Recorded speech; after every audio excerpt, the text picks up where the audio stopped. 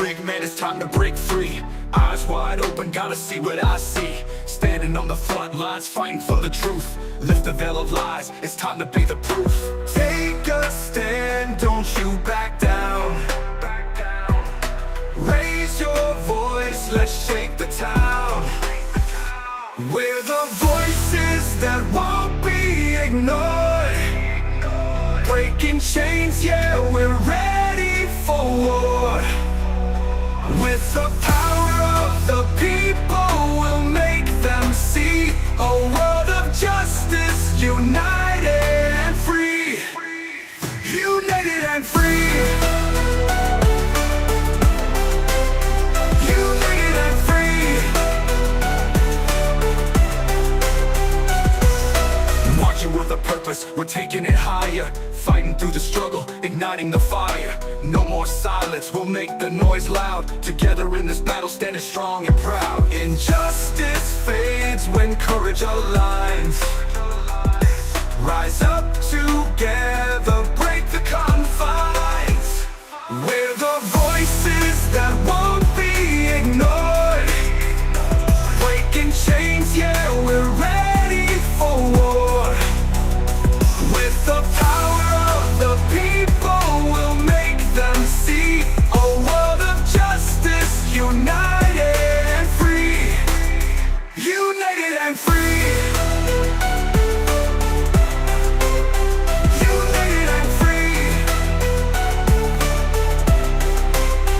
So rise up now, it's our time to shine. Together we'll write a new paradigm. You paradigm, you paradigm. Whoa, whoa. We're the voices that won't be ignored. Breaking chains, yeah, we're ready for war. With the power of the people, we'll make them see a world of justice, united and free. United and free. Rise up now, it's our time to shine. United and free. We'll write a new paradigm. United and free. United and free. United and free.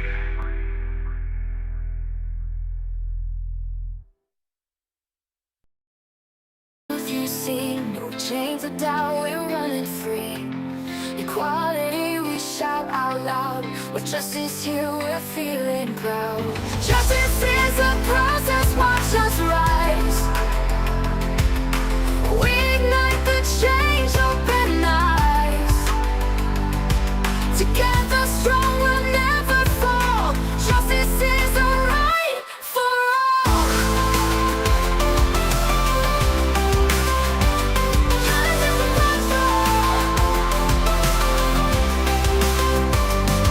From the streets to the court we fight. In the dark we bring the light. Tear down walls that hold us back. With unity we stay on track. Justice is a process, watch us rise. We ignite the change, open eyes. Together strong, we'll never fall. Justice is a right for all. Voices loud and hands up high. We'll break the chains and touch the sky. With every step we take in stride. Justice by our side we ride.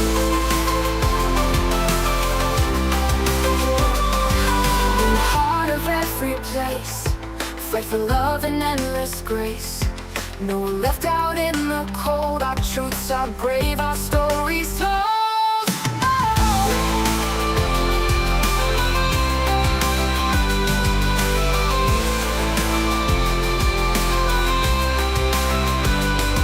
From the streets to the court we fight. In the dark we bring the light. Tear down walls that hold us back. With unity we stay on track. From the streets to the court we fight. In the dark we bring the light. Tear down walls that hold us back. With unity we stay on track.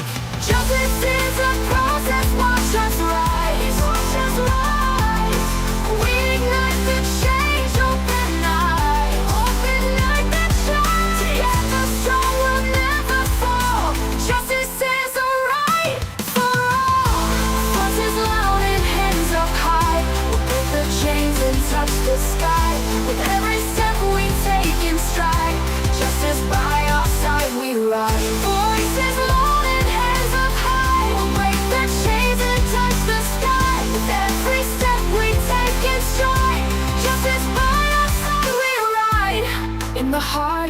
every place.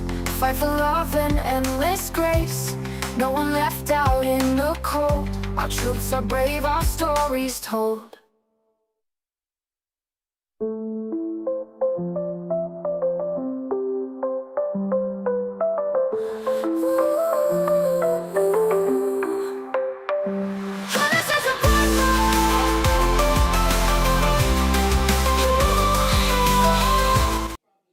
Last name is D apostrophe, capital A, R-I-E-N-Z-O.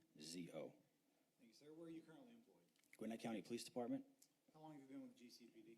15 years. What is your current position there? Currently, I'm in the computer forensics lab.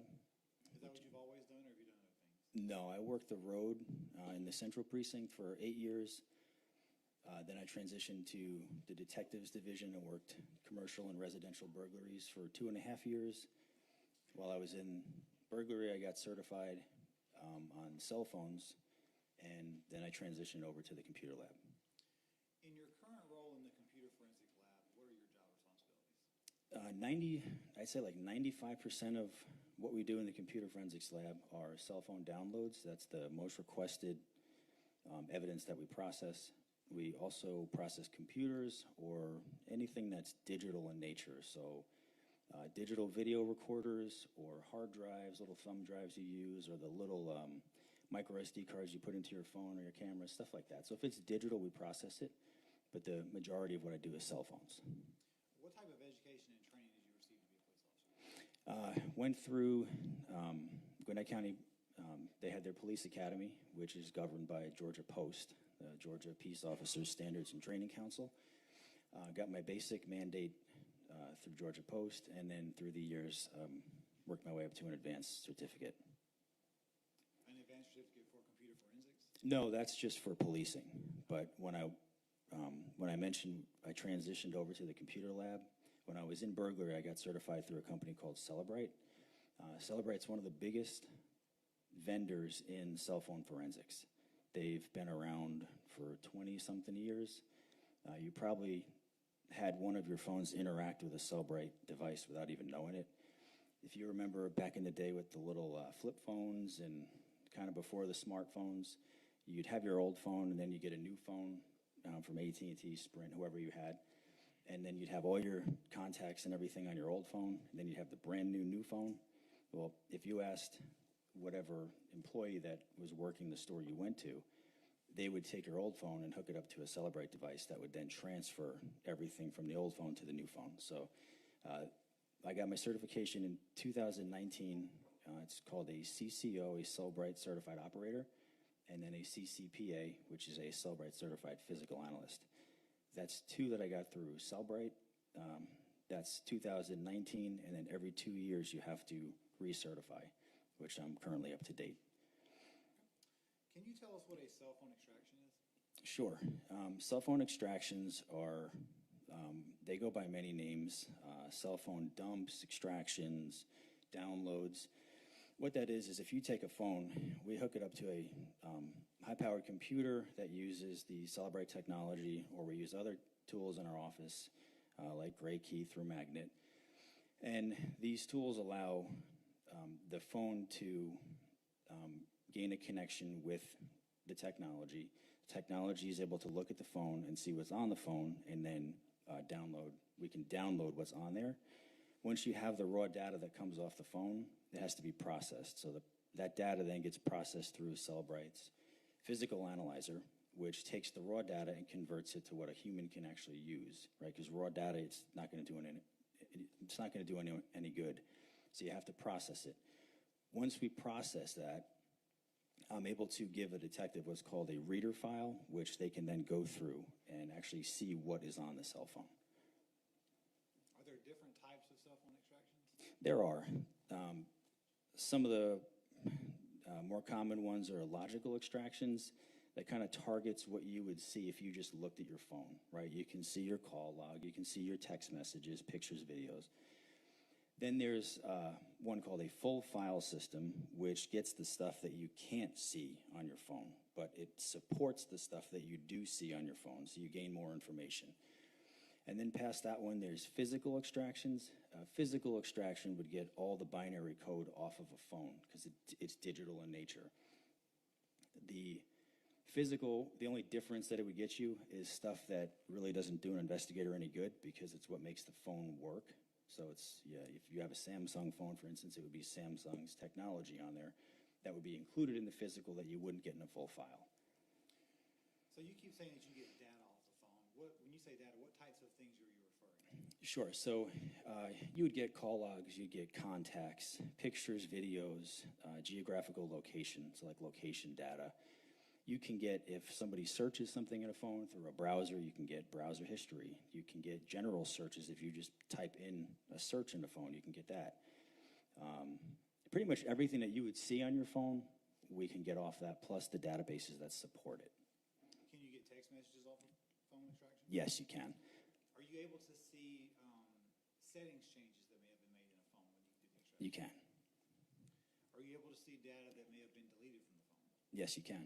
Can you explain to us how cell phones handle data that's been deleted when the user deletes something? Sure. So if you have something on your phone and you delete it, you're telling the operating system or that phone to mark that item for deletion. Okay, so it will drop off from what you see, but it can still be there if that data is not overwritten yet. Because when you delete it, you're telling the operating system, I no longer need this, and it becomes unallocated, or it's not being tied down for use. So it frees up space on the phone, so if you get a picture or you take a video, the phone can then take that new data and put it where you mark something for deletion. Because these phones don't have infinite space, so they have to make use of the storage. So if you mark something for deletion, it can be there until something overwrites that data. And are you able to recover what's been marked for deletion if it hasn't been overwritten? Yes, you can. Are you able to tell in the software you use to do phone extractions when an item has been marked for deletion? Yes, sir. How is that denoted in the software? Sure. So that reader file that I was telling you, that is the goal of what we give the detective to review. It has columns, so based on what you select through the reader, it's kind of like an interactive program. So if you go in there and you click text messages, it will show you text messages in the threads, right? A lot of us have very long threads in our phones of conversations that have been going on for a while. When you look at the text thread, you can tell if it was deleted because it'll have a red X in a column. So if it shows up with a red X, you know it was deleted. Now I want to turn your attention specifically to GCPD case number 210095231. Did you receive a request for a cell phone extraction in that case? Yes, sir, I did. How many phones were you requested to extract? 2. What type of phones were they? Apple iPhone 11s. Who requested the extraction be done? Detective Sorensen? As part of your extraction process, do you take photos of the phones? Yes, sir, I do. Your Honor, may I approach the witness? You may. Feel free to move in my courtroom. Thank you, ma'am. I'm going to show you what has been previously marked as State's Exhibits 10 through 19. These have also been shown to defense counsel. Look through those, and I'm going to ask you some questions.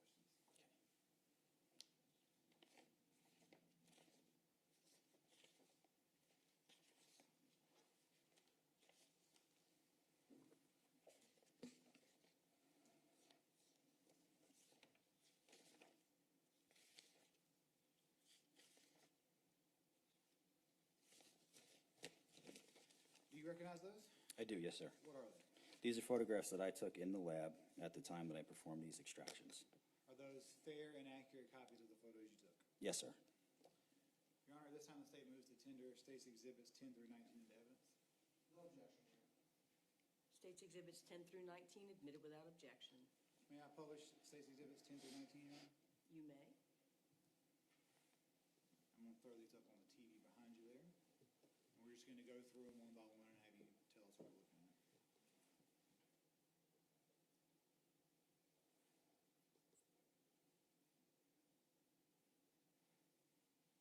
Once I fix the click share.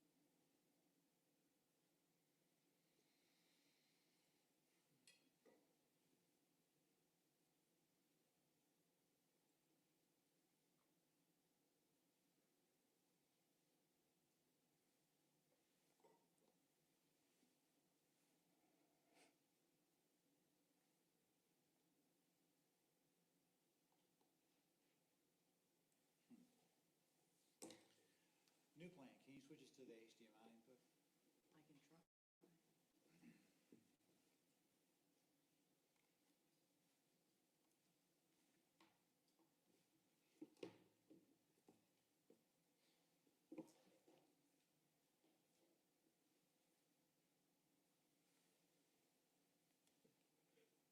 There we go.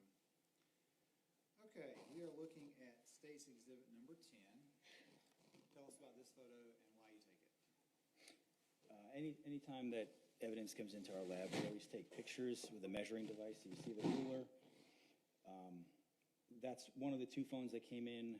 This is a picture that I took. The reason we do this is to document the way that the evidence comes into us.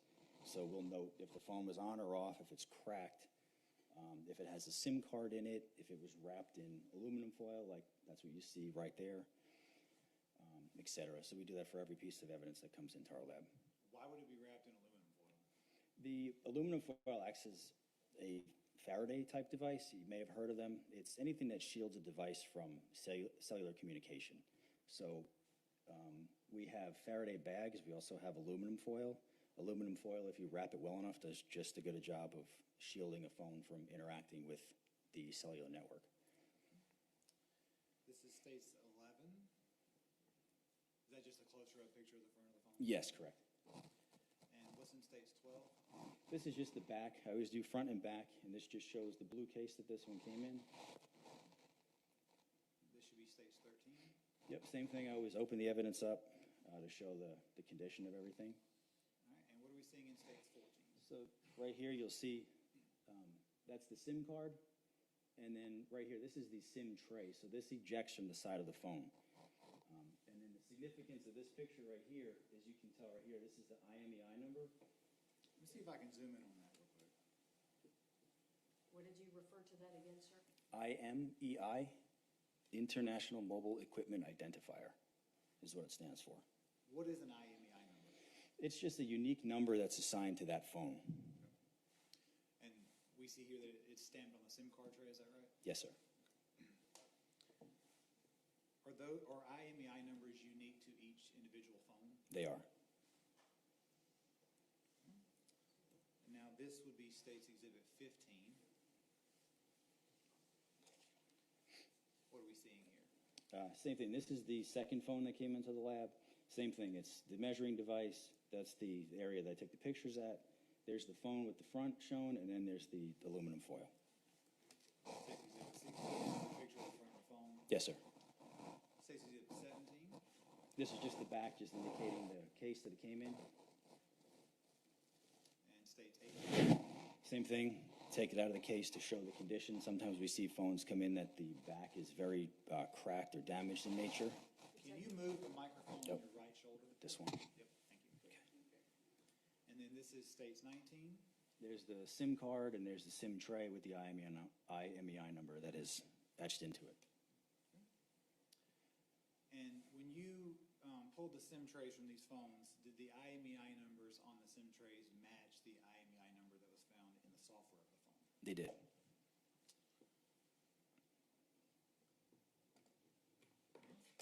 Was a search warrant obtained for these two phones? Yes, sir. Your Honor, at this time, the state moves to admit State's Exhibit number 20 for record only. This is a certified copy of the search warrant. It was also previously shown to defense counsel. No objection for record purposes on detention. Admitted without objection. I am handing you State's Exhibit number 20 so that you can look at it.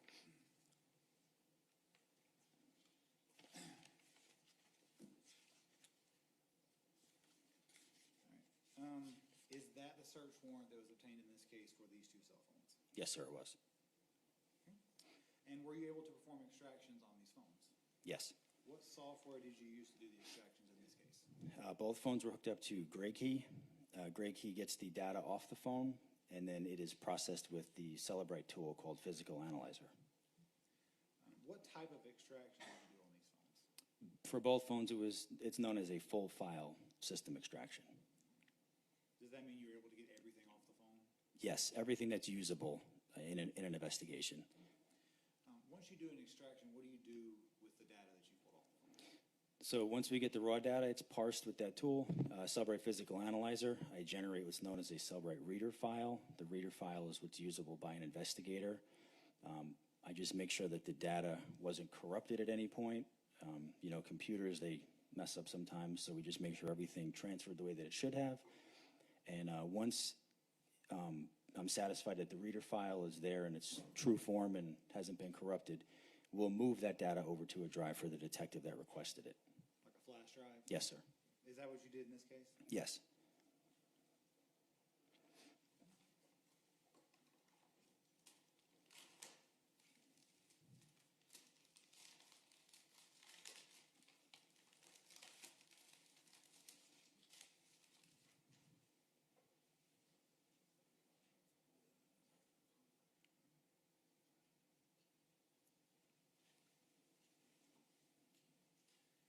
I am handing you what's been marked as State's Exhibit 21, also shown to Defense Counsel.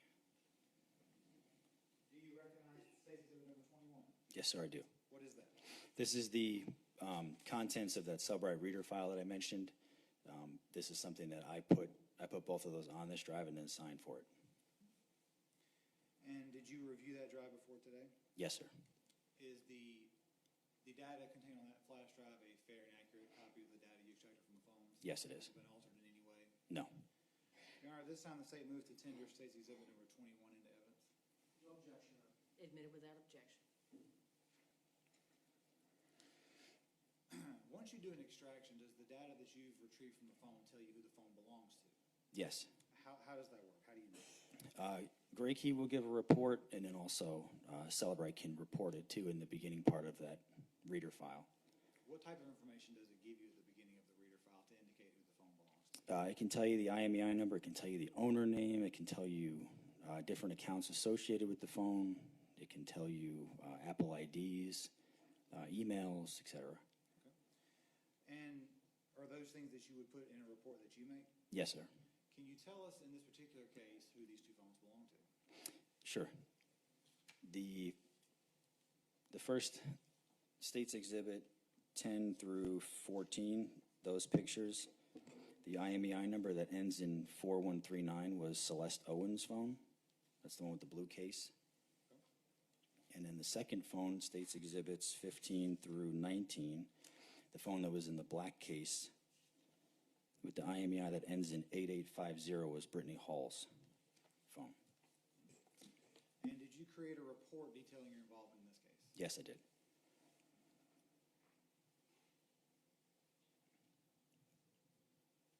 On State's Exhibit number 21, is that the extraction for both phones? Yes, it is. I believe that's all I have.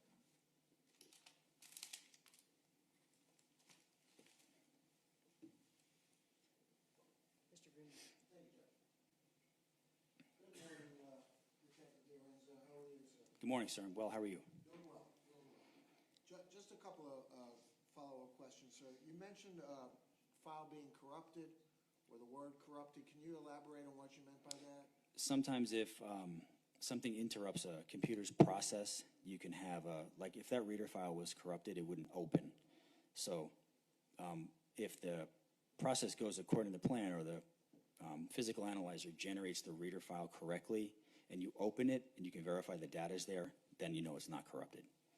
As far as you can recall in regards to this particular case, did you have any issues with opening any file or the files being corrupted? No, sir. And you also mentioned a Faraday bag. Yes. Can you just explain to the jury what a Faraday bag is? Sure. Faraday bag, it's basically it's a bag that kind of has, well, there's many different types out there, but it's a bag that is, its main goal is to shield the device from communicating with a network. So usually there's some kind of metal involved, because metal will block it, like the aluminum, but that's what a Faraday bag is. There's Faraday cages, there's Faraday rooms, etc. The goal is to shield that device. What's the danger or damage or issue if the device is not shielded? The main concern that we have is a remote wipe. Which is? So a user could go in through Apple's settings and initiate a remote wipe command, which if that device is connected to the network and the user sends a command to do that, the data can reset. You can reset a phone to its factory state and then lose everything that's on the phone. So potentially all data could be wiped, lost. Yes, correct. If data is not deleted from the phone, does it stay on the phone indefinitely? Or is there a point where, I guess the phone is full, because phones only, as you said, have limited capability for storage purposes? Yes. There's different types of data that reside on the phone. So most of the data I think that you're referring to, like text messages and things like that, Messages, videos? yeah, they'll stay on there unless they're deleted, yes. Okay. Indefinitely, right? Yes. And if a storage on a phone, I assume, is full, it can't accept more data? Or can it? There, you can have, I've seen it before where Apple uses compression. So they will compress data on a phone to try to make it where you're not out of a phone, so to speak. For instance, we've seen phones come in that are a 64 gig capacity, and when we've downloaded them, we've had over 200 gigs come off the phone, because what it's doing is it's unzipping data that was compressed. Understood. Lastly, when you're pulling the data from the phone, I would assume, obviously, you cannot tell who specifically is using the phone at any given period of time. What person is physically using the phone, right? When I'm downloading it, Right. In terms Yeah. of your investigation and pulling data off of the phone, it'll give you videos, it'll give you text messages, but it won't give you who at that particular moment in time was using the phone. not necessarily. Can you Like, elaborate? I'm trying to figure out how to make this make the most sense. So you're trying to say like who is physically holding a phone at a time, or? Physically using it at any given time. Okay, Can you yeah, extract that information? No. I mean, you can extract who the phone belongs to, phone numbers, emails, as you've indicated, and so forth, but at any given time, you cannot state who's physically in possession or using that phone. Correct. Thank you, sir. Yes, sir. I have a brief follow-up.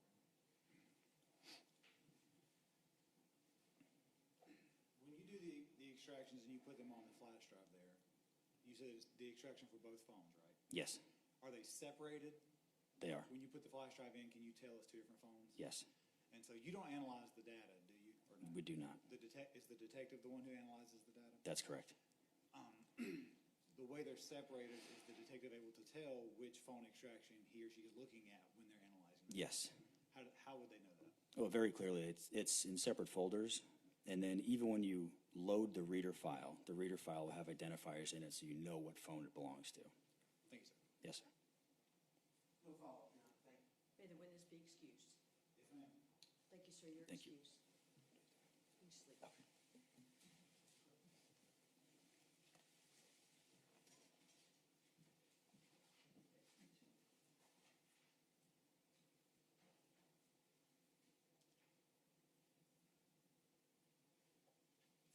You're on the statement call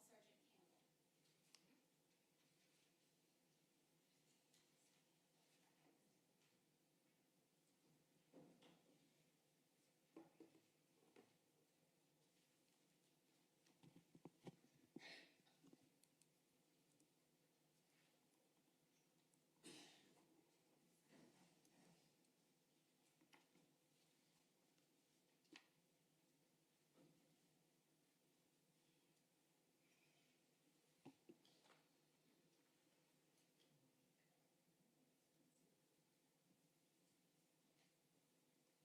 Good morning, sir. Good morning. Can you raise your right hand, please?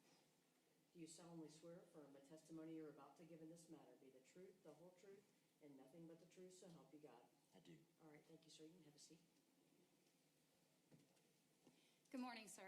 Good morning. Can you please go ahead and state and spell your name for the court? Sure. Martin Campbell, MartinCamppbell. Very good. And, sir, how are you currently employed? I'm a sergeant with the Gwinnett County Sheriff's Office. All right, Sergeant Campbell, tell us how long you've worked for the Gwinnett County Sheriff's Department, For 20 years. and what is your role there today? So I'm a sergeant over the classifications unit How long have you held that position? since February 5th of 2022. Now, the Classifications Division at the Gwinnett County Sheriff's Office, what is that? What do they do? So classifications is a process of, Sergeant, can I interrupt you? Sure. Ask you to pull that second mic over close to your. This ear? one? Yes. okay, You're just a little soft-spoken, so I want to have both. I'm sorry, dealing with some congestion this morning. No worries. Thank you. Yes, sir. So classifications is a process of gathering information such as someone's height, weight, gender, their race, using that information plus other factors to help determine where someone's going to be housed. All right, so these are individuals who are currently, who at some point are being housed at the Gwinnett County Detention Center? Yes, ma'am. Now, this information, how is it helpful to you all? So that information is helpful in identifying them as well as administrative reasons that we would need that information for housing. Okay, and is this done for every single individual who comes into the Gwinnett County Detention Center, Yes, male or female? male or female. Tell us a little bit about how individuals are numerically classified for purposes of identification. So when someone comes in, they're assigned a specific and unique ID number Okay. that's only given to just them. And are those numbers auto-generated? Yes, they are auto-generated by the computer system that we have. Are any two individuals at the detention center given the exact same number? No. Now, when you, in your role as a classifications at the detention center, are you able to review the book-in numbers or the identification numbers associated with the people there? Yes.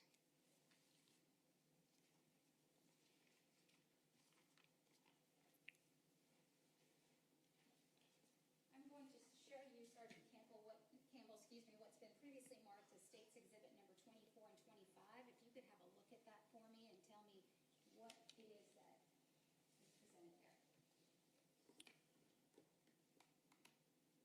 So this is information that tells identifiers such as names, ID numbers, booking numbers, and then as far as the physical descriptions of someone, such as the date of birth, their race, gender, height, weight, hair color, eye color.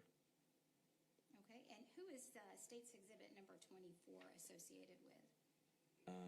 That exhibit is Miss Hall. First name is Brittany. And what about State's Exhibit number 25? This is Miss Owens. First name Celeste. And can you tell us if those are accurate printouts of the information that would be entered into the system? Yes, ma'am. Judge, at this time, and is it something you printed out?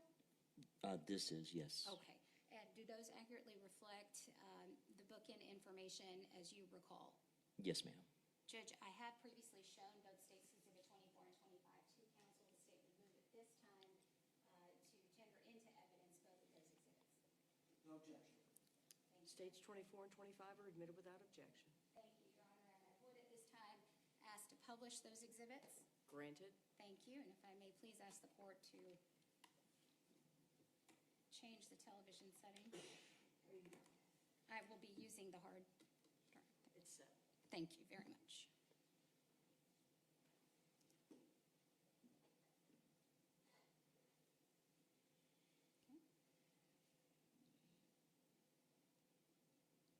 All right, we are looking here at State's Exhibit number 24, I believe. Get this to, trying to make it a little bit larger for you, but. All right, please explain to the jury what it is that State's Exhibit 24 is actually indicating here. So State's Exhibit 24 is depicting the identifying information of Miss Brittany Hall, to state what the booking number is and the ID number assigned to her, the date she was brought in, as far as physical descriptions, her race, gender, height, weight, hair color, eye color, as well as her date of birth. All right, now unfortunately, the writing is a little bit small. We're unable to make it larger at this time, so would you mind reading out to the court what the booking number is associated with Brittany Hall? The booking number for Miss Hall, can I use the paper version? Yes. It's a little bit closer, Yes. I'm sorry.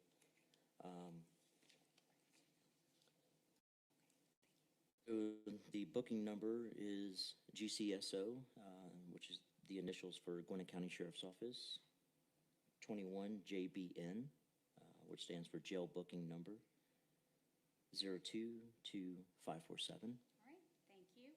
And if we could look down to the identifying information there for this particular individual, can you tell us what the weight is of this particular Brittany Hall? On November 22nd of 2021, the weight is 295. I'm going to show you State's Exhibit number 25, and I'll ask you the same information. Who is this for, and what is the booking number associated here? State's Exhibit 25 is the information for Miss Owens. And I'm sorry, you said just indicate the weight? For now, if you could tell me what the booking number is? Okay, I'm sorry. GCSO 21 JBN 022460. And there's obviously a photograph as well that is associated with the individual named Celeste Owens, correct? Correct. Right. Now, is there also a weight associated with Celeste Owens? On November 21st of 2021, the weight was 231. Thank you very much. Now, I do want to ask you, Sergeant Campbell, how is the weight actually calculated there at the detention center? So we do use, when someone comes in, we do use information such that's obtained from someone's driver's license. It's an approximate weight. So this information is usually provided to us from the arresting officer. Okay. And is there a scale that you verify the weight at that time? There is no scale. So if someone verbally gives information on their driver's license or at the time that they come in, then it's sort of like the honor system, is that right? Correct. Now, are there photographs that are also taken of tattoos on an individual? There are photographs taken. Tell us about that process. So when someone comes in, there are photographs taken. And then at a later date, there's also photographs taken as part of the classification process. Now, what is, again, the purpose of the photographs of tattoos being taken? More so just to document the identifying information, that being the tattoo. Is it fair to say this information that you're gathering is really for the purpose of identifying individuals so that there's no confusion between people? Correct. With the information that you gather, which includes all that you've talked about, as well as the photographs of the tattoos, what is done with that information?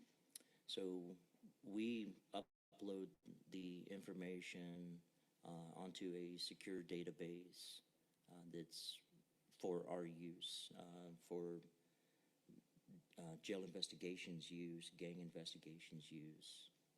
It's an internal database? It is. Is it a secure database? It is secure. Or what is the name of the database?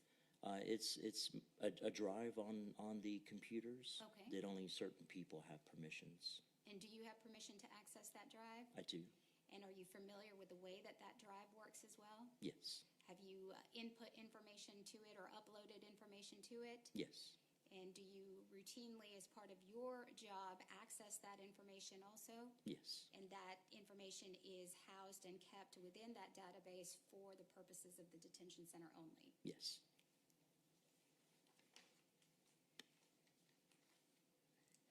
Now, the photographs of the tattoos that you indicated, is every individual who comes into the detention center at some point, are their tattoos or body markings photographed and documented? Yes. I'm going to ask you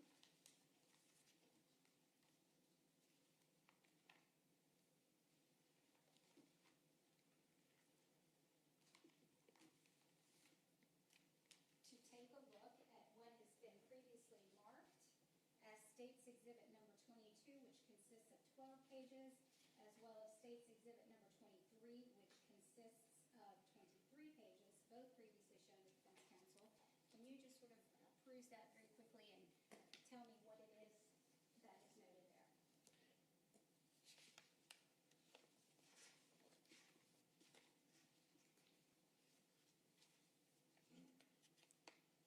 State's Exhibit 22 is pictures that were taken of Miss Owens showing her tattoos.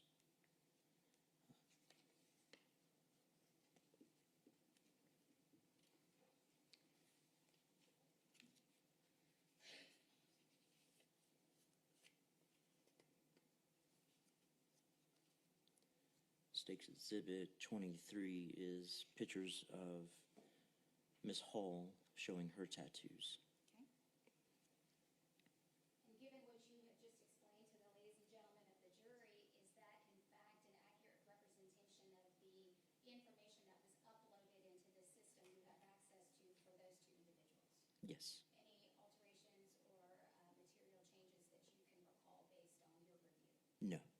Judge, at this time, the state would move to tender into evidence State's Exhibit number 22 as well as 23. I have shown those to him.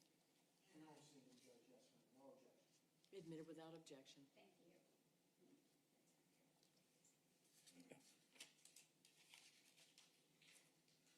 And Judge, may I have permission to publish those as well? You may. Thank you.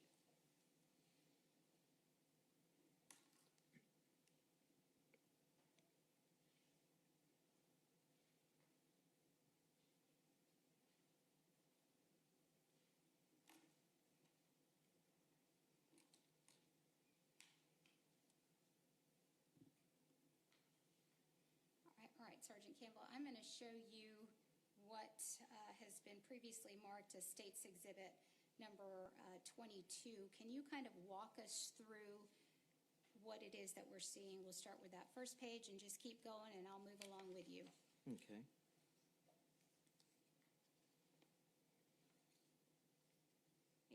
We could, that first page there with the photograph. Okay, Is yes. that again, you can just talk us briefly through what it is that we're looking at? So this was a picture of Miss Owens when she was brought in, as far as, and then as well as, her name, her booking number, her ID number, and the date and time. And I'm going to move along here, and I'll just keep going. If you can just show us what we're looking at here. Okay. So these are comparison pictures. The top picture represents the picture that was taken when she was brought in, and the bottom picture represents the picture that was taken when she was classified. Okay, so it's not necessarily on the same day, is that correct? Correct. Right. So these are just various different markings on the body of Celeste Owens that were photographed by the detention center. Yes, ma'am. Okay, and it says here that's the right cheek, so there is a notification put on there by the individual indicating what part of the body that the tattoo is located on. Yes. And moving on, these are additional photographs, is that correct? Correct. So again, the top is initially taken, and then there's a subsequent photograph that is taken for purposes of classification. Yes. And these are, as we're going through these, looking at this photograph here that you can see on your screen as part of State's Exhibit number 22, that also denotes that this is something that is classified as a koi fish on the left forearm inside. Who comes up with what it might be? Sometimes it's asked upon for the person that actually has the tattoo that came in. To and identify. To identify. Okay. And All right. And then, again, the same two comparison photographs. So are females photographs taken by other females and male photographs taken by male, I guess, sheriff's workers? yes, ma'am. Okay. And let me ask you, as we continue through these photographs, these are all associated only with Celeste Owens, correct? Yes, correct. Okay. Now, these photographs are of the face and the hands for the most part. What if there are no tattoos on specific parts of the body? So when we're checking someone, classifications is going to get into a little bit more detail than the initial pictures taken when they're first brought in. We get closer underneath clothing, not the intimate areas, but when we're checking someone, we're asking them to take off their shirt, and we're checking the back and the shoulders and the stomach and the legs. And so if there's not a tattoo on a particular part of the body, we don't photograph it. So in this case, if there are no tattoos of Celeste Owens' legs or the back of her legs, would that note to you that there were no tattoos on those parts of Celeste Owens' body? Yes, And if there were, there would have been a photograph taken and compared here. correct.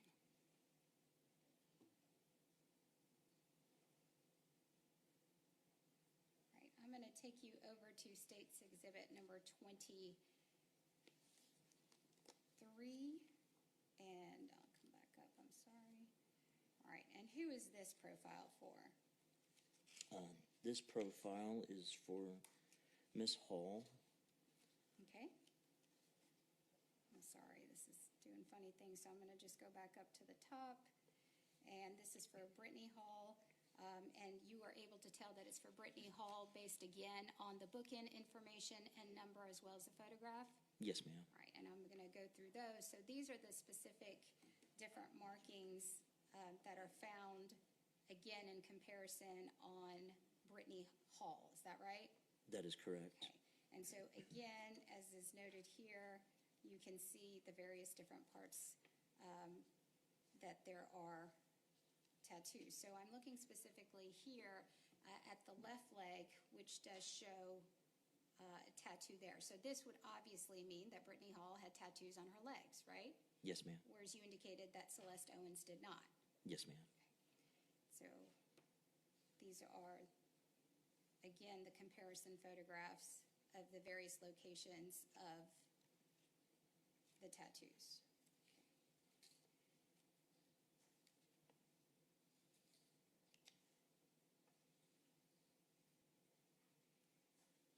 Is there a reason that the photographs are not all taken on the same day? Typically, we have more males getting arrested than females, and so most of our time and attention is given to the males. They're typically larger groups, and so there is a gap between, with females, there is a gap between the day that they're brought in and then the time the classification is able to visit them. Okay.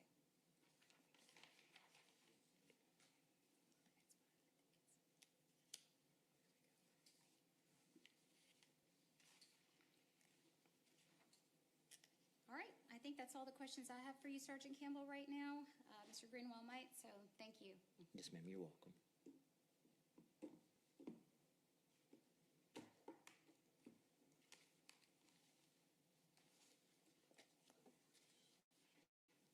Good morning, Sergeant. Good morning. Just for clarification purposes, as you look through through the exhibits, no tattoos on Ms. Owens' legs, correct? Correct. Tattoos on, Name for the court and spell it as well. Officer Jonathan Sorensen, first name Jonathan. Sorensen is Sorensen. Okay? And you indicated that you were a corporal, previously a detective. Correct. Okay, so I'll go ahead and call you corporal right now. Corporal Sorensen, tell us how you are employed right now. Right now I work for the Gwinnett County Police Department. And how long have you been with the Gwinnett County Police Department? Over 8 years. Do you have any prior law enforcement experience? No, I do not. Now, to become a member of the Gwinnett County Police Department, please help the jury understand the kinds of training and background that you've had to go through. Yep. For Gwinnett County, as well as the state of Georgia, we have our basic mandate Georgia posts, which is peace officer and standards training. Requirements, which I think is over 400 hours. And then for Gwinnett County Police Department, we have additional advanced training, which luckily the whole state's going to, which is over 900 hours total of just basic training, just to be sworn in as an officer to have, to enforce the laws of Georgia and have arresting powers. All right. I am going to go ahead and take you back now to November of 2021. What was your role at the Gwinnett County Police Department at that time? I was working in our criminal investigations division and our special victims unit, so I was a detective for the SVU unit. All right, so Special Victims is shortened to SVU, is that right? Yes. What is the SVU unit at the Gwinnett County Police Department? Our main tasks, it's like one of several. We investigate child crimes, whether it's physical abuse, sexual abuse, adult crimes, mainly for sexual abuse, elderly crimes, so anyone over the age of 65 for financial, physical, sexual abuse, as well as handle any of our missing persons or missing juveniles and runaway juveniles, so someone under the age of 18. Now, what kind of special and additional training did you get to be a member of the SVU unit? So there's a few required trainings and taking several additionals. A couple of the big ones is Child First, which is like a forensic interview type course. It's a 40-hour course. Then there's a couple sexual assault investigations class, which is another 40-hour course, which is kind of goes over the entirety of handling that type of case. And then I've taken several other classes for a lot of like child victim interviews, comprehensive victim interviews, this read technique for interviews and interrogations, search warrants class, criminal procedures training. It's over like 3,000 hours of training. All right. Now, in November of 2021, approximately how many detectives were assigned to the SVU unit, to your recollection? We're the largest unit in our criminal investigation division. We have 11 detectives, 3 sergeants, as well as an administrative assistant. She mainly handles all of our runaway and missing juveniles. Approximately how many cases would you suggest you have worked as a member of the SVU unit, either as a lead detective or at least assisting in investigations? In my time in SVU was over 450, whether it's lead or assisting cases. What about missing persons, missing juvenile cases? Probably around 50 or so cases for just specific to missing juvenile cases. All right. Now, in November of 2021, as you were assigned to that unit, did you have an occasion to be called out to the hometown studios in Gwinnett County for the purpose of a missing child by the name of Amari Hall? Yes, I was the on-call detective, because usually on the weekends or overnights, we're not at our office. So we have an on-call rotation for all of the 11 SVU detectives. Sunday, the 21st of November of 2021, I was on call for that entire day, and I was reached out by our West Precinct officers who were out on that missing persons case. I think they called me around 10 a.m. that day. And did you, in fact, go to the location? Yes, I think it was around noon, 12:30. They called back again, and I drove over and responded to the scene. Now, prior to your arrival there, was it your understanding that a multitude of resources had been deployed in order to help locate Amari? Yes, I was working what we call a part-time job, extra job. So I was kind of tracking along on our mobile data, little like computer that we have in our cars, and I'd already spoken a couple times with the on-scene supervisors. They had already contacted our K-9 unit to kind of track in the woods, see if they can pick up anything. They had contacted our Air 1, our helicopter, to fly over to see, especially being in the winter times. And they had already reached out to even another precinct to assist, because I think they had like 10 or 15 total officers out there searching the nearby businesses, nearby restaurants, gas stations, stuff like that, just to see if there was a child or if anybody had seen her. And I think by the time I had actually responded, they even contacted our emergency search team, which is like civilians that come out to assist as well and help locating someone. And Amari had still not been located at the time that you arrived. No, she was still missing. Tell us where you went when you got to the hometown studios. When I got there, I just checked in with the on-scene supervisor, and they told me that it's up in room 251 at the hotel. And so I went up to the room 251 to speak with the parents that were there. Right, and tell us when you got there, who all was in room 251? So I met with Miss Brittany Hall and Miss Celeste Owens, and then I could see on the second bed to the left, like two little heads like laying down, but literally could just see their heads. So I was assuming those were two other people, which I was later told it was the other children. Approximately how long would you say would you have been in the room speaking? I went in and out of the room several times. I think the first time I was in there for 30, 45 minutes, and probably total in there for maybe a couple hours. And during that time, as you're in and out and in the room, did those two little heads ever move or get out of bed? No, they were, they looked asleep, and I was told they were asleep. And I was actually told, I think by Brittany, that usually the kids sleep till about 11 or noonish. They sleep in pretty late. And in your time there, even with all the 10 or 15 officers, et cetera, coming in and out, did the children ever get out of bed or walk around? No, they never moved from the bed until we had left. Now, your initial response, explain to the members of the jury what the demeanor of both Brittany Hall and Celeste Owens was like at the time. So when I got there and I was interviewing them first, just to try to figure out, timelines and stuff like that, it was probably demeanor was just kind of how we're just talking right now. Pretty calm and just sitting there just talking. I think it wasn't until like 25 minutes in or so that I think Brittany then started to cry a little bit. But I know like with Celeste, again, it was just, the demeanor was just how we're talking now, pretty calm. Were you able to determine what the relationship between Brittany Hall and Celeste Owens was? Yeah, I was told they were like girlfriends, known each other for a long time, lived together for a while. So not officially married, but just been dating, girlfriends type deal. And were you able to determine who the biological mother of the other two children and Amari was at that time? Yeah, Brittany told me that they're her biological children. Was Celeste related to the children in any way other than just being the girlfriend of Brittany? No, there was no blood or marriage or family relation. And when you got there, did you have a look around the room? Yeah, with especially with just how we handle missing or runaway kids, we always check the house, apartment, or whatever, just to make sure, because there's been plenty of times that kids have been hiding under beds and stuff like that. So I'd walked around the hotel room, checked the bathroom, kitchen area, beds, under the beds, behind some. There was a lot of like just bags of clothes, suitcases of clothes and stuff. Checked around, but we didn't see Amari. What about any sort of children's toys, children's paraphernalia, anything like that that you observed from your initial time there? No, it was mainly just literally like a lot of clothes. I think there was like 10 bags and suitcases of just clothes and stuff. I wouldn't, having young children, we have toys everywhere. I didn't really see any toys or anything like that laying out. Were you able to determine how long Brittany and Celeste had been living in that room?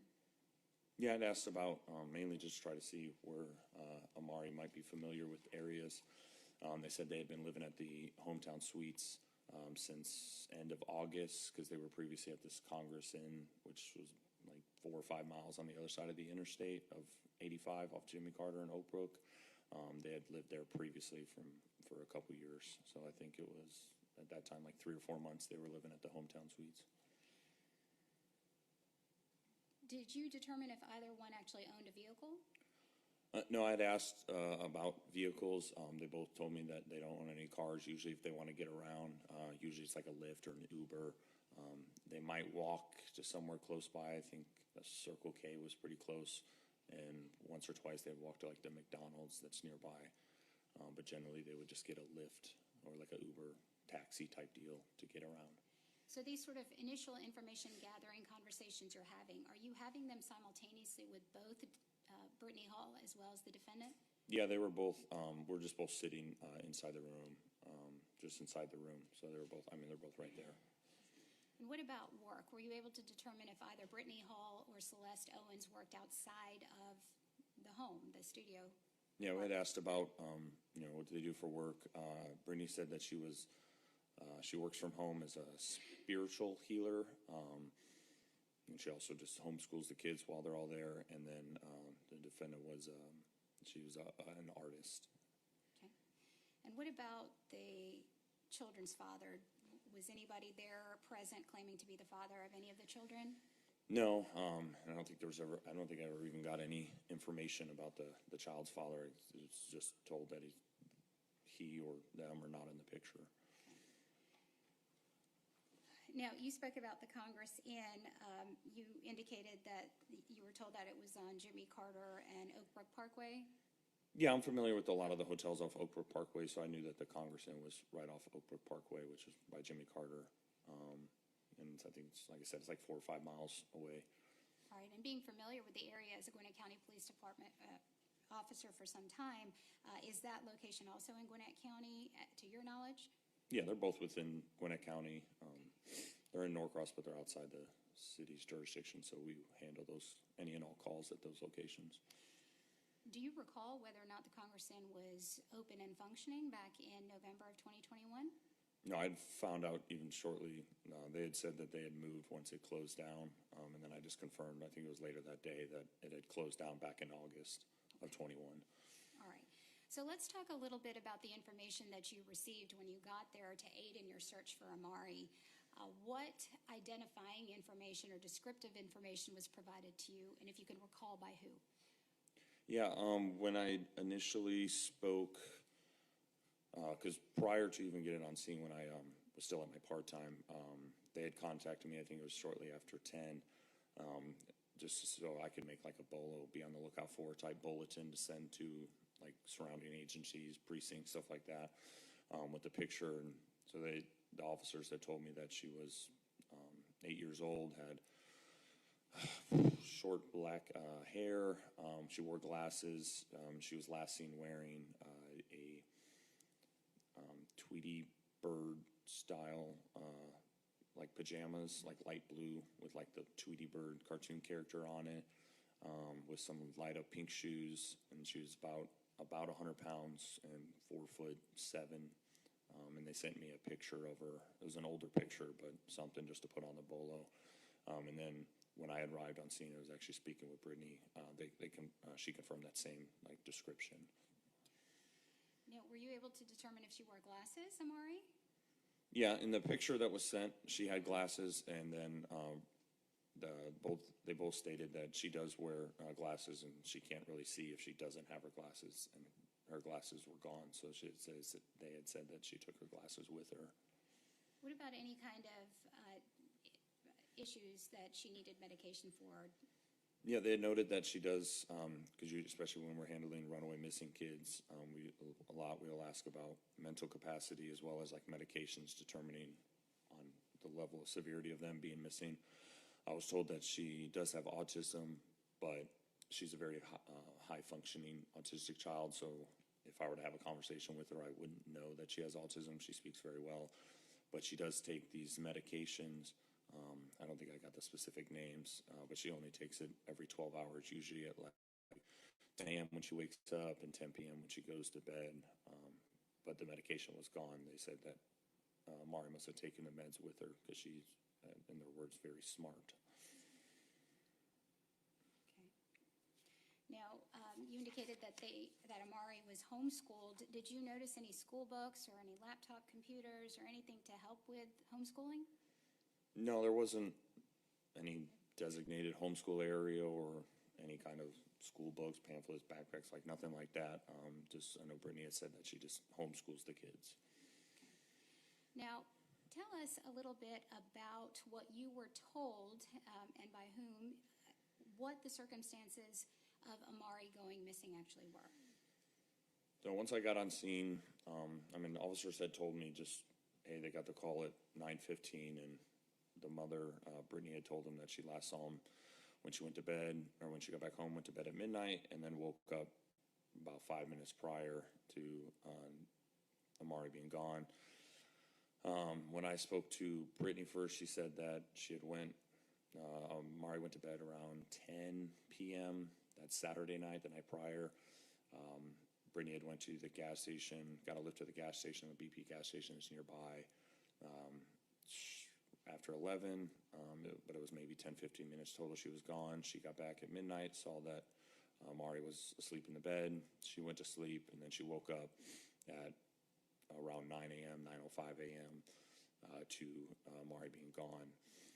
And then Brittany had even said that she had, before she went to bed when she got home after midnight, that she had deadbolted a hotel door, and like that top latch that hotels have, she had locked that as well, but when she woke up, the door was cracked open.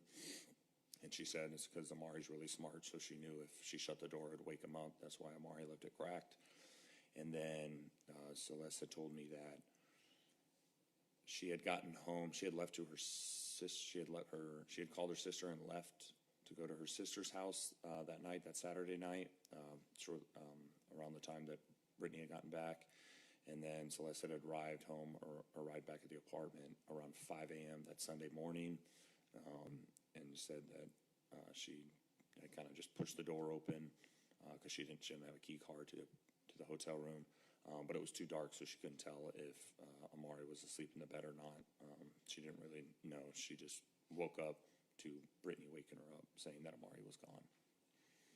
And did you find out if anyone had gone to actually look for her once they noticed that she had gone missing from the room? Yeah, Brittany had told officers. She even told me again when I was speaking with them at the hotel that she, when she first woke up, again, 9 a.m., 9:05 a.m., and noticed that Amari was gone, she had gone out of the hotel room. She had checked like both floors, had checked out in the parking lot area, walked around the building for about 5 minutes, and then came back to the hotel room to call police because she couldn't find her. Now, they're at the Hometown Suites. Is there any external surveillance video that's available? Yeah, they have several exterior cameras and camera footage that officers and myself were able to review even that, I guess, afternoon. Now, at some point, did you or other officers review surveillance video for an approximate time period prior to law enforcement being called to see if Brittany or Amari or anybody could be seen walking around the building? Yeah, after I initially spoke with Brittany and Celeste and checked the hotel room, she actually went out and to the management office to actually review the footage. I think we started, just in case the time frame wasn't perfect, around, I told them started at 8 a.m. that morning on the 21st up until the first officer arrived, and reviewing the multiple camera angles, because there's even one not directly above their door, but on that same level and same side of the building that actually goes all the way towards the back.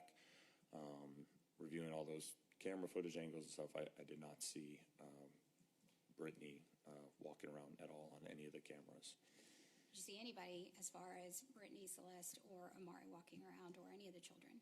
No, none of the children, Brittany nor Celeste, none of them were seen on any of the cameras walking around from 8 a.m. up until officers arrived. Now, there, sort of speaking casually, were you able to get a fairly detailed and consistent outline or timeline from Celeste to be able to determine where Amari might be? No, there was a couple statements that kept changing, either from when the initial officer spoke to him to even when I was speaking with them. And as either Brittany would say something, either Celeste would pipe up and change it, or if Celeste made a statement on her time frame or how when she got home, then Brittany would change her statement of how their whole timelines and events occurred prior to police arrival. Now, at some point, did you make a decision to take Celeste and Brittany back to headquarters to continue the conversation? Yes, I think it was around 3 or 4 p.m. It was after a few hours that I was there, and over 6 or 7 hours of police being there, and Amari still being missing. I had asked both of them if they would come up to headquarters just so we can get like a very detailed timeline, order events, mainly for that day, the previous day, over the weekend, just to make sure we're not missing anything that could probably help locate Amari, which they both agreed to come with. And I told them to bring the children as well, mainly just because they couldn't get any family members to come to the hotel, and I wasn't going to leave the 2 kids there. So we were able to they agreed, Celeste and Brittany, to come up with the children to our police headquarters for additional interviews. All right. Now, the phones, I want to talk about the phones that were involved in this case. Did Brittany and Celeste both have their own personal cell phones? Yes, they both had their own. Do you recall if they were on their person?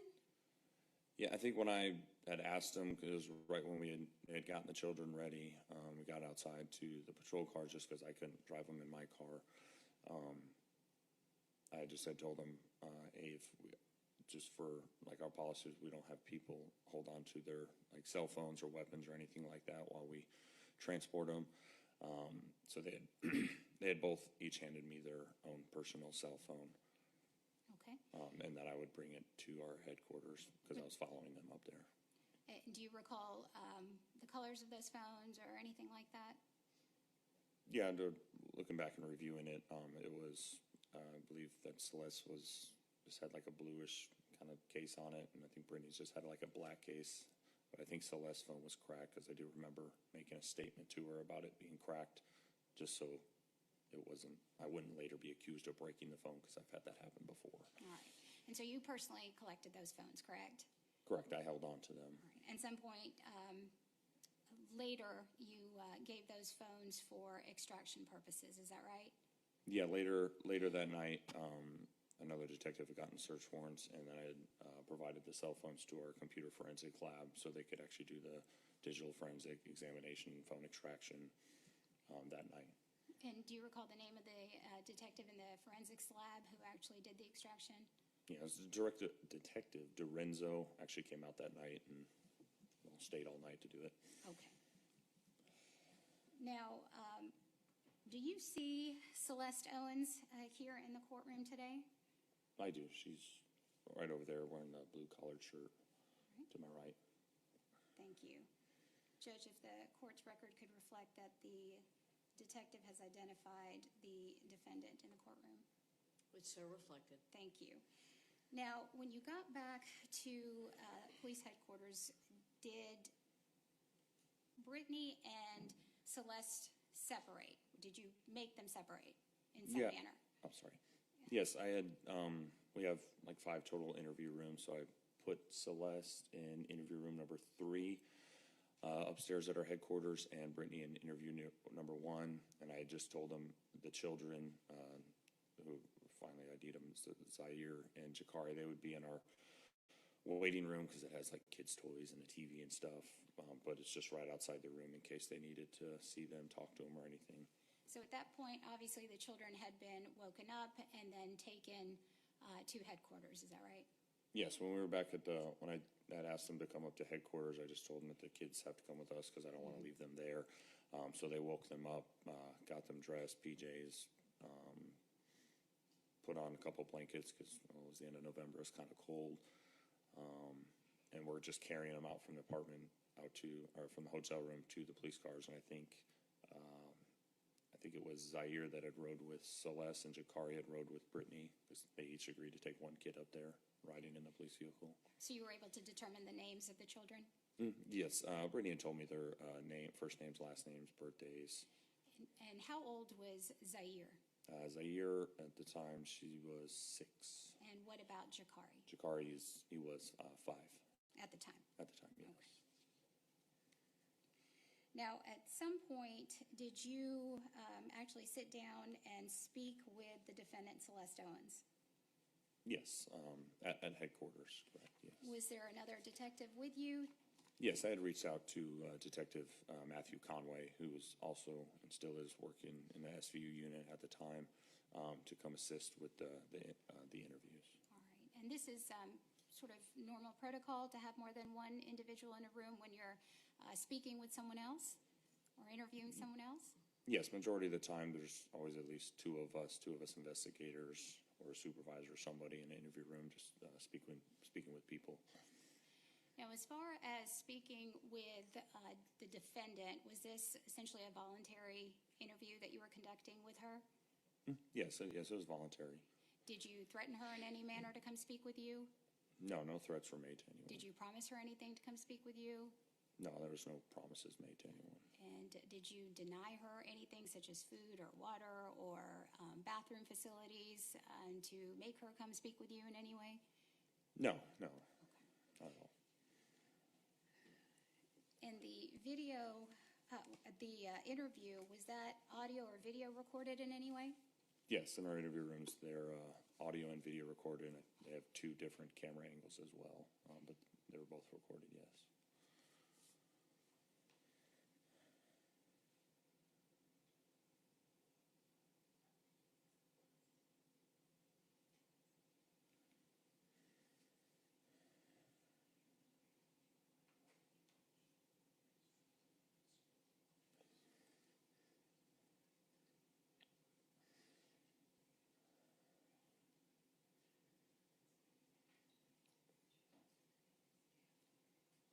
You may. This is going to be a little loud, so I apologize.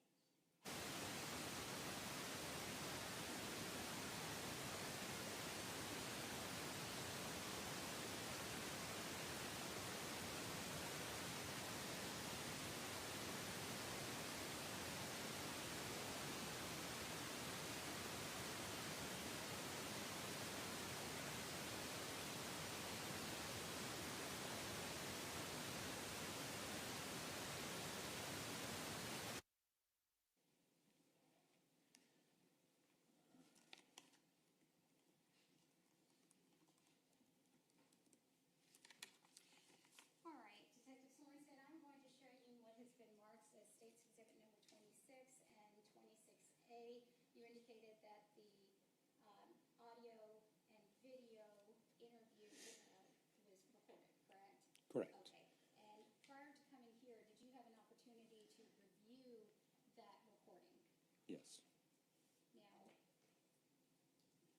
the recordings have been memorialized on a disk and a flash drive as well.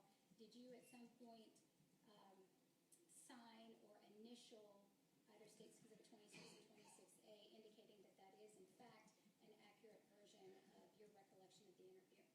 Yes, I initialed both of them. Okay, and to your knowledge, any material changes or alterations of any kind as far as the substance of the interview is concerned?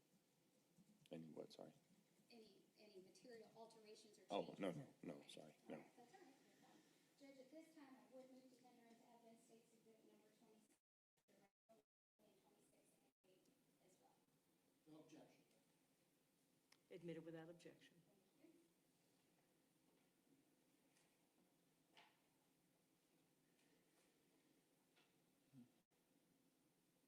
Judge, I would ask permission to publish State's Exhibit 26A, which is a interview approximately an hour and change long of this defendant. All right, very well. Ladies and gentlemen, you are about to be shown a video of a police interview of the defendant. As you view the video and hear the audio, you will hear the interviewing officers make certain statements to the defendant. I caution you that the declarations or statements of the officers are not evidence, and you should not consider such statements as evidence unless such statements are proven to you by other competent evidence. Finally, I have determined that a portion or portions of the video should not be played for you because it contains video that is not proper for your consideration. You should make no assumptions and draw no inferences either for or against the state or for or against the defendant regarding removal of the video. You should not speculate as to the reason for the removal or the content of the removed video, and this removal should have no bearing on your deliberations. Does everyone understand? Thank you, Your Honor.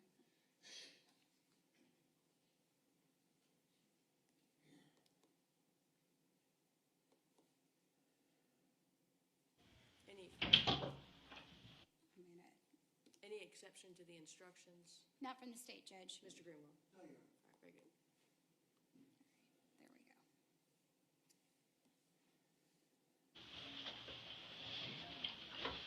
Do you mind hanging out right here for me? This flip flop. Yep. This is Detective Conway. He works with special victims as well. He works with me.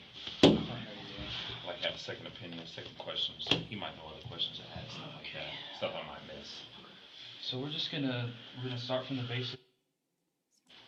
We're gonna get a wide bit of information, but first I do want to start with last night. We're gonna go back a few nights, but first we're gonna start with last night, okay? So starting from say yesterday morning, I want you to run through your day all the way up until the police get called. Run through my day from yesterday when I stayed back. Sorry, I'm running off a few hours sleep. Yesterday I got back because she wanted to go to the store, and we never leave the kids alone. Because for well, actually two of them was autistic, the little boy and Nicole was missing. And I came back around because sometimes I go help my sister out and also babysit her kids as well because she has a boy and a little girl, Charlie and Jacob. And then I'll come back and then I do my art because that's my business. I do art illustrations. And she does things with like spiritual guidance and readings and stuff like that. And that's when I came in. I didn't think to check like, oh, did anybody run away? That's not what comes to my mind coming in back that early. And what time was that when you got back yesterday? it was around, I want to say, because I came back before she went to the store. And when she came back, I left. And then I got back around, I want to say 4-ish, close to 5-ish, I'm not sure. I just came back. You said you came back when? How long? So like yesterday, were you there in the morning? Like yesterday morning? Yesterday morning, yes. Okay, so when did you said you got back? Did you leave before you got back? When I came, like at 4 or 5-ish in the morning. Yeah, just start with not today, but Saturday. That was the time I left. Before those 2 times, I was with Brittany. Okay. The past couple days, because I'm here. I'm her girlfriend. Okay, so you were with Brittany all day Saturday? Okay. So that. Yeah. And I didn't think to look at, all 3 of them on the bed, because Maury's more of a, when she sees you, she say, good morning or hey or something like that. So when was the first time Saturday that you left? The first time Saturday, I can't recall really the time. Before morning, afternoon, evening? The first time I left, I went to the store. It was morning. And then was that when you what happened after that? After that, yeah. So you go to the store, then what? And then after that, I came back that night with Brittany. Went to the store that day, and then came back, and then left again, and then helped my sister out, and then came back that morning before she went. Now, when you left again to help your sister out, what time was that? Left again before. It was, I couldn't really even tell you. Afterwards, before dinner, nighttime, day. I mean, the sun goes down at 5 o'clock. Before that, it had to be nighttime. Daylight wasn't there. So when you went to go help your sister, it was already nighttime. Going on night. Going on night. So after 5 o'clock. Okay. But not nighttime yet. Not pitch black. Not pitch black. Okay. And then when you get back? That's Saturday morning. I mean, you talking about Friday? No, we're still on Saturday. Still on Saturday. So we left. So Saturday morning I came back. Sorry, I'm just. Okay, so let's just. Sorry, just breathe. Okay, so hanging out with Brittany all morning on Sunday. You go to the store, you come back, and then you leave again when it's kind of dark to go help your sister, and then you come back. When you get back. Often. Sometimes I don't wake up. Sometimes I just. Well, I'm not talking about sometimes. I'm talking about just yesterday. Just Saturday. Just yesterday. Came back around. Let me give you the specific time.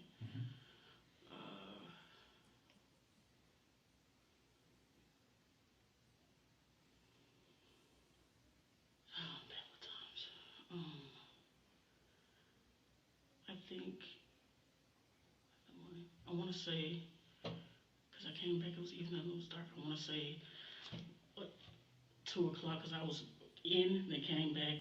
Like then 2 a.m.? Came back, yeah. 2 Okay. p.m. 2 p.m.?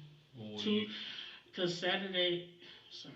Okay, 'cause- so let's start over, 'cause we're getting all over Start the over, place yeah. here. Okay, Let's so start with the day, then we'll lead up to this that is day. what I'd like to do, okay? We're gonna start with Saturday, from the Okay. moment you woke up, I wanna know everything you did, all the way until Okay. the moment you realized she Saturday, was I missing. woke up, I went to the store. Okay, and what time was that? Sunday. Saturday, I woke up, went to the store, it had to be around 11. Couldn't have been after 12 because I don't like shopping that early. Then I came back. Then I went to BP, walked, because I don't need to live there. I walked there and then came back. I don't recall the time on that. And then after that, it was that night, because I came back and then I stayed and then I left again just to go quick to the store again for some cigs, and then I came back. Which store? BP. And then I came back. For cigarettes? And then I came back, and that's when Brittany was like, you know, you can go. And that's when I came back and boom.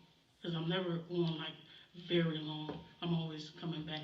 That's why I said, like, with the kids, like, she knows like way more than me because I'm still trying to build with the kids. So maybe make sure I got this right. You woke up, you went to the store, you said it was probably around 11 a.m. because you usually don't shop at noon or later. And then you came back, and then you left to go to BP, you walked there, and then you came back again. Do you remember around what time that was, your first BP visit? My first, no, I can't really recall. If you just had to guess. I'm just all over the Is place. it, say, between 1 and 6? Yeah, I would say between 1 and 6. Between 1 and 6? Still some daylight out? Yeah.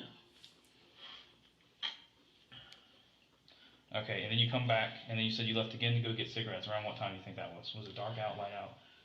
When I left again to go see, it was still light out. Still light out? And when you came back, was it light out? Dark. So you left to get cigarettes, it was light out, and you came back, it was dark? Going on dark, yeah. Okay. And then that's when she wanted to go to the store and get some like snacks and stuff, like ready for the next day for the kids. And that's when I left again, and I came back. And which store was that when you went to go get snacks? I didn't go to get snacks. Brittany went to go get snacks at the PP.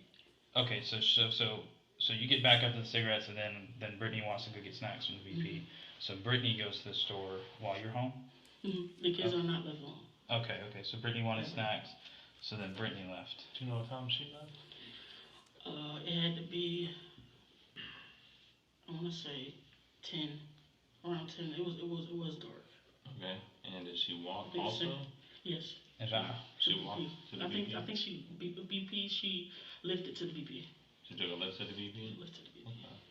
Sometimes she don't tell me. Sometimes she just be like, I'm back there, just stay here with them. So sometimes it depends on her mood. She But gonna this walk time or she drive. told you, I took a lift? She was like, or- I'll be back. So I assume she took a lift because I don't like her walking that night. Okay. Okay, and then what time did she get back from BP from getting snacks? I don't know. If you had to I know. guess. Was it a long It's- time? Was it a it short has to be period? 10 minutes. Yeah. So it was pretty quick. Mm-hmm. It's never long. Like she wasn't grocery shopping. Okay, and then what after that? And then that's when I walked in, and that's when, I looked, both ways, because, it's early morning, I'm still a little No, you tired. said you walked in. So Brittany leaves to go get snacks. You said I you thought were. it was on today. No. We're still slowly doing bit by bit on yesterday. Okay. So Brittany goes to BP to get snacks, Mhm. and then she comes back. You said it's been about 10 minutes. What happens right after that? Right after that, I leave. Okay, you leave. Where'd you go? I went with my sister. Okay. Did y'all walk somewhere, ride somewhere? Me and my sister? Yeah. Yeah, we go somewhere. Where'd you guys ride to? Back to my grandma's house, 1530 in Tucker. You said it's in Tucker. What's the address? 1535 Idle Hour. Is Idle, that the one that's on your IDLE? ID? Huh? Is that the one that's on your ID? same. No. You said Idle Idle Hour? Hour Drive. And you said it's in Tucker. And your sister drove? Her car, your car? What type of car I think she it drive? was her boyfriend's car. I really can't remember because I remember her telling me that her car was fixing, but her car she drives is a white Toyota. What car did Uh-huh. you guys ride in? It was a black car, like a Nissan. Black Nissan? Was it like a SUV, passenger No, car? it was like a put little car. Two-door, four-door? Four-door. But it was black. Okay. Any kind of stickers or anything, anything custom about it that you might remember? No. Okay. I mean, I don't think So you and your sister go to grandma's house, and about what time do you think you left with your sister to go to grandma's house? You said. The time I left Yeah. was when, as soon as she got back, 10 or 11. So that'd probably be So she between 10 or 11 p.m. Yeah. About how long do you think you were at grandma's house for? When I left, I came back at I would say 4 hours, because then I came back before 5. It was like early when the sun wasn't hardly even up, but it was daylight. Before 5 p.m. And that's when I noticed, when I just walked up to the door, I pushed, I said, that's kind of strange. And then that's when I came in, I kicked off my shoes, I laid in the bed, and I closed the door. Okay. And then that's when she gets up and always, uses the restroom and then look at them. So when you got back from grandma's house, you said that was 5 p.m. No, 8 a.m. 5 a.m. 4 to 5 a.m. But the sun was coming It was like daylight trying to come over. Yes. Okay. It wasn't That's why I had a pitch little bit of confusion, because you said it was dark when you left. No, it wasn't Okay. pitch black. So you get back and your sister drops you off, and that's between 4 and 5 in the morning. And you said you go in, and how'd you get in the room? Do you have like a key card you use? Do you knock? I normally knock, but see, this time when I went like this. But sometimes with that door, you have to push. It sometimes with the door, not all the time. So I noticed before I went to knock on my first one, it kind of went in. So that's when I laid on the bed, and I was like, baby didn't close it all the way. And I was a bit tired, so I don't know if I put the latch on or off, but it really don't matter, because Maurice almost my height, and she could easily push that in and do it. Okay. You shut the door? I shut the door. Did you lock it? I shut the door. It don't matter if you locked it. Well, I don't know if you Still- deadbolted or not. Even if you Just like a habit. Yeah, even if you deadbolted, you can still get in the door. Now, Even did- if somebody would have deadbolted and I still use my hotel key, it would still unlocked it. Now, did you So notice? the deadbolt is like the lock goes this way just to lock the room door. Then there's a latch, but it's a cheap. You seen it? It's like a cheap metal latch. Okay. I did not latch it back. Did not latch. I did not latch it back. Now, when you get back around 4 or 5, did you notice that the kids were in their bed? Or? I didn't. Well, it's like I didn't think to notice that she would go.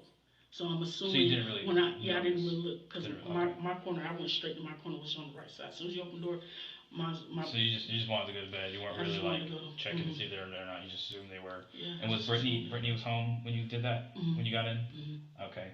And where was Brittany? Was she in bed or somewhere She was else? in bed. She She was was in somewhere bed. else. Yeah, she- Okay. And that's around 4 or 5. And then what happens after that?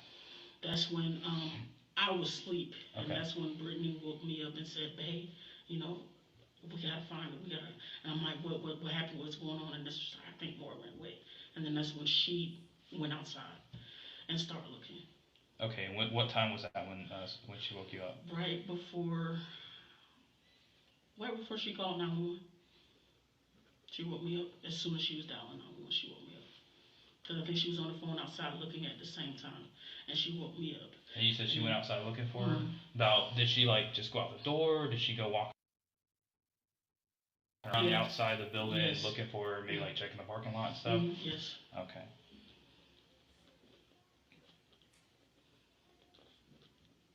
Did you go out and look with her or no? No, I didn't go out and look with her, because by that time she said the police was coming to the door. I don't know his name, but he was the first one that showed up. Mhm. So by the time she was walking around, because I can't leave him by myself, because one, he's autistic. Mhm. So she went first, and then that's when she was like, when she came back through the door, I was like, good, I was going to put on my shoes and come out. But she was like, the police coming in now, because I guess she said the lady told her to go back inside, the police is coming in. Mhm. And then, yeah. And you said your sister's car is possibly like a Nissan? Mhm. Now, are you sure it's a Nissan, or you just think it's a Nissan? I just think it's a Nissan. I'm not Your sure. sister's car or I'm the not my boyfriend's sister's sister's car? car, sister's boyfriend's car. Her Yeah. car is a white Toyota. But she wasn't driving that yesterday? No. No, okay. And then, so let me make sure we got all this right, just because I know there's a lot of information we're taking in here. Yeah. Saturday, you wake up, you go to the store around 11-ish. You come back, then you go back to the store between 1 and 6, because it was still daylight out, but when you come back, it's getting kind of dark. Like we're always going back. I'm sorry, and you come forth to back. BP. Then you go back to the BP to get cigarettes. It's still light out. When you come back, it's getting dark. And then Brittany says she wants snacks from the store, so she leaves. You assume she got into a lift, but not entirely 100% sure. And then it takes maybe about 10 minutes. Brittany comes back. That's around 10 p.m. And then when Brittany gets back, that's when you leave with your sister to go to Grandma's house, which is in Tucker. And you stay there for probably about 4 hours-ish. And she drives a black four-door car, I believe it's a Nissan. And then you get back from Grandma's house around 4 or 5 in the morning. It's starting to get lighter outside. But you notice the doors No, I didn't shut get all back the way. to Grandma's house at 4 or 5 in the morning. No, you got back to the Yeah. hotel from Grandma's house. That's Right. what I'm saying, yeah. And when you get back, you notice the door's not shut all the way. You shut the door, Yeah. go to sleep, and then you wake up to Brittany saying, "Hey, Nicole's missing." She's calling 911, and then she goes outside and actually walks around the Literally building and walks checks out. the parking lot and all that. Okay, and then the police show up. That's when Okay. she showed up with him, because I was going to go right behind her and just look. Okay. Because I didn't think she would go for. Okay. And how long have you known Brittany? I've known Brittany for going on 2 years. 2? Have you I've always, been with her. I've been knowing her for a long time, since we were 17. how long have you lived with her? Lived with her, I'll say,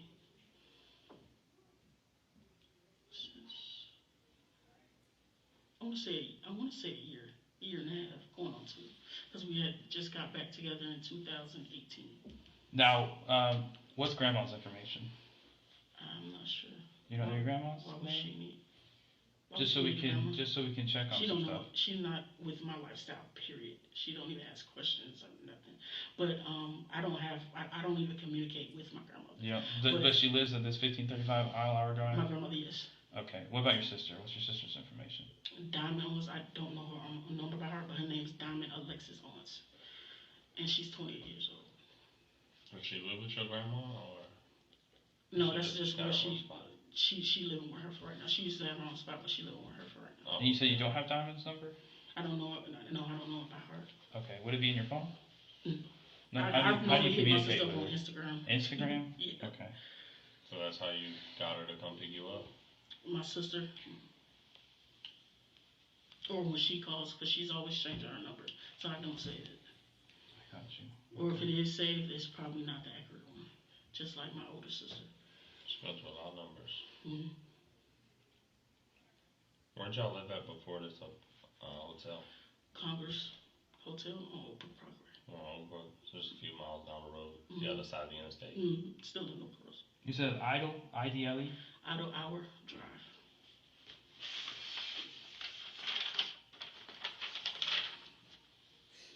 But she knows little about the kids anyway. To her knowledge, she thinks Brittany has one kid. She don't really ask much about kids. Grandma, sister? None of my family. I'm Oh, like the really? black sheep of the family Oh, okay. because of my lifestyle. Yeah. Okay. Yeah. Lesbian, to be exact. Okay.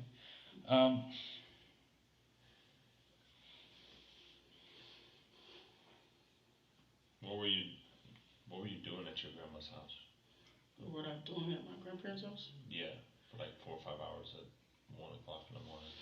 Well, to my knowledge, she didn't even want to. I guess she wanted to go out. I didn't care. She was just like, "I need you for a few hours." Your And then sister? and then those 2 hours turned to 3 hours, and then I was just mainly waiting on her. So I think she went out and partied. I'm not sure. Sometimes she has on her work clothes, and then she'll change it and go party. Well, you said So you she'll went with tell, her to she'll grandma's tell me house. one thing. Yeah, I went with her to my grandma's house. So did But you she just wanted hang me- out with grandma, or how'd that work? Like, It's what'd you my do? grandma, my aunt, my niece, my nephew, then my cousin that all stays in the house. So it's like 6 people: dad, aunt, niece. So what'd you do while you were there? I was there. Yeah. Just communicate with my niece and nephews. So you just hung out with your niece and nephews all night? I was downstairs because it's a 3-level house. Did your sister just drop you off Mhm. and then leave? Mhm. And then just came back when she was When she done felt like it. doing whatever she was doing and brought you back? Because normally when I So, watch, so y'all didn't even hang out? me and my sister, we have a love-hate relationship, but that's my world. I mainly just do it for my niece and nephews. So if I haven't seen them for a long time, I don't mind. And sometimes she pays me, and sometimes she don't. I don't mind, but we really hang out. But communicating with my grandmother, it's not really like that. It's more like, hey, how you been? And that's really it. But she don't mind me like coming there. Did she tell you, hey, I'm gonna drop you off at grandma's? Look, so here's the deal. Look, we just want to find the kid. All right, we don't care whatever your lifestyle is. We don't judge. We don't care. Okay, like you could tell me that you're a drug lord for some Colombian cartel. I don't care. I want to find the 8-year-old kid. That's it.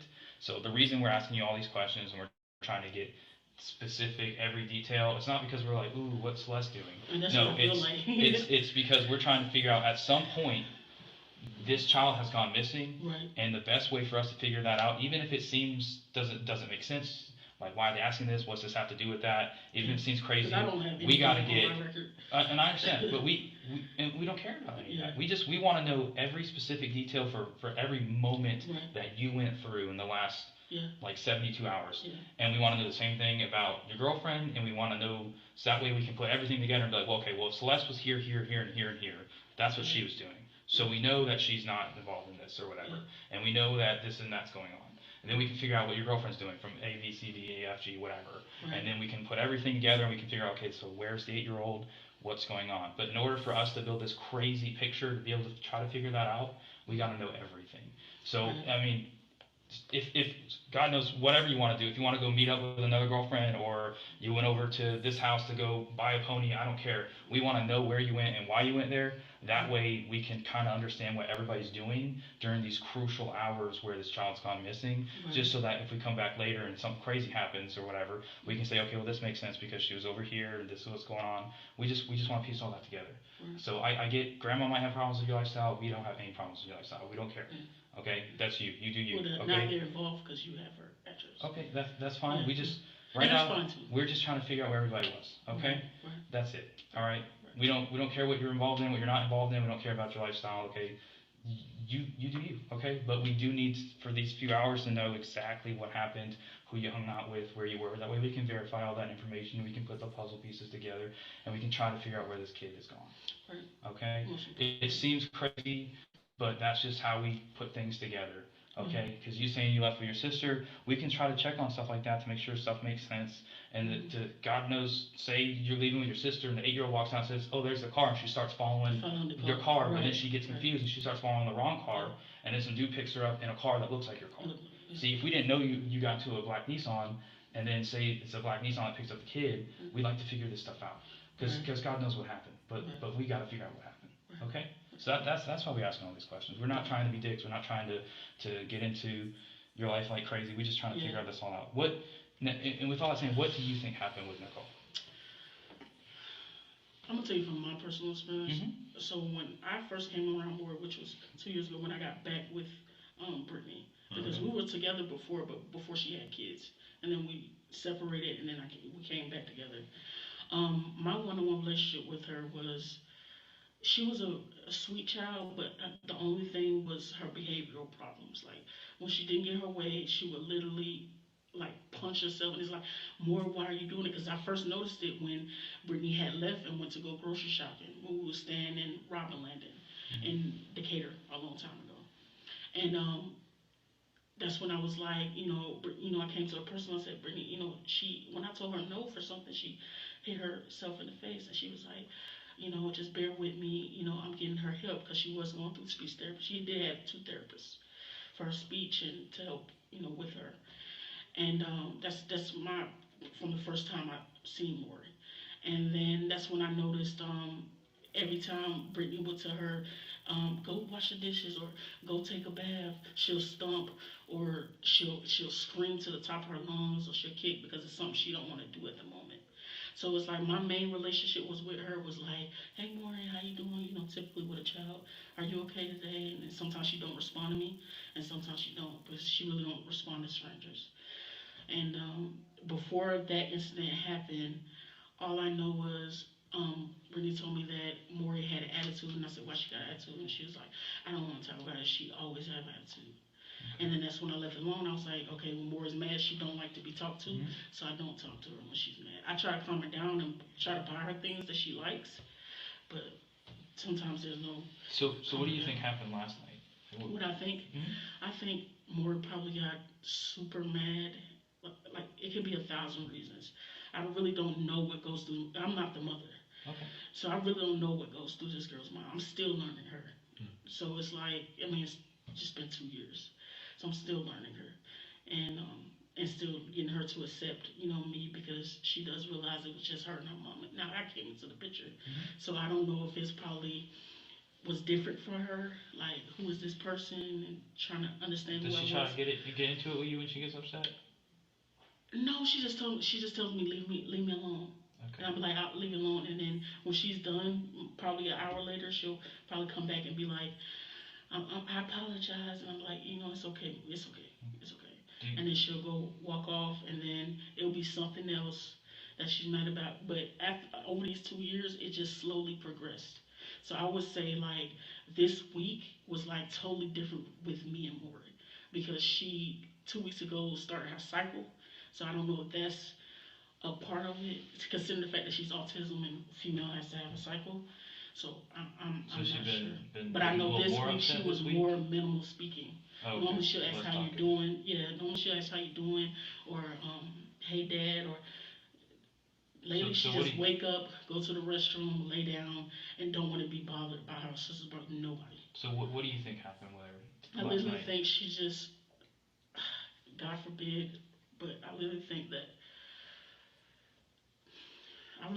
she just, well, of course, ran away. But I literally think that, God forbid, somebody snatched her up.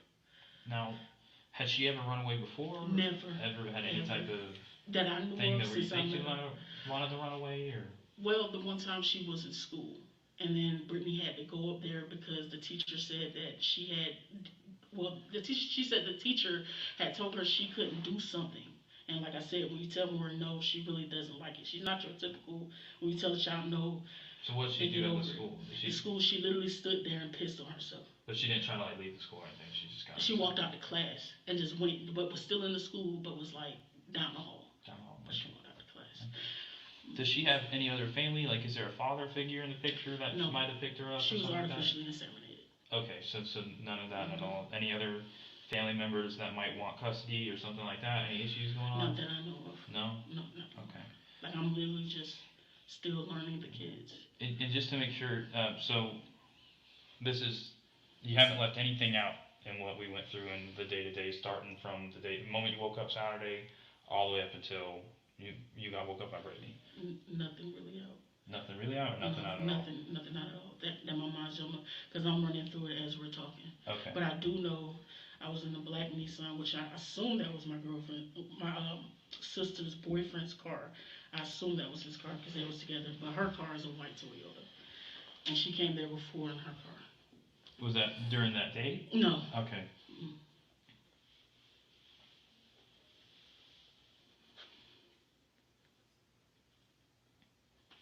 Like, Okay. I never heard more. It was one time I did, but I never mentioned it to Brittany. I have to say it was a month ago. I stepped outside, like I never leave the front door, so I step outside to smoke a cigarette, and I leave it cracked.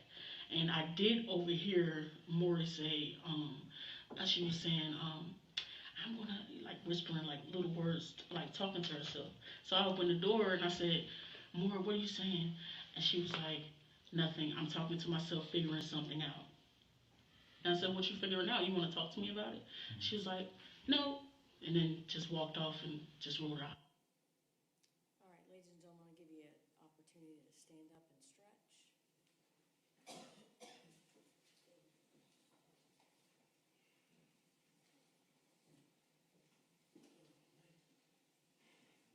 Everybody all right? Y'all need a break or anything?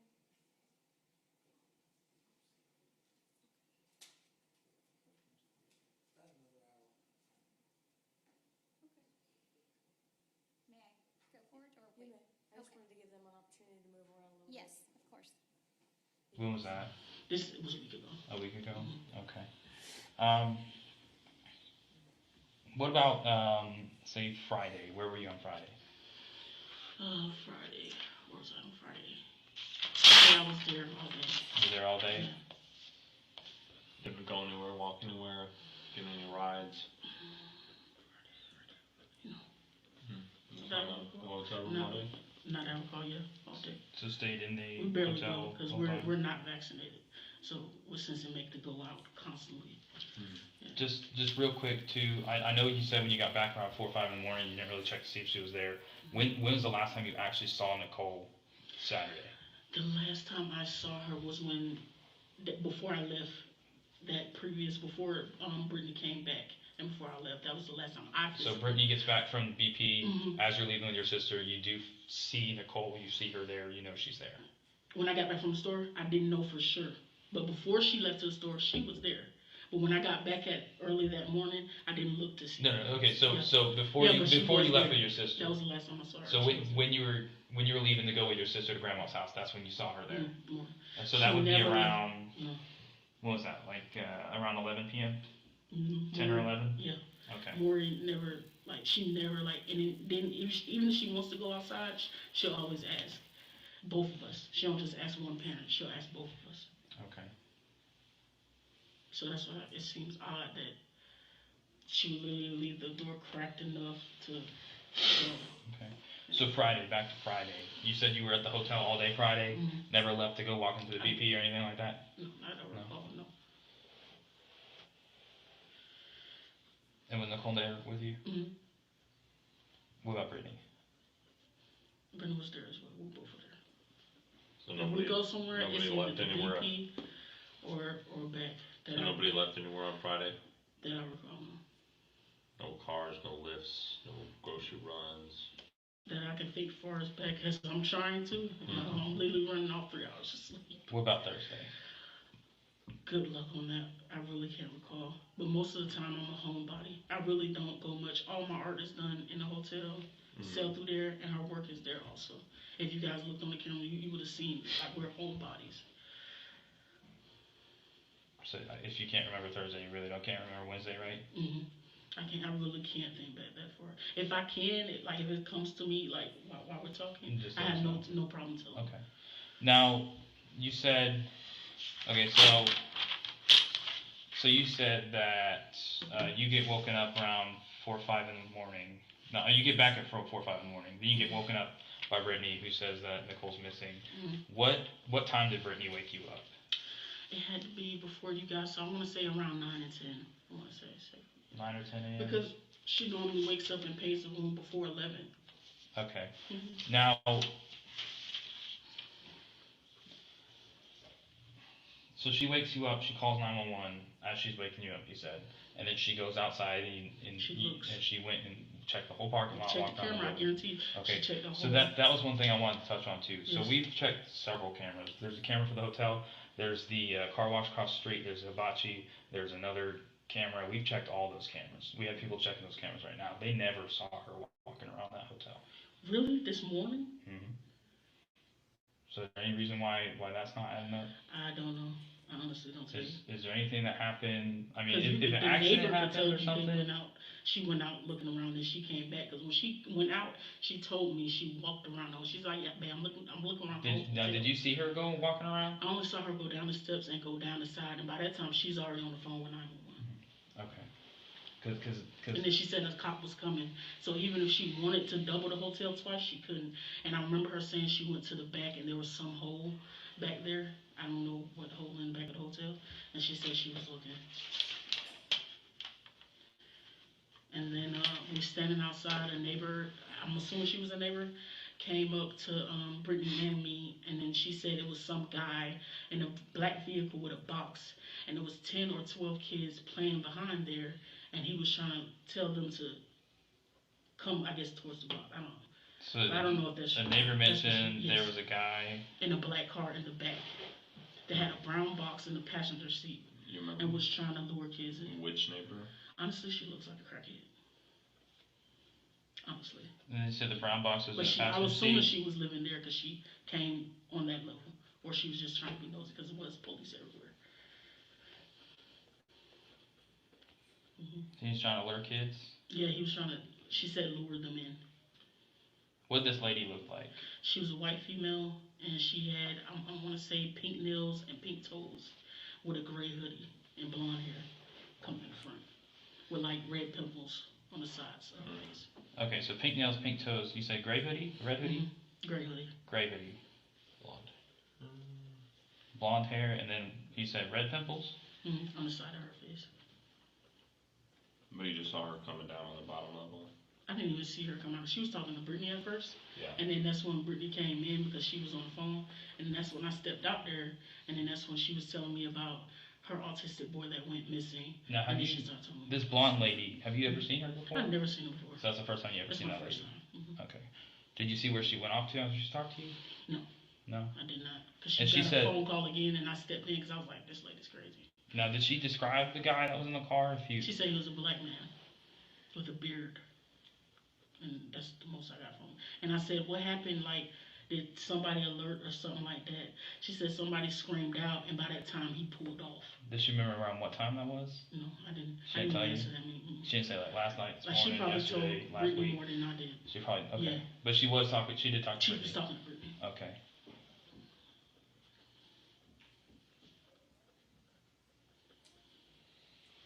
Now, you said, so you said during the day kept going back and forth with BP, and Brittany went to get snacks. Do you remember what type of snacks she got?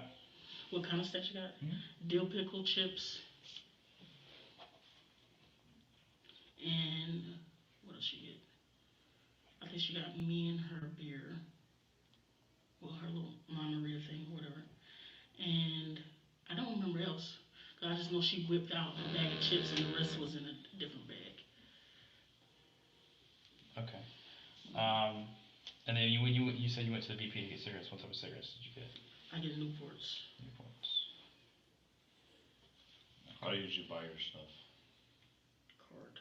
On a card? Debit, credit? Credit card. Well, Vero. Hmm? Vero credit card. What about Brittany? Not sure. Do you ever see her with cash? Not really. It's always Mimosa card because she fear carrying cash. Okay. Now, has anything ever happened? Like, was there any type of accident or anything that happened Well, with Nicole? Like that? Like, did something happen? Was there an accident? Is that like you mean her whole life? like Or- last night? Like last before. Literally, like all I know was Moore was mad, and when you're trying to calm her down, it don't work. You have to let it. Has it ever gotten physical between Moore and you, or Moore and Mom? Never got physical. No. Never got physical. Well, Moore, she will get physical to herself. To herself. Okay. Now, another thing I do have to ask is on the side that is something else might have happened. Is there any reason something else might have happened? Like maybe Moore got hurt and there was an accident, and we're just afraid to talk about it, something like that. Yeah, sometimes she is like that. You'll ask her what's wrong. But I mean, I'm talking like last night. Did something happen to her No. to where she got hurt real bad, and we're coming up with this story to try to get No. away from that? No. Because we're worried that like if the police find out, they're going to think something else happened, and we're going to get in trouble, like something like that. No. Because if an accident happened, say like she fell, she got upset, she hurt herself or something. Maybe she fell down the stairs. Maybe she back talked to you or back talked to Mom or something, and it got physical. Or something happened to where she got hurt real bad, and we're just trying to be like, well, we don't know the deuce. We're going to say she ran away because we don't want to get in trouble. If something like that happened, we would want to know about that, because if it was an accident, it was an accident. Sure. Okay. Did something like that happen? No. But I will recall the only major argument that I ever witnessed between those two, Brittany and Nicole, the only major one was when she peed on herself and shit on herself on purpose. Because I guess she wanted a different attention. I really don't know. I'm still figuring out more in my. No, Was that at school? Now, Was that the one at no, school? that was like recently here at the hotel. Okay. Cause like do you what I think know, something could have happened to her, and Mom might have tried to cover it up because she might be scared or something? well, I do remember the first time from what I know.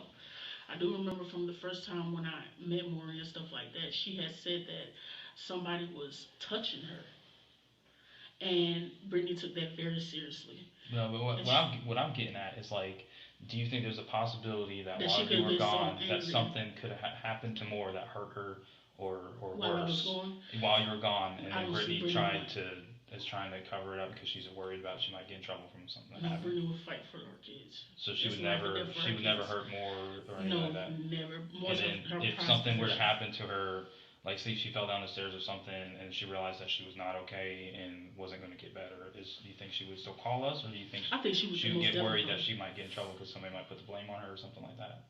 Well, at first she thought when Maury was hitting herself, sometimes Maury would leave a mark here or a bruise here, and she would fear, sometimes like going to the hospital for it. And I'm like, put ice on it.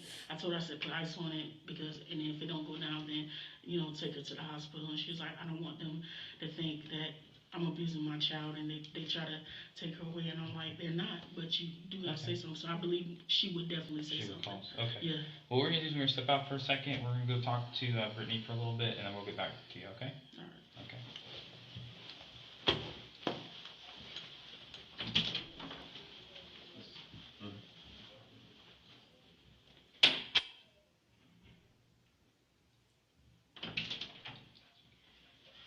Hello.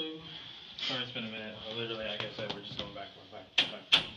And the kiddos had to go to the bathroom. Yeah, I'm trying to make sure we got everybody taken care of, working on food, stuff like that. Definitely helps if you have a female officer. Alright, so, Okay. So, I'm gonna butcher your name every time. Celeste. Celeste, Celeste. Okay, Celeste. Okay. Now you don't drive. But do you take lifts or anything like that? Have you taken a lift the past few days? Last I went to the store, let me remember. Is it like something that's gonna be logged in on your phone? No, but you did say your sister called you, but she's got all those weird numbers. Cause you don't remember her number. No, she didn't have a word number. Okay, but she would have called you last night on her way to come get you the first time. Or sometimes she pops up and not one of Oh, just she randomly don't what Well, about last night? Did she call you last night? It was like no, call or last night. Instagram or anything like She that. pops up. Is that? But it's on your phone though. Instagram, she'll Okay. call on Instagram. Or from a different Do you got like a password to your phone, or you just Yeah. Face ID stuff? or- Why? What's the password to your phone? Why? So So can look, we would 'cause just I wanna like find to that number. look at the phones to see if that provides anything that helps. Just to match your timeline. So we can be like, okay, boom, sister called her, went to grandma's. Oh yeah. You see what I'm saying? This way, And then we the location on the phone also. and then we helps. verify your story and we're like, okay, good, their stories match up. Everybody's good.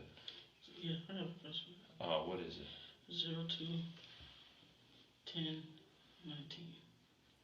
Oh, I was gonna say, is it your birthday too? Everybody's always got birthdays. Everybody's birthdays have That's been all right. passing lately. I mean, don't get me wrong. That's what mine is. I'm not touching my birthday. I just want to get this over with. Go Trust me, forward. the sooner This we can is find weird. her, the better. That's Yeah. literally what we're trying to do.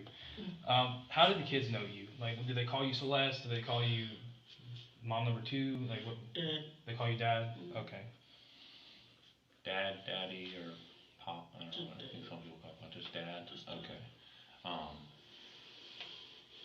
Do they ever call you by your name or anything, or is it always just? How long have they called you dad? Well, they've been calling me Celeste for, I really don't know, like the time. I couldn't tell you the day they used to call me dad. Yeah. But, they call me Celeste for a good little minute. And then I'll say after the 6th month when she wanted to open up to me more with her kids, because she's very personal with her kids. Yeah. And then that's when they got to know me a little bit and clarify me as that. And thanks again for coming in and just coming in and I talking thought it to was us. forced. No, this isn't forced. It was 'Cause entirely normally, voluntary. I got an interrogation, they just let me write it down. Oh, Instead of so it was asking like- questions No, and taking because- my phone. It was forced, so it was like. No, you're not in handcuffs, you're not under arrest, it's not forced. We're just trying our hardest to figure out where this kid is, that's why we wanted to talk to you. We use a cop car because you didn't have a car. With that being I said, offered it's lift, not, but you was it's like, not the way you forced. was approaching right now, I'm like, oh, they We're flipping it just, on we're us? just on the mindset of the sooner we find this kid, the better, and if we can get everybody up here, that way, Yeah. we're not all bouncing around all With the place. missing It's kids, easier if we just time. get everybody here, we're just trying to figure out Time is what's the big going on. thing. Because we got a lot of people all over the place, this is just easier. And it's not forced, and again, are you cool still talking to us and stuff? Because we just want to figure out what's going on. Yeah. Okay? The bits and pieces I remember. Like I said, I'm running off 3 hours. I got you. Oh. Yeah, that's You fine. guys are milking everything out of me. I'm trying not to, but we're trying to figure everything out. Yeah. So we're just trying to figure out where she is. Her sister, I can't pronounce her name right. Can you? No, not your sister. not your sister. I know how to say Diamond. Nicole's sister. Zaire. Zaire. Okay. She said she calls you dad, and you said she calls you dad. So that's okay. You got home around. You said between 4:30 and 5, right? Okay, and that's when your sister dropped you off. and when you came in the room, and then you didn't really see if the kids were on the bed because you weren't really looking at that. You just went because you're tired and went to bed, right? Brittany was asleep. So pretty much you're the last person to be awake coming into the room. You said the door was kind of cracked and stuff. Do you know where Nicole is? No, that's why she called you guys. You don't. That's why if I knew, I wouldn't ask you guys for no help. Okay. Because I wouldn't have to go through this. Is there any reason why, is it Zaire? Am I saying it right? Zaire. Zaire? Is there any reason why Zaire would say Dad took her sister to the Batgirl Hospital? To the Batgirl Hospital? Oh, she's saying that because when Maury would act out, I say, Maury, listen, if you can't listen to us, you're going to go, can't say defects, can't say none of that stuff. I say, Maury, if you can't play with your sisters or you can't negotiate, you're going to go to this place. And normally when we say that, Maury will act right for at least 3 hours. Now you say this place, what is this place? Do you refer to it as this place, or do you call this it? place. Okay, is there any reason why she would call it the Batgirl? Mental hospital? Batgirl, yeah. Okay, a Batgirl hospital. Batgirl, mainly Batgirl, yeah. Okay. Now, is there any reason? That helped her calm down for at least a certain amount of hours.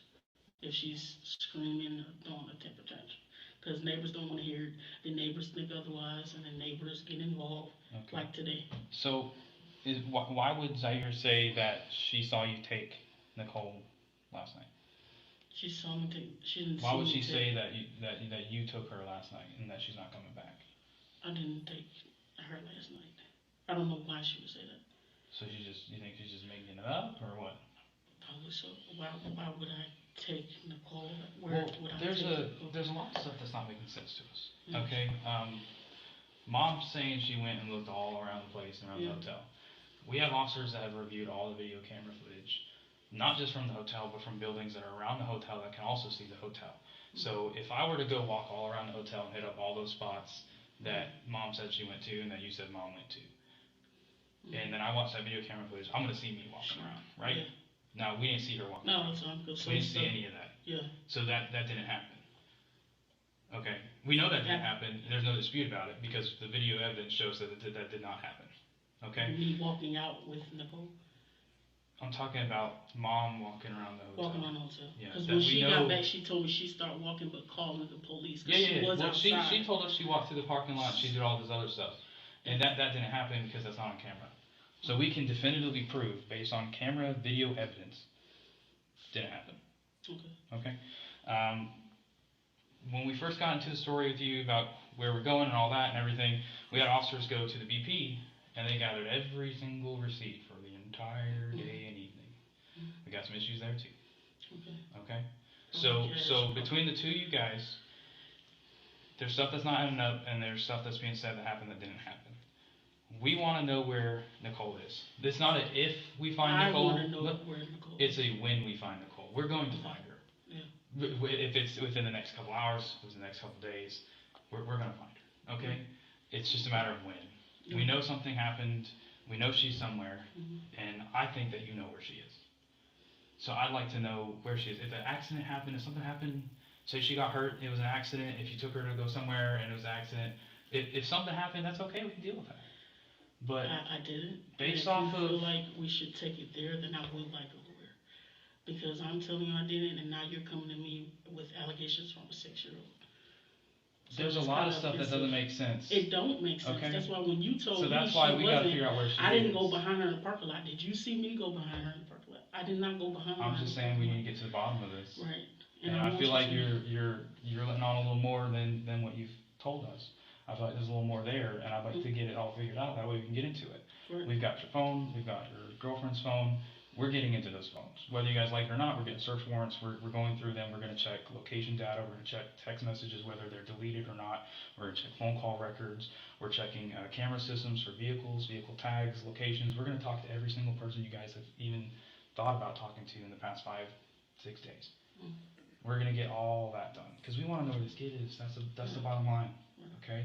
My problem is when I have a kid tell me that something happened, I have to explore it. Okay. If the kid says, "Hey, Dad took her," then am I doing my job as a detective if I just brush that off and say, "Oh, she's just a 6-year-old," She doesn't know anything.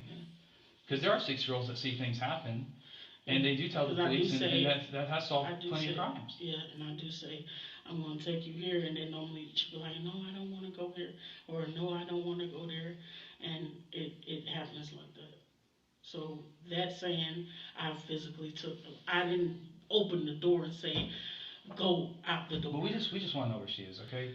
Okay. And when I have a kid tells me that you took her, I have to explore that. Do you understand where I'm coming from? Okay. It's 'cause we don't So wanna she put she the said word- that happened. I have to explore. I'd be doing a disservice to the entire county if I didn't explore that. Okay, we've got a missing 8-year-old. If a 6-year-old says, hey, mom's girlfriend took her, and I just brush that off, then I'm not doing a good job. Okay? So yes, I am going to ask you those questions, not to be a dick or anything, but because I have to explore that, because at that point there's reason to believe that something may have happened. Is there not? Okay, do you understand where I'm coming from? Okay, see, I'm not trying to be an asshole. I'm just trying to find an 8-year-old kid that has autism that's been missing for several hours, and we want to make sure that she comes home safe and alive if we can. Okay? And at this point, we don't know if she's safe or alive, and we want to know where she is. And if she's been hurt or something's happened, or say she's not alive, we still want to find her. That way, say if she is alive, we can help her, and if she isn't, we can provide her. Hopefully, she can get proper burial and all that. But we want to know where she is, and I'm sure her siblings would like to have that closure too if something did happen to her and she's not okay. Because the last thing they need on their conscience is my sister disappeared and I'll never know where she is. Okay. So when I have a 6-year-old, that tells me that dad, which is you, took her and she's not coming back, and that raises some concerns, and that's something I have to explore. So with that being said, again, do you know where Nicole is? No, I don't. No. Did you take Nicole from the home? I did not No. take Nicole from Did anything happen to Nicole within the last 24 hours that you're aware of that caused her any type of injury? No.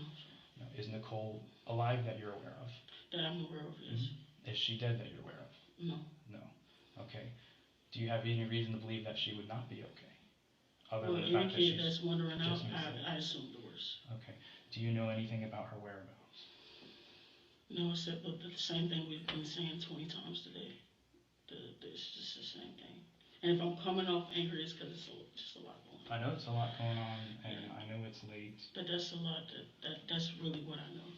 And if you personally feel like I did something, then I would definitely like a lawyer, because that's kind of. What do you mean? If I personally feel like, look, I'm not biased. My job is just to take the facts and explore every lead I follow. If I had some guy that called in the tip line right now and said, hey, I know where this kid is, this is the person who has him, even I have no clue who this dude is, I have to explore that, because that's my job. If I have a kid that says that you did it, I have to explore that. That doesn't mean I believe you did it. That just means that's something I have to look into. If Zariah came out of the room right now and said the neighbor down the road took her, whether it's true or not, I have to look into it, because it's a lead, of a possible lead of a missing 8-year-old critically endangered child. Okay. So I'm not trying to come off. She always hear me say, I'm taking Morris somewhere, or take her for a walk, or step outside with me if I feel like she's doing too much. So that really hurts me that you interpret it that way from her, because I know she wouldn't try. I wouldn't purposely take her out, then call you to say she's missing. And like I just said, it's nothing against you, nothing that I have against you or anything. I'm just trying to do my job. We're all tired, trust me. I've been up early. I have little kids. They wake me up at 5 in the morning. You know, I know you've been up for a late period of time too. Okay, we got to get to the bottom, so I have to explore everything. Okay, I don't mean any offense by it. Okay. I'd like to continue talking to you about this. If you haven't committed any crimes or anything, then there's no need to get a lawyer involved. All that does is make things take a bit longer, and the longer it takes, the more likely that she could be in trouble. Room today, you guys would not be questioning me if I wasn't in the room. So it's like, dang, call 911 for help, but I feel like I'm being interrogated. So it's like, it's just how you come. This is just what we gotta do. We gotta talk to everybody. Well, I've been in this predicament before when someone murdered my mother, and they didn't come at me like this. When they sat me down, they just let me write everything, and they just went off that. But it's like, I'm just being real with you. It's like how you come at me. I think you did this. I think you know. You just said it. I think you know where she is. And it's like, if you think I know them, what are you trying to get me to say? I'm not trying to get you to say anything. I just want to know what you know. And if you're hiding anything from me, I'd like to know that. I'm not hiding anything. You guys the cops. I'm not the cop. I You understand that. So And my it's job like, is to it's explore like the these. fact that you even said Right. you haven't seen Nicole outside. It's like, what camera are you looking at? I'm not 'Cause- talking about Nicole, I'm talking about Brittany. Yeah, Brittany, you haven't seen Brittany outside. It's like, what camera are you looking at? She purposely went outside. Because that's when my neighbor came, opened the door and said, is everything all right? And I said, We looked at several no. cameras. She also described the woman who talked about the guy in the vehicle wearing a completely different description of clothing too. And she described her as having a different hair color also. So that raised some concern, is that you both said a little bit that was somewhat similar, but was completely different. And that raises concerns, okay? Because usually, in some cases, when two people are lying about something and they come up with a story, sometimes they mess stuff up. And I'm not saying that you're liars, I'm not saying that you committed a crime, but I'm saying I have to investigate it to the fullest ability, which part of it does So it's include like asking guilty- you the hard questions. Guilty until No, proven it doesn't innocent. mean guilty until proven anything. No, that's not the case. We've got to explore the timeline of events. Yeah. We have to explore who was around the child and the last two people to see the child were you and Brittany. So that has to be something we look into, whether it's a difficult situation or not. I No mean, one on the property it's just seen part it. of it, okay? Nobody on the property seen it. Look, we have to do all this, No, I'm asking okay? you a question. I'm still I'm working saying that on the with property you other guys was officers and investigating stuff. looked- As far as my knowledge right now, she was not seen on the camera, okay? As far as my knowledge now, we have an officer who just came in with a bunch of receipts that he just spent several hours going through. We have several people working on this, okay? So we're trying to get everything figured out, okay? I'd like to continue talking to you about this. I don't want to prolong this as much as you don't want to prolong this. The moment we can find Nicole and we have this over with, is the best I'm thing not ever. detained. Okay, Correct. that's correct. I'm not detained, so I'm free to go whenever I want to. So the fact that I'm even willing to sit with you and go through this, Yeah, and because I I could have been a appreciate that. bonehead and said, "Oh, I'm out." Which if you did that, then that would not be nice But you at all, wouldn't know considering me. you have a child. But you wouldn't know me. You see what I'm saying? You Okay. wouldn't know me. But Well, I'm not that person. let's get off of that, okay? Because Okay. we're not going to sit here and argue that for the next. We have a kid that we're looking for. We have an 8-year-old child that has autism that we're trying to find, that has been missing for several hours, and we're concerned about her. And it's getting pretty cold, and it's only going to get colder tonight. I know. Okay, so the last thing I want is for somebody to call us in 3 days from now and say, "Hey, I just found a frozen dead kid in a gutter somewhere." Okay, so I want to know where she is. Is there anything on your phone that's going to lead us to where she is or her whereabouts or anything like that? No. No. I do not have. Do you have any knowledge whatsoever about where Nicole is, and what happened to her, or anything like that? No. No. Okay. Let's get back into the nitty gritty. Okay. You got home at what time when you got back from your sister's? I told you. We gotta keep going through this stuff. Like, we gotta keep repeating it. But I'd like to make sure everything is perfect. Okay. That's just, look, when a kid goes missing, we gotta go over things hundreds of times. I gotta look at it 1,000 different ways, I gotta talk to people, it can get kind of annoying, I know it can be kind of stressful, I know. But there's something that's being missed here, okay? You have an 8-year-old who That's goes missing in a it's busy nothing area, on the camera. That's okay? a very big deal. Yes, so there's something that's being missed here, and we gotta figure out what's being missed, and we gotta find it, right? Because we've got a puzzle, and we don't have all the pieces, correct? Okay, so that's why we keep going over it and over it and over it. Trust me, if I could interview for 5 minutes and be done, that'd be fine. If I could have you fill out a statement form, that's great. But a statement form isn't gonna allow me to ask additional questions. It's not gonna allow me to mow over everything. It's not gonna allow me to find all those pieces. Okay, you're an integral part of this investigation. Your girlfriend's an integral part of this investigation. The children are integral parts of this investigation, okay? That's what we gotta do, all right? Which I knew when they came here, I was gonna question them already. So, that's fine. Well, Saturday, you said you woke up, you went to the store, probably around 11 a.m. because you don't go to the store around noon. Okay? You came back. About how long do you think you were at the store that you went I to? don't know. You don't remember? Guesstimate? I'm 5 never, minutes, 10 if it's a minutes? corner store, I'm never there for more than 10 minutes. Never more than 10 minutes. Okay.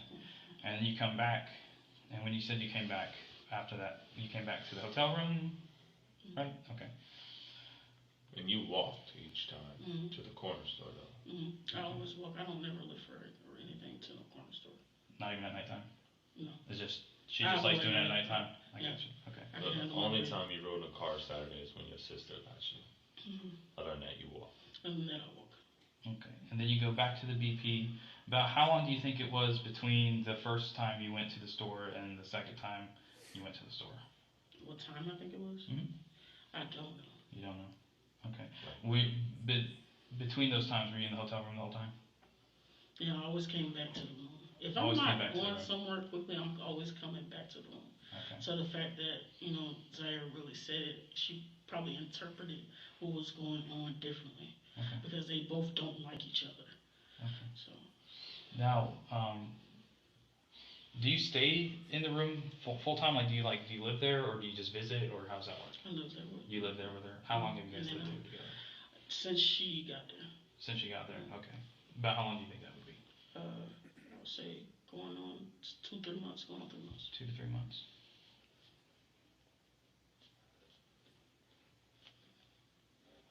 Okay. And so you go back to the hotel, you come back, but you don't remember when that was. And then you leave again for cigarettes. You said you buy Newports and you use your Vero credit card. About what time do you think that? Cash, I don't know. Dude, you asked me like precisely stuff that it running through my mind was running through in the car. My just looking. So we buy cigarettes yesterday. About what time do you think you got to did you leave to go to the BP? When I went in and got cigarettes yesterday, for the first time, I think it was during the day. During the day? Do you remember how long you were there? And there, like I said again, no more than 10 minutes. So you want me to write everything down with each question so you can just remember it? No, I remember what you're saying. I'm just going through Because I everything to really make sure don't it's like all. repeating myself like 5 times. Okay, well, I really want to find the 10 8-year-old times child with too. them. So Me too. part of Trust that me, is I going to wanna be get out going there through this, myself. okay? And I understand that. So you go to the store, you buy your cigarettes, you come back. You said it's starting to get dark out when you're on your way back. You said Brittany went for snacks to the store, and you assumed she took a lift, and she got snacks, and you said she got dill pickles, chips, and beer. You want to know all the exact snacks? Yeah, sure. Don't know. Did you ask Brittany? You said you don't know? No, exactly. I know it's just dill pickles. You know she got the and dill 2 pickle beverage- chips, two, and you know she got the beverage. beverage. Okay. I didn't know people look for snacks. Okay. And then around between 10 and 11 p.m., you get with your sister, you ride to your grandma's house, which is in Tucker, and your sister goes off wherever you're hanging out with your niece and nephew for about 4 hours. And then you come back between 4 and 5 in the morning when it's starting to get light out, correct? Okay. And you said that you noticed the door wasn't closed all the way when you got back between 4 and 5, correct? Again, yes. Okay.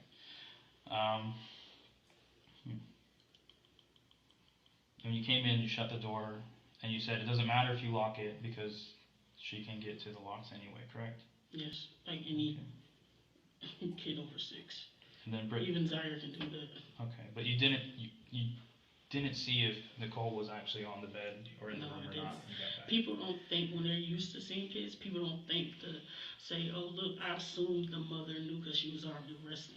So I didn't think to, oh, let me count how many are sleeping when I'm tired. No, I'm coming in, resting. We just gotta ask because you come back, the door's cracked, and my first concern is, are the kids here? Yeah. Who cracked the door, or make sure none of the kids have run away? Pushed in. Because I normally, like I said again, normally sometimes you have to push in the door to fully close. Sometimes she could be doing things, dealing with them. Like I said, kids play, jump around and doing stuff. They're not calm, they're very active. So she could have just slightly, just messed up. But either way it go, if the door was closed or cracked, the door ended up being open. They are both fully capable of opening a hotel door. Okay. It's not like it had a lock and key latch. No, it's like a hotel. Once you pull it, it's unlocked. Yep. All right. Now, okay, so she and Brittany said she told us when she went to bed. So you got home between 4 and 5. So there's only like a 30-minute to an hour period where we don't know where the kids are. She was not walking around. What camera are you looking at? 8 cameras. 8 different cameras. Yes. 8 cameras. You guys, never mind. You guys probably don't even know half the stuff that goes on over there. No, we know about a lot of stuff that goes on over there. We've But right worked now, with that's this not our department concern. for a long Yeah. time. Our concern right now is the child. Yeah. Mine too. That's why I don't want to waste time here. I want to go actually look. Trust me, we've got that handled. So Brittany wakes you up at 9 and tells you that Nicole's missing? Again, yes. Okay. And then you saw her literally leave the room and walk around. About how long do you think she was walking around for? Left downstairs. I couldn't tell you the exact milliseconds. If you had to guess. I don't know. It just happened today. 5 minutes, 10 It minutes, just 20 happened minutes? more. Well, I'll say probably at least 5 minutes because she was already on the phone with 911. That's what she told me when she walked in. And then she was on the phone. And then the lady said he's coming out because he came super quick. He said he was around the corner.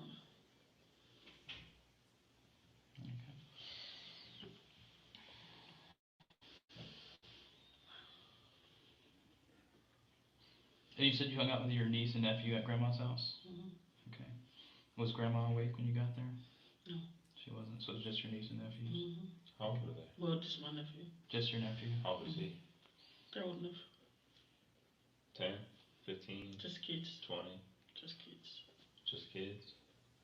I'm not trying to drag anybody else in. Nothing that's. Well, no, we're They gonna don't talk know to them them. regardless. They don't know them. Whether you tell us how old the kid is or not, we're gonna send somebody out there. Oh, They're yeah, gonna talk to them yeah, anyway. they can talk to them. Yeah. I don't see why it's an issue telling us how old the kid is. I mean, Because I had said it, that's why I just didn't like repeating. But my nephew is 12. No, my nephew's 11, I believe. Yeah. what's his But name? because my nephew was born 2010 in October, and then my niece's Journey, she was born. What is it? July 12th, 2017. And you said only your nephew was awake when you got there to hang out with, right? Okay. And what's your nephew's name? You told us your niece's Journey. You didn't tell us Why your you nephew's name. want to know? Because I'd like to know who the kid that you met with. So just be honest with me, right? Because I'm not detained. So be honest with me. You're interrogating me because, like you said from initial, I think you know where Nicole is. I'm interrogating you because I need to figure out this information. I'm doing the same thing with Mom. I'm talking to everybody. I'd like to know your whereabouts to the fullest extent. That way, if you are involved in the disappearance of the child, we can figure that out. If you aren't, we can also give you a proper event line This is not that proper. explains all that. This was last minute, taking kids out in the cold, and then saying hurry up. This is ridiculous. Well, this is how we're doing this job, and this is what we need to do. Okay? understand. So what's the name of your nephew? Jacob. Jacob, thank you. The only reason things are in a hurry is because it's a I know missing it. kid. No, it's a difference between the hurry. Don't get it wrong. Like, oh, do all the research you want to do. Go find, go dig, go do whatever. And part of that else is you want talking to you. Yeah. And part of that is getting all this information in as much detail as we So can. like I said, I've been in this predicament before, and I never sat with a guy like Well, this. I don't know what other predicaments you've been in, and honestly, that has nothing to do with this exact scenario.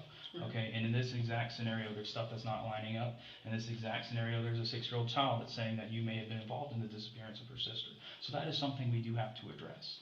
Okay? I'm quite sure she didn't say disappearance of her sister. That, That we're not doesn't going to get make into sense. the antics of it. Okay, she made a statement. Okay, and we have to address it. Okay. Whether you like it or not, it is what it is. It's something we have to get into, okay? There's a lot going on here. We're getting into your phone, okay? We're gonna see the exact location of everywhere you've been. We're gonna see every single text message you've sent. We've seen every single contact you've had with anybody. Okay, that's happening right now, okay? We're going into your hotel room. We're gonna search the entire room for anything that makes any kind of sense that has to do with any of this. We're getting a search warrant for that right now as well, okay? The little girl said that you were involved, so we need to address that. We need to see if there was any type of involvement.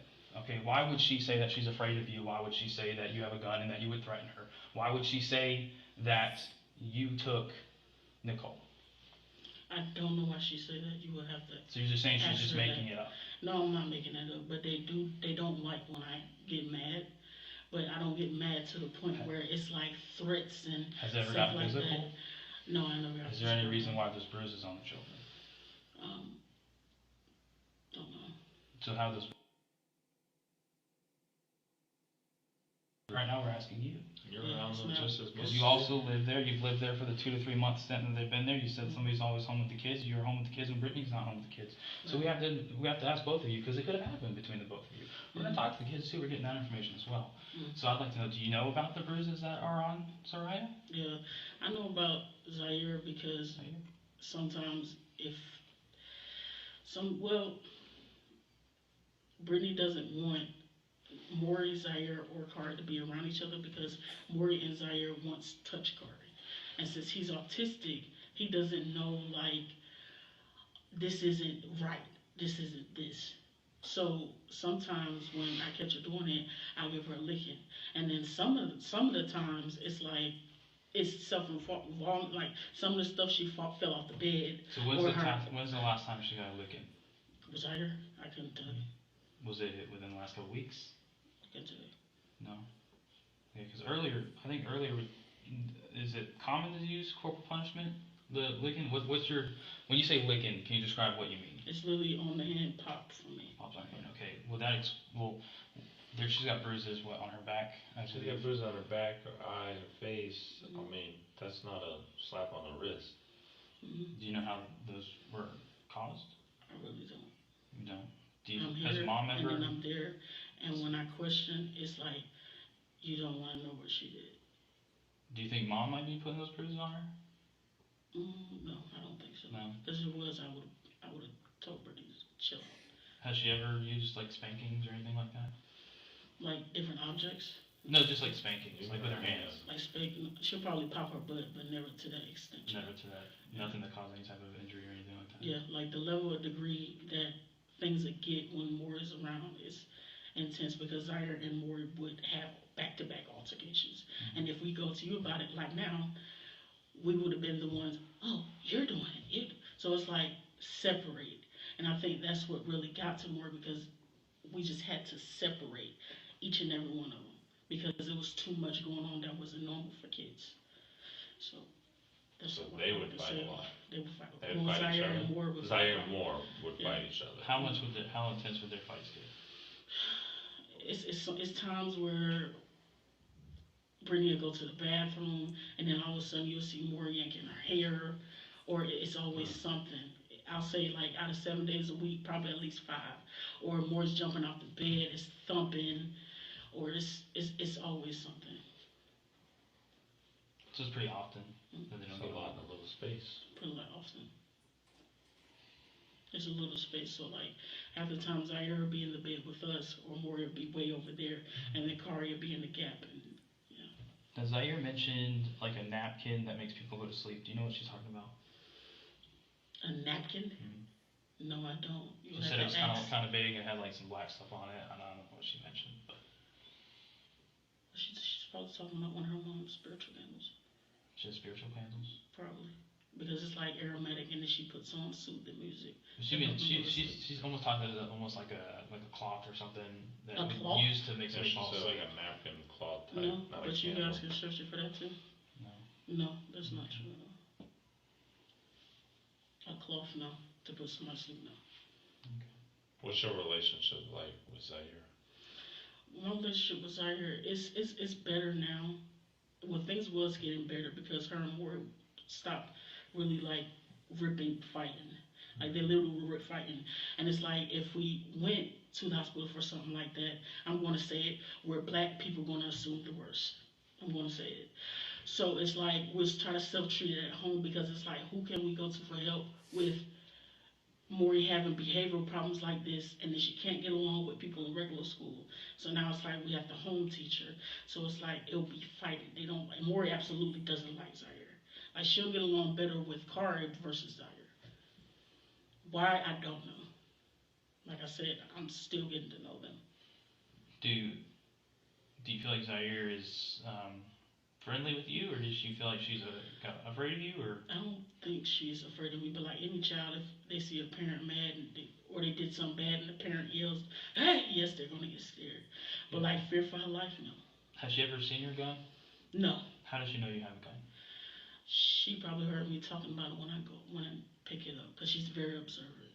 Okay. Yeah. But there's never been any incidents where you said No, anything or anything no. like that? You ever gotten any like physical fights with Brittany in front of the No, kids? check my record. Oh, you talking about physical fights in front of the kids?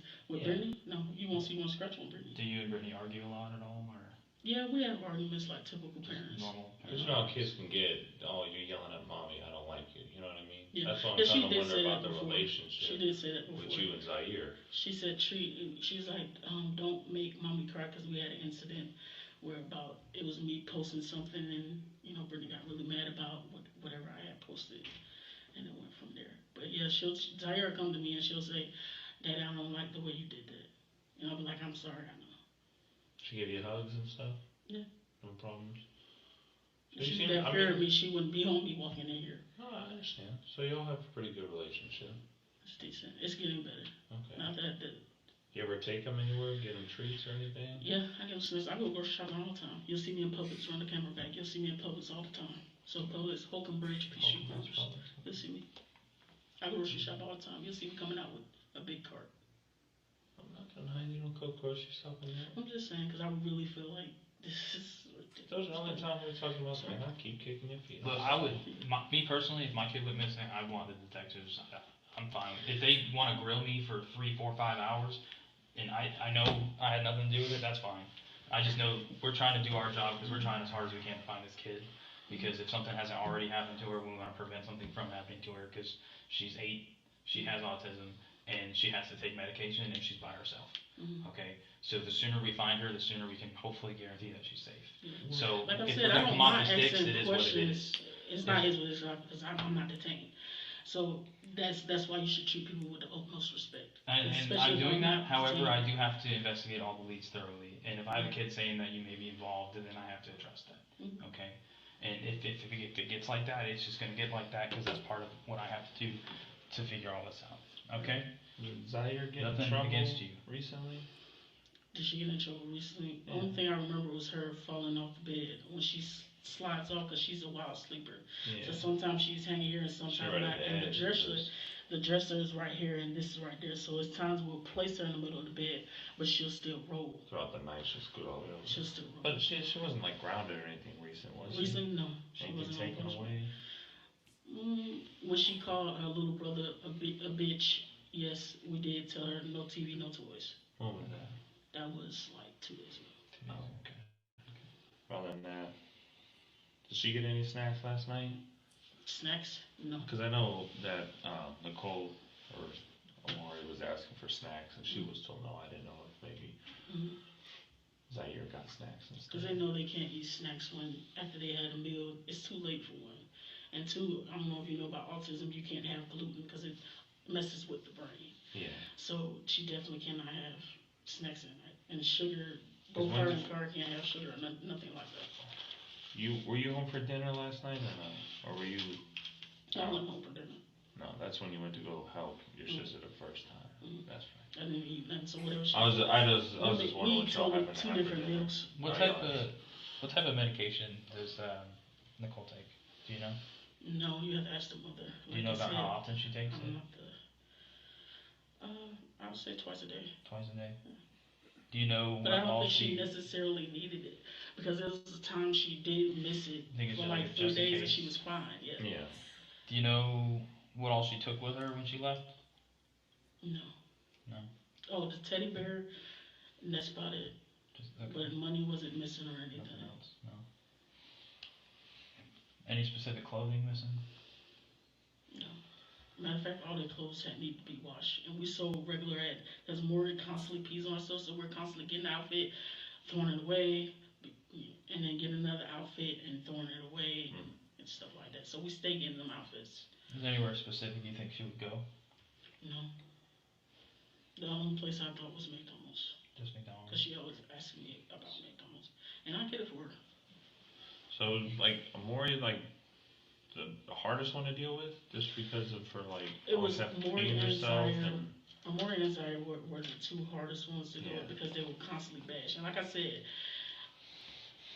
you know what's going on in America. We didn't feel like at this time it would be appropriate to, because we both was like, no, they might flip it on us if we say something that they absolutely did. Like it happened to my friend before. She absolutely didn't do anything. But I'll be right back. yeah. Gotcha. Okay. No, I can understand the hesitation. We go to schools all the time. Kids be showing up with little marks. I mean, I got little kids. I get nervous when he falls. Those aren't little marks. That's like Because they bruise and they get cut over the dumbest thing ever. Because kids are clumsy. And yeah, I would hate you for couldn't somebody. explain that from two girls fighting.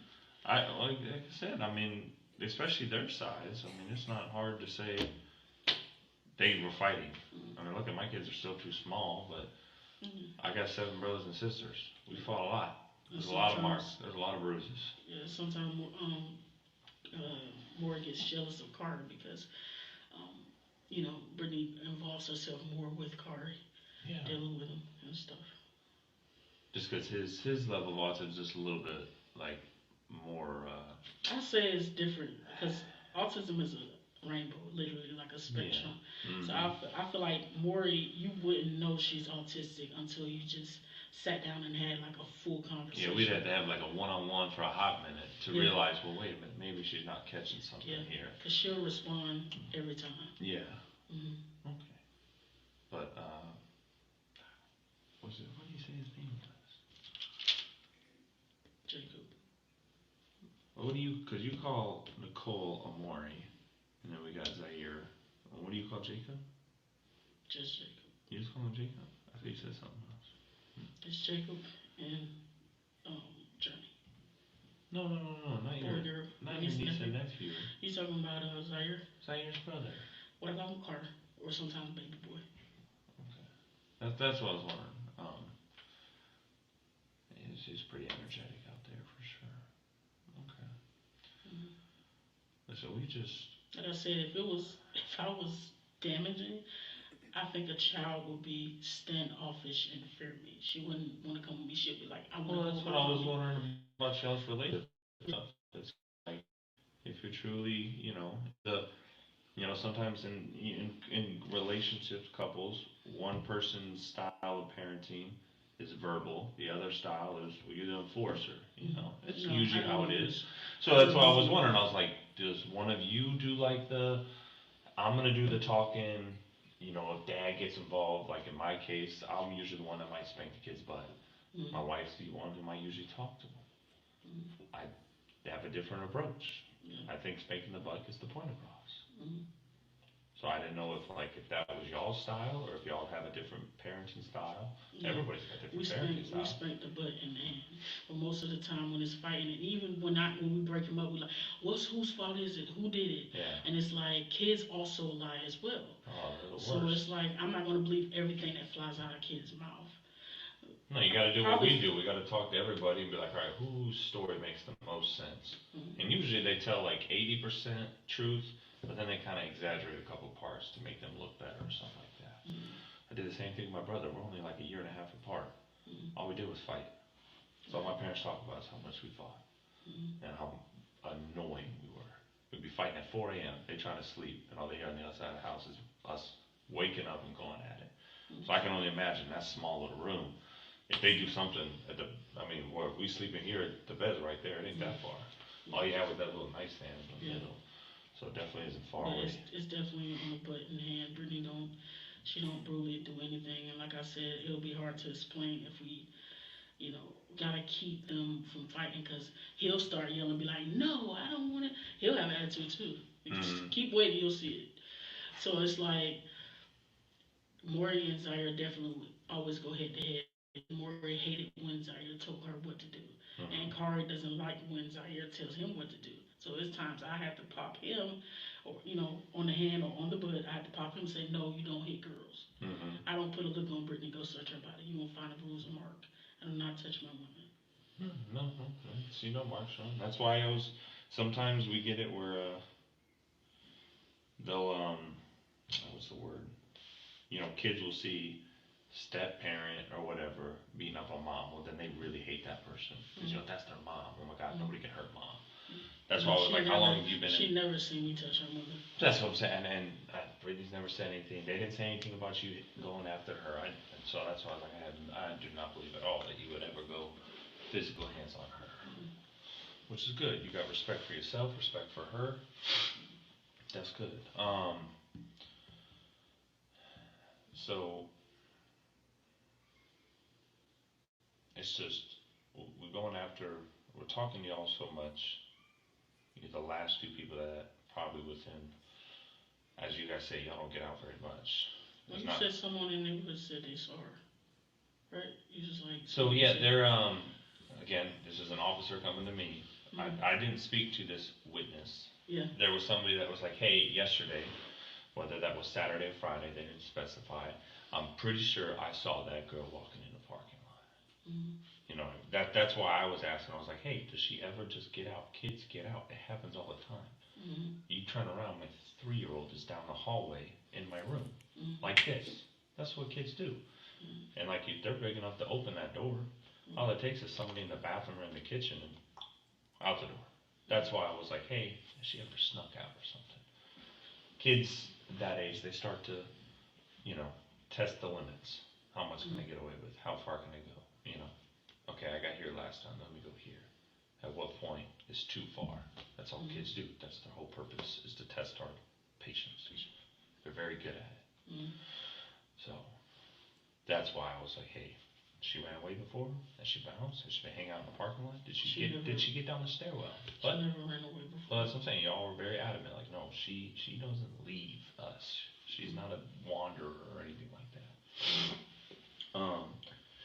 When you pay, do you have like on this thing, you know how you double click, boom, Apple Pay.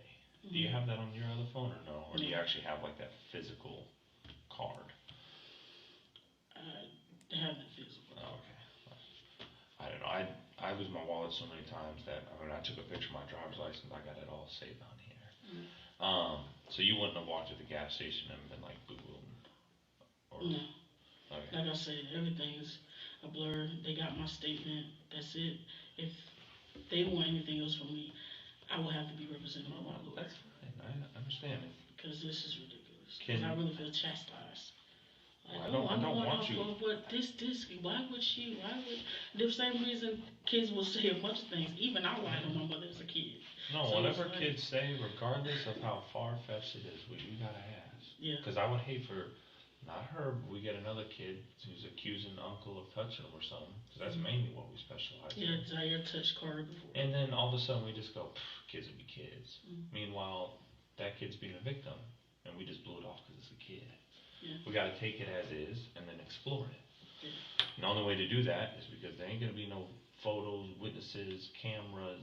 It's just gonna be talking. Me asking you, well, what's up? What's going on? Why would they say this? Did you do something? Did something happen? So Brittany left because I heard her go down. No, she's still here. So why she move rooms? We got our other room right there where we like upload our cameras and stuff. There's a door, and then the playroom's right there. She better still be here. I thought she was. No, I was next. No, they didn't. They did not say they didn't. Can we go?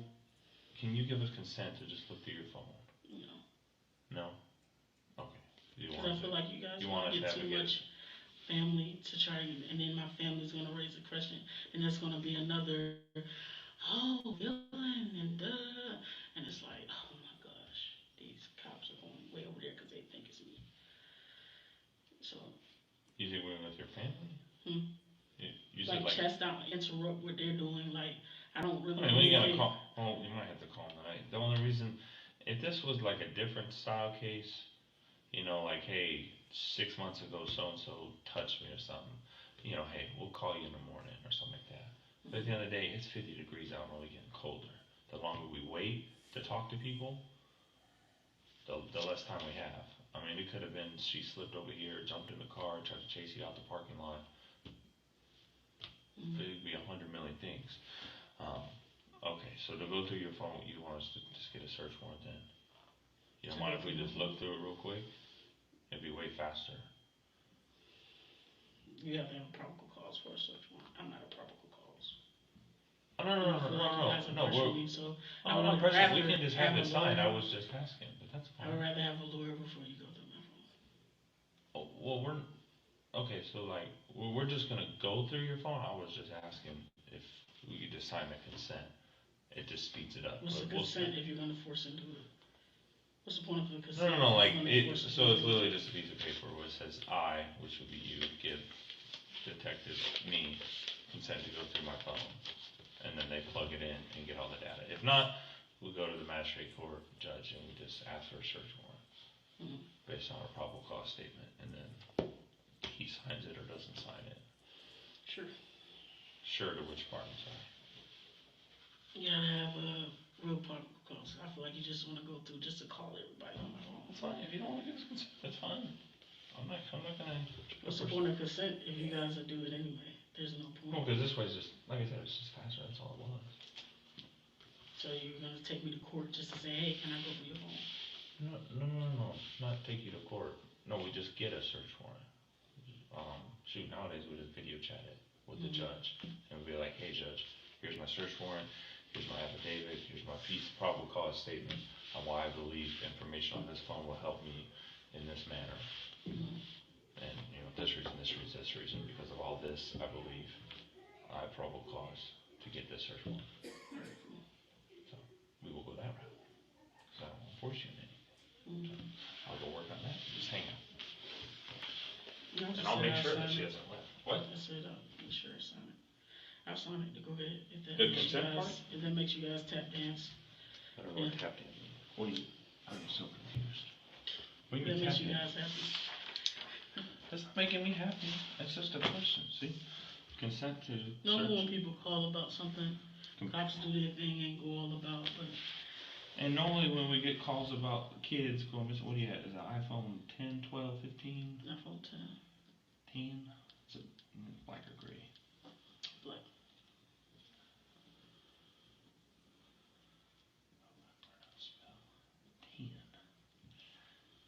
You had a case on it? Yeah. Okay. So I need you to write your first and last name here, gospel of X, like they do when you go buy a house or something. There, sign it, and then for the 500th time write your name again.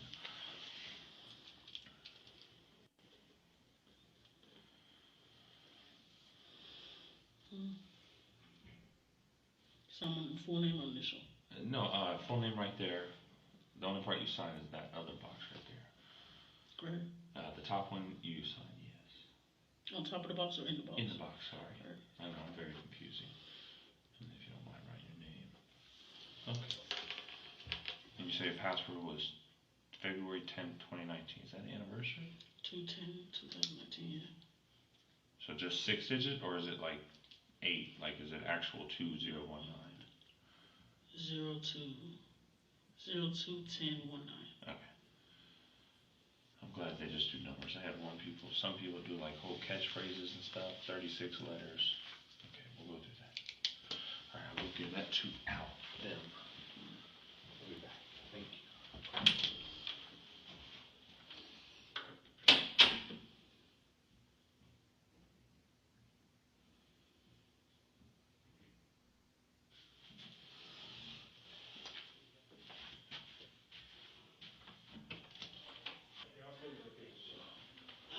Let's get this over with. This is ridiculous, man. The problem All is day. we have so many moving parts, so many people I gotta talk to.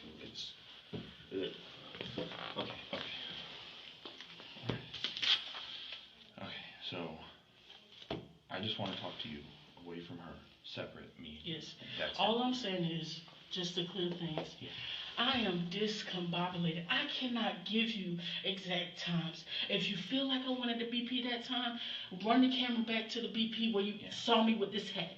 Or my neck. Run it back to there. But it's like, I cannot sit here. How you approach people to try to get something out of someone. You don't approach people like that to try to get something out of someone because you think so. Then why would a little girl this? Why would a little girl? I'm telling you everything that's going on. And then when we come for help, you don't really get help. That's why a lot of people do things and just don't call the cops and handle it their own way. Because it can flip, just like what it did today. Like my dad always told me, anything can flip with cops. So it just pisses me off because I've been out all day. I've been answering you respectfully all morning. Respectfully all morning. Then I get here and I'm in the room that I've never been in before, that I've seen on First 48.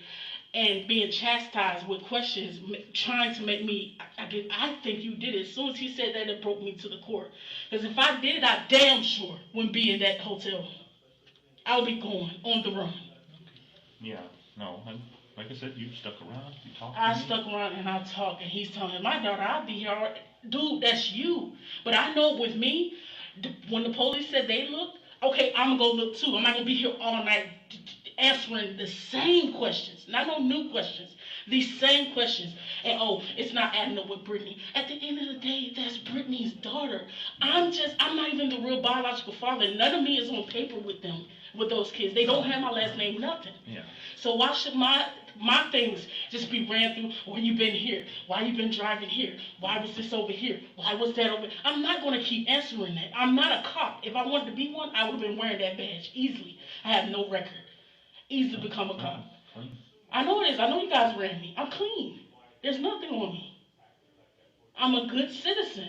And I'm not going to sit up here and open the door and let my fucking girlfriend, daughter run out. I'm not going to do that. Now I'm going to take better protocols and get a camera for my kids. But it's messed up, man. I just want to go get our phone because we have to pay our room the next day. We work day by day to pay the room. And it'll look even more messed up. We coming back from cops containing us all day. And now we got to hustle up. We don't have family like that. I told you I'm the black sheep of the family. So is she. Yeah. That's why we're sticking together and we're trying to work this out. We thought we could trust you guys. That's why we called you. We didn't call you to be chastised. We called you for help, not to be brought out our homes immediately with our kids in pajamas. That's messed up. So how long for the phones? Because we have to work. I just have a couple more questions, and What then, questions? that's all I got for you. What questions, man? Okay, but I do have to read you this card like you see on the movies and TVs and all that stuff. The Miranda thing. Didn't have it. You have the right to remain silent. Anything you say can be used against you in court. You have the right to talk to a lawyer for advice. Before we ask you any questions, and have a lawyer with you during questions. All these statements they're accusing us of is jumbled. You can't just take a statement for someone that's frantic for someone missing, then say, oh, these are not adding up. I couldn't even tell you when the fuck my last period was. I can't tell you. Then he's saying going back to Wednesday. I really can't tell you. Once I move on to the next day, that's it. I cannot tell you exactly. Man, if I was a psychic, I could tell you exactly the day. But I'm not. I don't know the exact times. I just know me and her are always going to the store. Then we're staying together. Then I'm leaving. I cannot tell the exact time all the time. Who can? Well, only cops. There's nobody. I really feel like I'm test studies. Just read me the questions. I know all that stuff. If you cannot afford a lawyer, one will be appointed for you before any question if you wish. Mm-hmm. If you decide to answer questions now without a lawyer present, you will still have the right to stop answering at any time. You also have the right to stop answering at any time until you talk to a lawyer. You understand each of these rights that I've explained to you? Yeah, I know I'm not talking and all that stuff. Okay. Like I said, just read it to read it. Okay, so I'm gonna make it very quick so we don't beat that old school, don't beat a dead horse. Sister can't reach up at midnight-ish. I'm not sure. I'm not gonna. Each question about time, Okay, I'm not sure. let's get rid of time. I'm really not. When she got back from the store, then you went to your sister's. Mm-hmm. Sometime last night. I'm not worried about it. He was worried about specific time, I'm not. But all we know is it was after she got back, because we don't want the kids alone. Mm-hmm. Sister picks you up in boyfriend's car. We don't know who the boyfriend is though. It was a black car. Dropped you off. I'm assuming because it was dark. It was dark, black, gray. It was a dark car. Mm-hmm. It wasn't shiny red. It wasn't Ferrari red or anything. No. So then she takes you down to your grandma's house, the one that's on your address, that really long I word that I'm gonna butcher in Tucker. Yeah, but I really don't mess with. Like I told you, I don't mess with the family. No. So all I'm gonna tell you is because I know this is where you're going with the questions. So I'm gonna tell you right now. Everything I told you is not exact because I'm running off 3 hours of sleep. Yeah. My daughter's missing. I don't give a fuck about times. Where the last place I was. If you feel like that, take the goddamn the places. I thought it was safe there because it was flooded with cameras. But now it's like, oh shit, we definitely gotta move now because open the door, going. And then we told you guys, she's very bright. She's not your regular autistic. She's very smart. She knows 1 + 1, 10 + 10, 10 times 10. She's very smart. What makes her autistic is just paying attention. She really can't really focus. Yeah. But when she knows it's serious and it's time, she knows. She's very bright. Knows what to do. Yeah, she know how to maneuver. Now I know more. She's a very good. I think there's more. She's a very good child, but she just have her ways and different things.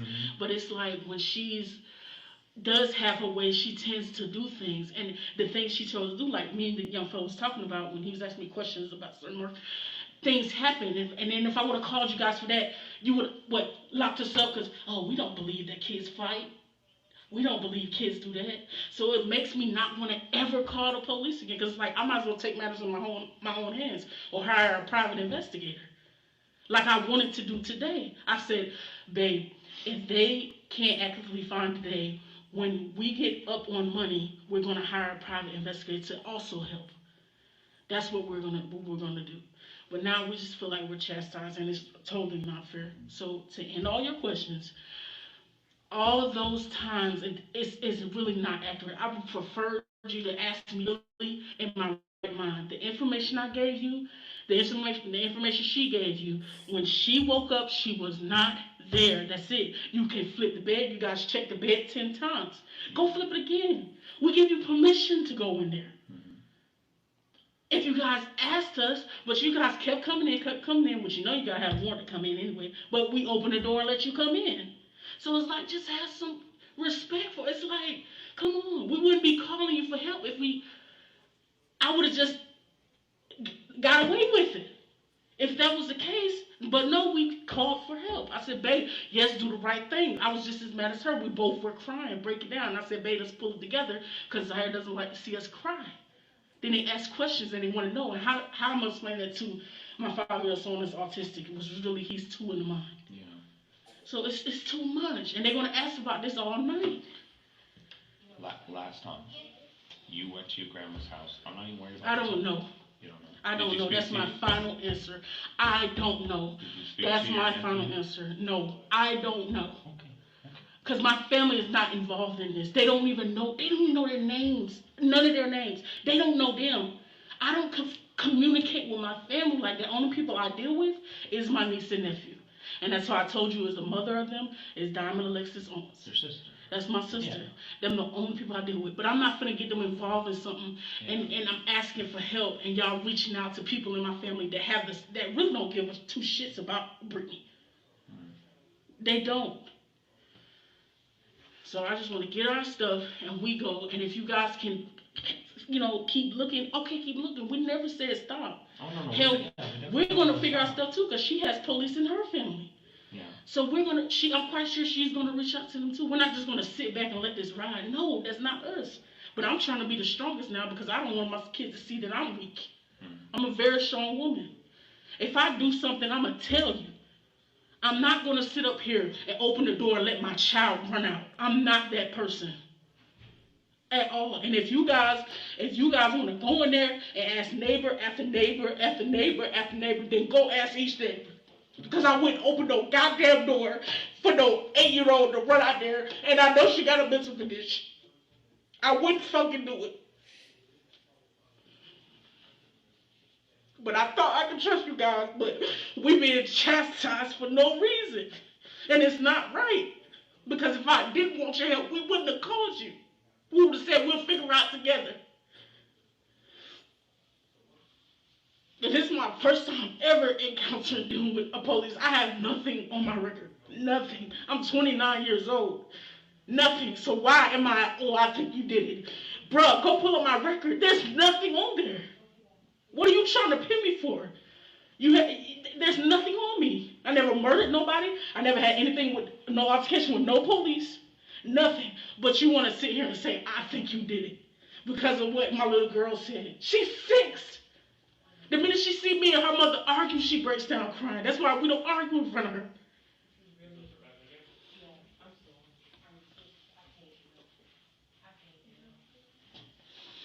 So now I feel like if I have another issue, I can't confide in Gwinnett County. I just need to move to another goddamn county.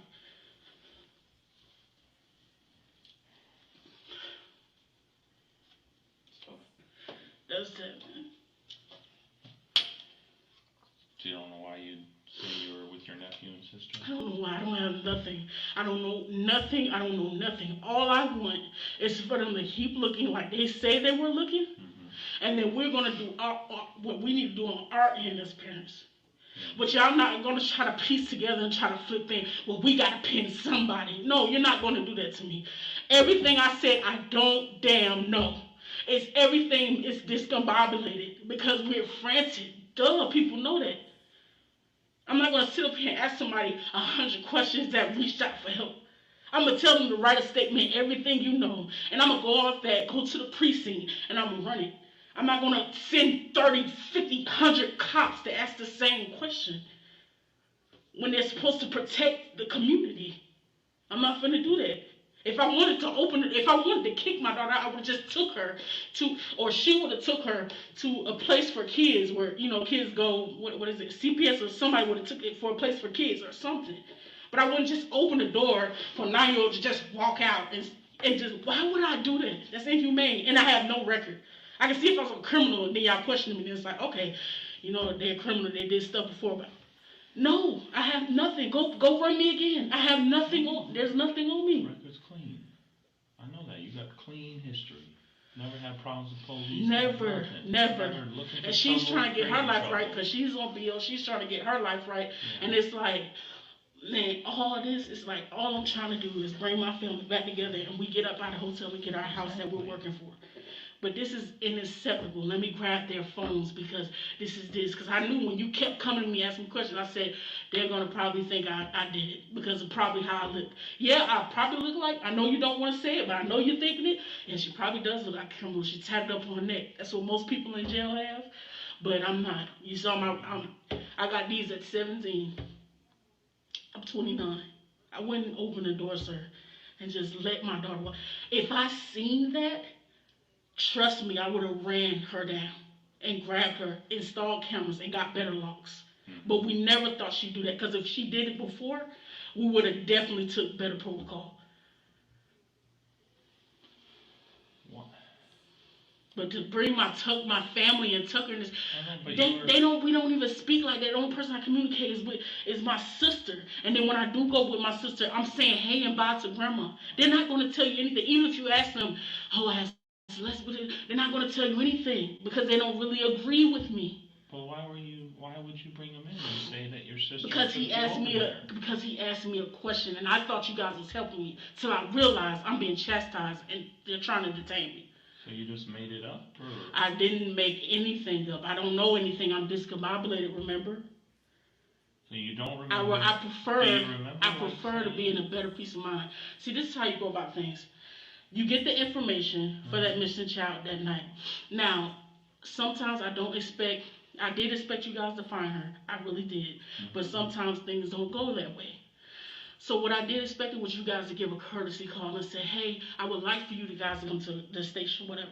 Then I would have had the kids picked up by someone to go. I'm not going to tell you all my business through my daily life. Why? Because I feel like I'm being chastised. So I'm not going to open up to somebody that's hounding me. No, if you would have asked me all this home, cool, but you brought me to the station and said, oh, we're going to write a statement. I haven't wrote one damn thing. You didn't tell me at the house. You just said you come and go. Because I do come and go, but I'm discombobulated now. Yeah. Everything I'm saying is not going to make sense. Everything she's saying is not going to make sense because we feel attacked. So you really can't really go off anything but the fact that she's not there. And we need to find her. Not she's not there. Take both the parents because Brittany didn't even go outside. That's a bull-faced lie. She went outside. Go get the cop that came first. We went to.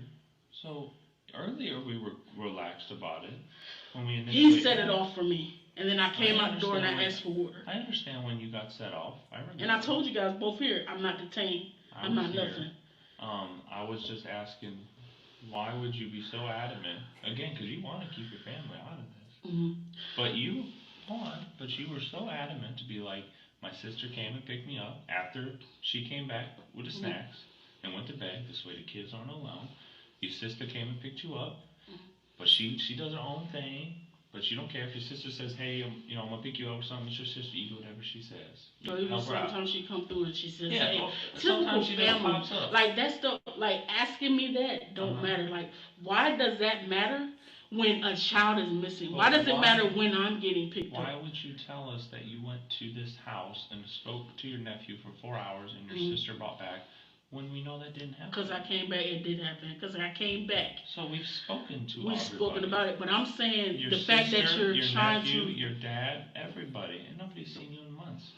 Your nephew, your dad, nobody's seen you in months. Nobody's going to tell you. Your sister says nobody's going to tell you because they know you're a cop. That's what I'm telling you. My sister's on PO. She's not going to talk to you. But so she it's talk like, to us. But That's your the difference. sister's on, but my sister's on PO. She's not going to give you what you want to hear. That's what I'm saying. That doesn't I make said no you sense. can't run off Why would that. she lie about it? I don't know. That You would want to actually go be bring worse for her her. in? That would be worse for her to lie about it. You see what I'm saying? Dude, It doesn't make sense. it don't make sense that you're calling my family to get involved It is. with. If we have, look at, if a kid goes missing overnight, and then you go somewhere overnight and bring in these people, and these people go, I ain't never seen you. Well, now we have a kid going missing overnight, and we have you going missing overnight. I Do didn't you- go do you missing see- overnight. I'm not missing. I'm here. You said you left, But I'm here. but your sister said you didn't. People come back all the time. People that burn down houses, you know what they do? They go show up when the house is being burned down. Yeah. They try to So get you on the do admit news. you guys went through our phone and called and do all that stuff. I But already the guy told you what was told, going through your but the phone. guy said as soon as we stepped out the door, you couldn't do that. We So already got what a search- stories are we y'all already giving got me? a search warrant for your phone. What do you mean we can't do that? Probable cause 51%. We have probable cause all day. I just want our phone back. So Well, I know, but you're not getting your phone. Well, you gotta stay seated. for what? Well, you're not allowed to leave. How am I allowed to leave? Well, I'm telling you, you're not allowed to leave. Why am I being detained? Yes, you are being detained. How? You're getting charged for law obstruction, giving false statements. You're not allowed to leave. So I'm you getting can sit charged for down. false statements. You can sit down. Or I can have the I'm officer. detained. Well, listen, I'm telling you, you are. So either you can sit down and relax. So we're both being detained. No, you are being detained. I'm being detained Yes, because someone didn't see me. So now y'all want to know where People someone see didn't me. see you. Multiple people that honestly are in your corner. You can't even say they're a biased witness because they're not helping you out. It would be different if they were trying to say, oh yeah, she for sure was here. Then it's like, okay, well they said she was So here. now You're you're good. detaining me and trying to lock me And in. then you told me that I was discombobulated when you were calm earlier. You were fine. No, I wasn't. Right now, obviously, yeah, you're a little combobulated, but earlier you were fine. You were sitting there talking to Because I feel us. like you guys was helping us. That's all. That's really all. I feel like. As you I guys tell was helping people, us. especially in my job, you know who I care about? I care about the kids most. So how People's long am I beef, being I don't- detained? Well, you gotta go over to the jail. You're Get gonna what- take me to jail? I told you you're being charged with false statements. That's why I said you're not free to leave. You're being calm for the most part. I don't see need to wrap you up in handcuffs or Can I tell anything. them why? Well, yeah, when we go out, we'll tell them by. I promise. I ain't gonna be no So asshole. now you're gonna send me to jail till I have a court date. Yeah, that's how it works, yeah.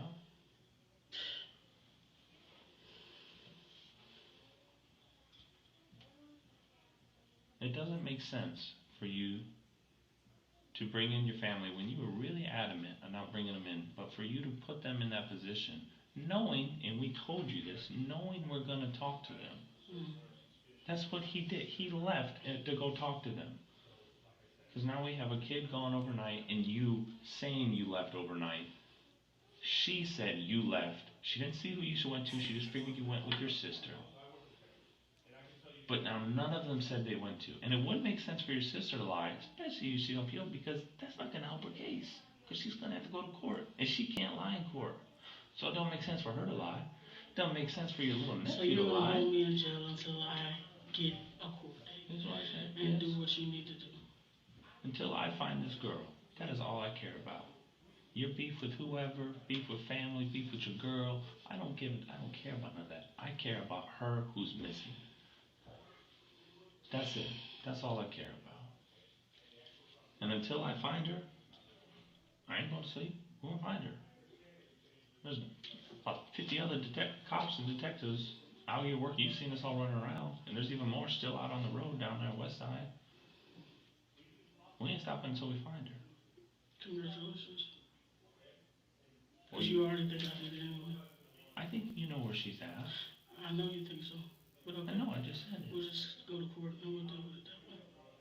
Okay, that's the other route. I just want to know where she's at. Go search. That's what we're doing. You could help us out. If you care about this family like you say you do, you would help us out. Either you don't care about her. I answered every question you had. So I'm going to go to court and I'm going to feel chastised because y'all was chastising me. I'm just asking the question. But you guys are chastising me. Now you're saying I'm being detained. I'm not being detained. Well, no, so you can call it what you want. You're not free to leave. Detained. Because it's okay. like get somebody. The It's most like what? probable one is like get somebody. Let's not get somebody. And here you are trying to smooth talk me out the hotel. Oh, bring her and bring the kids. Come on so we can question her. Mm-hmm. Yeah, because you're a piece of shit. And I have nothing else to say. I just want to see my girl and them before I go. And that's it. Go and take me And I'll down. still let you do that. Go and take me down. And do what you do. Take me to court. Bring up what you need to bring up. And I get over. Okay. Well, like I said, before we leave, I'll make sure they say bye to you. I can do it now. Just Well, see you them. can hang out here, and I'll make sure that it's okay. I don't see an issue with it, but again, I'll double check that it's all right that you say bye, and then we'll have one of the uniform guys take you over. All right? Why you think I'm moving off? Well, no, just because they got handcuffs and Come stuff. on, let's get this right. I don't have any of that. So, Come on. all right. All right, you can proceed. Thank you, Your Honor. Detective Sorensen, at the conclusion of the interview that we just watched, did you in fact get a search warrant for the phone that went into the defendant's information?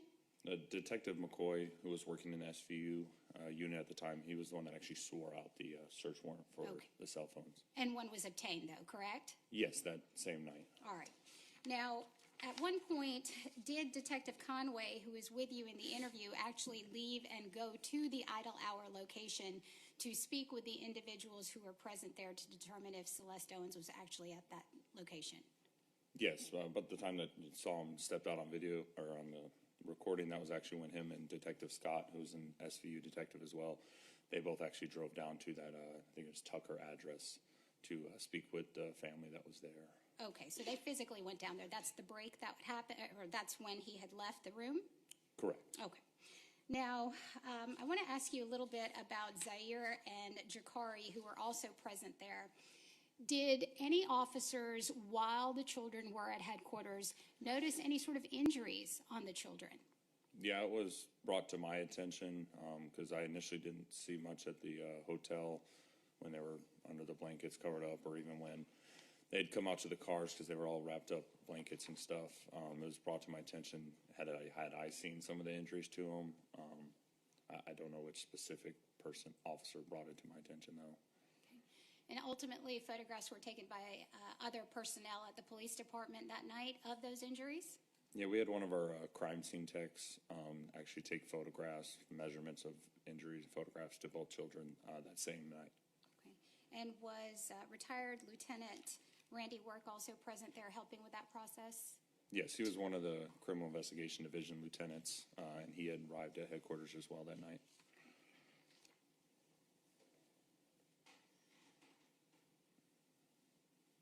All right. Now, pursuant to the extraction of the defendant's phone, were there some videos that were found that were of concern to you? Yeah, well, I was made aware the next morning of several videos. I believe it was actually Detective Lorenzo that had said there's some videos on there of some abuse of the children that I needed to look at. All right. And so could you just tell the ladies and gentlemen of the jury the sort of timing of how and when when the phone was actually extracted in relation to what we saw here with the defendant? Yes. So on the 21st, that Sunday night, it was probably at least after 7 p.m. when Detective McCoy actually got this search warrant, and they weren't given to the lab till, once he got the search warrant, we gave the phones to the lab, and they started on it late that night. But those extractions take forever. I think by the time I got back to the office the next morning at like 7 a.m., Detective Lorenzo told me that he had finished it up at like 4 or 5 o'clock in the morning. So it was probably 5 or 6 hours that it was downloading.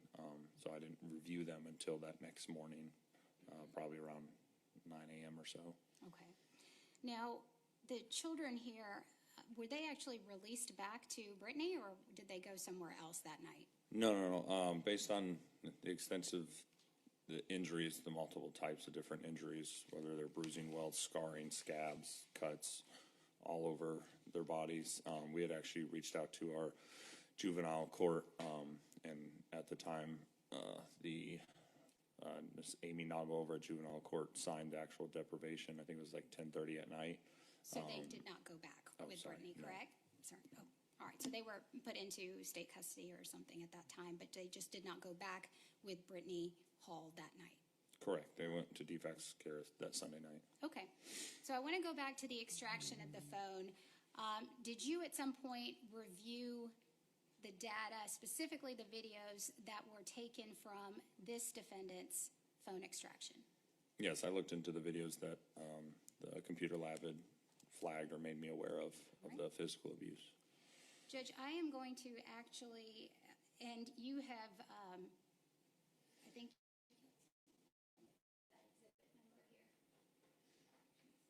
now, you previously had told the court that you reviewed the extraction, signed the actual Exhibit 26A that was previously admitted into evidence. So from that particular extraction, I want to show some videos to you, Judge, and I would at this point ask that I be able to publish specifically States Exhibits 27 through 41, which are portions of the extraction from 26A, which has already been admitted into evidence. I thought 26A was the redacted interview. I apologize, Judge. It is, you're correct.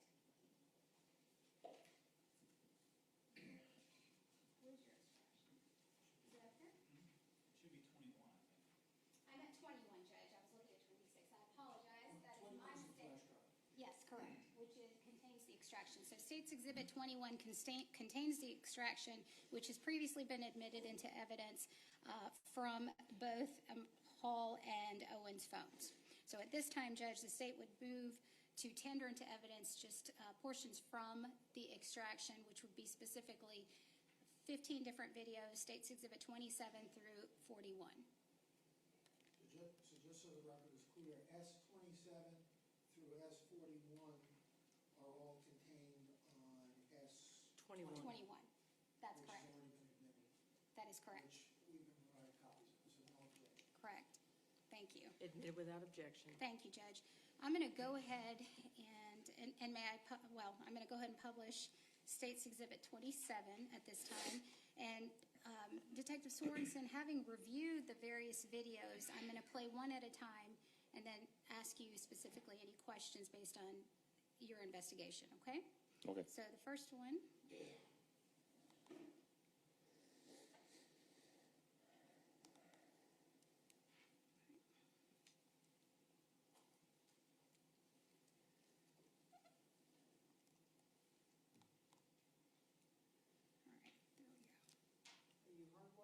No, I'm click share, so we're good now, Judge. Let me just go ahead and get this to where I need it.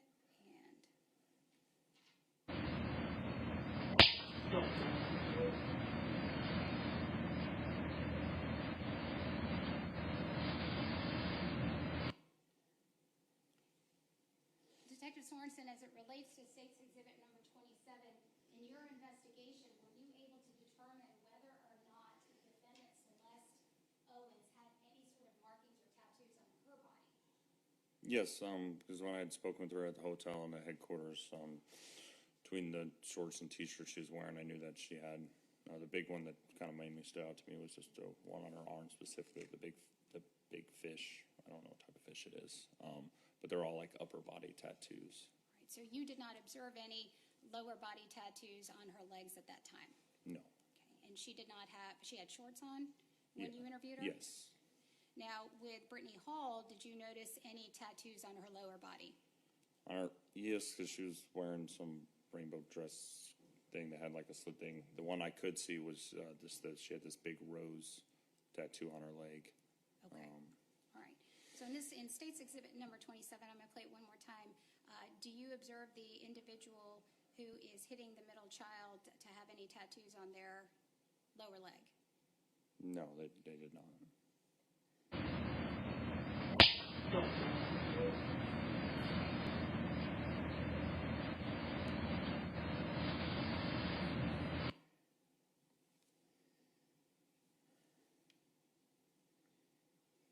I'm going to show you what's been marked as States Exhibit number 28 next. Don't move.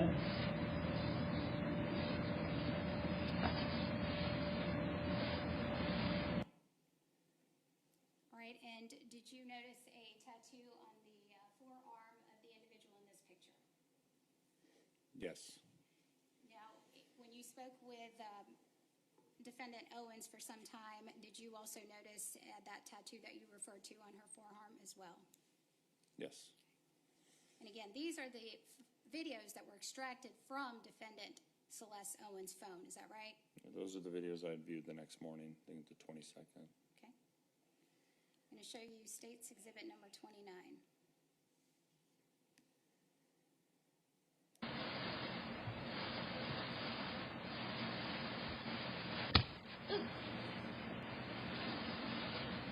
Go to the bathroom. Again, did you note any tattoos on the arms of that individual, or excuse me, on the legs of that individual? No.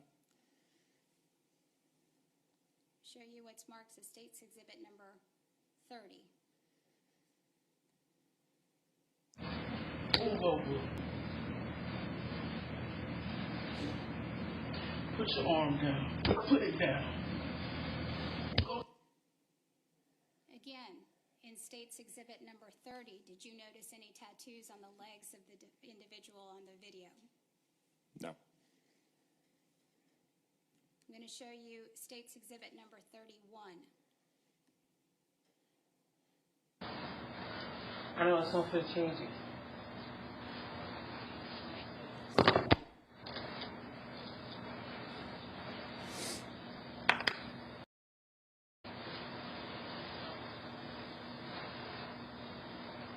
He finna get smacked. First of all, he finna get smacked now. I don't know who's looking at me. Say, I'm finna handle it.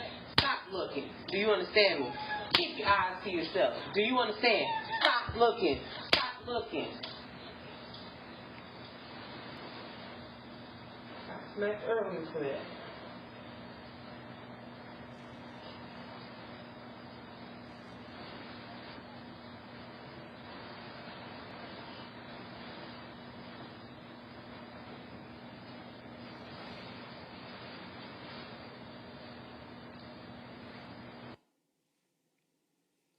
Obviously, in State's Exhibit 31, we do see a tattoo on the legs and a description of a rainbow-colored dress that you see there as well. Is that correct? Correct. Okay, and that is similar to the dress that was worn by Brittany Hall when you met with her at headquarters? Yeah, on the 21st, correct. I'm going to show you State's Exhibit number 32.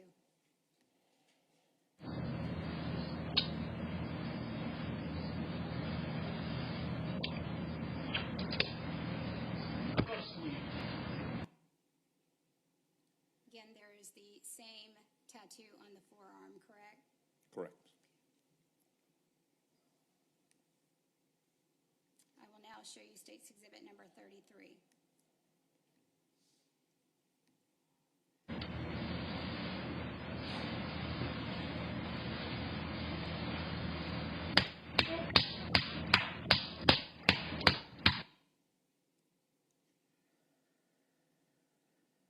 I think we understand the tattoo situation, so I'm going to continue forward with State's Exhibit number 34.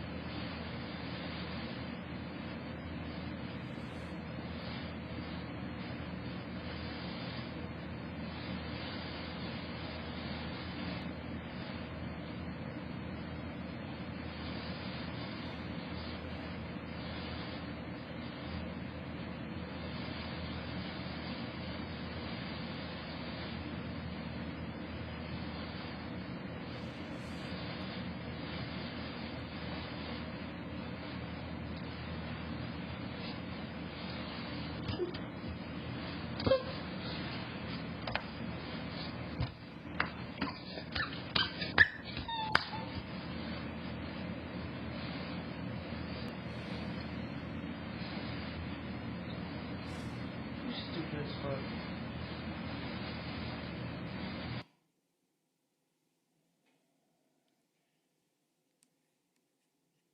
This is State's Exhibit number 35.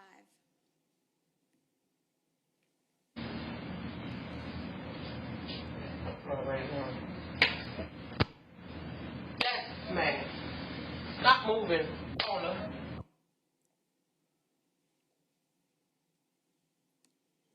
State's Exhibit number 36. You stop, you heard me? I'm standing right here, you got this. I'm standing right there. Hey, get the point!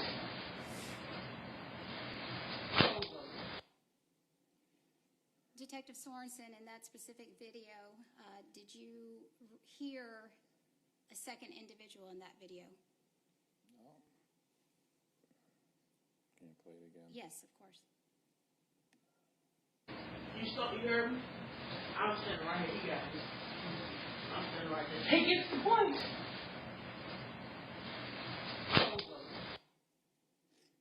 Yes, I can hear a second voice. State's Exhibit number 37.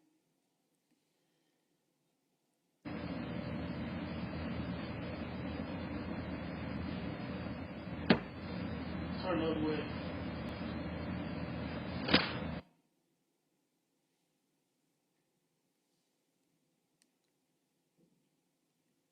State's Exhibit 38. They said, shit, sweet your ass, bitch. What is it? And all in front of the truck. As soon as you walk out, he... And again, in 38, did there seem to be two voices communicating? Yes. Yes.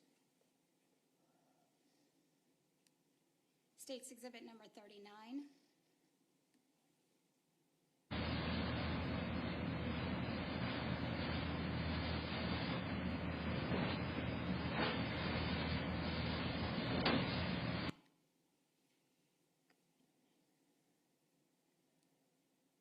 State's Exhibit number 40. Fuck your fool. Turn around and put your hands up.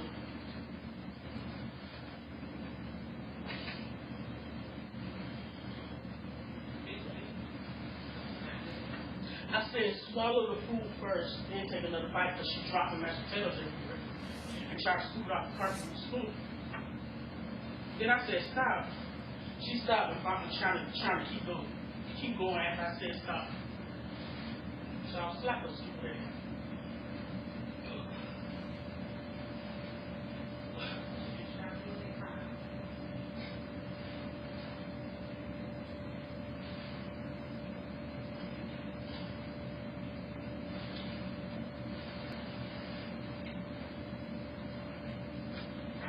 Oh.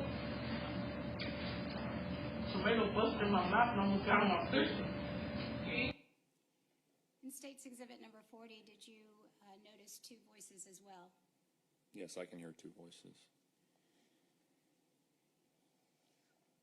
I have one more video to play. Do you have an idea as to when these videos were actually taken? Was there a date range in your extraction summary?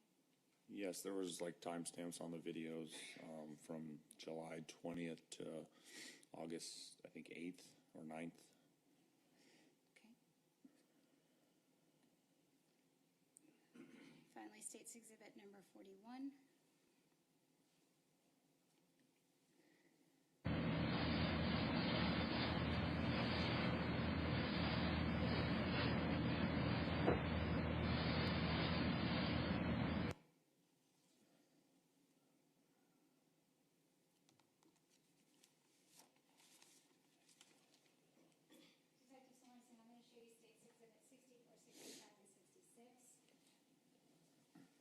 Previously shown these to defense counsel.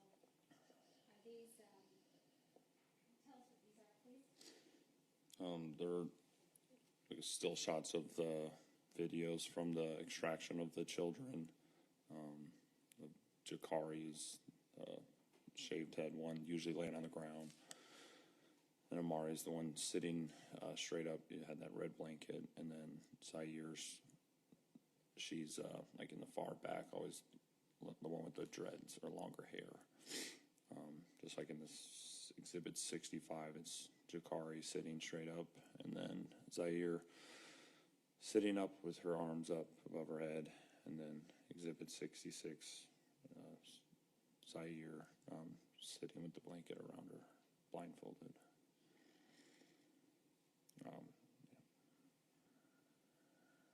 Do these accurately depict portions of the videos that were just published in open court? Yes. Judge, at this time, I would move to tender into evidence states exhibit 64, 65, and 66 that have previously been shown to defense counsel. That's correct, Judge. No objection. Admitted without objection. I don't have any further questions, Judge. Thank you.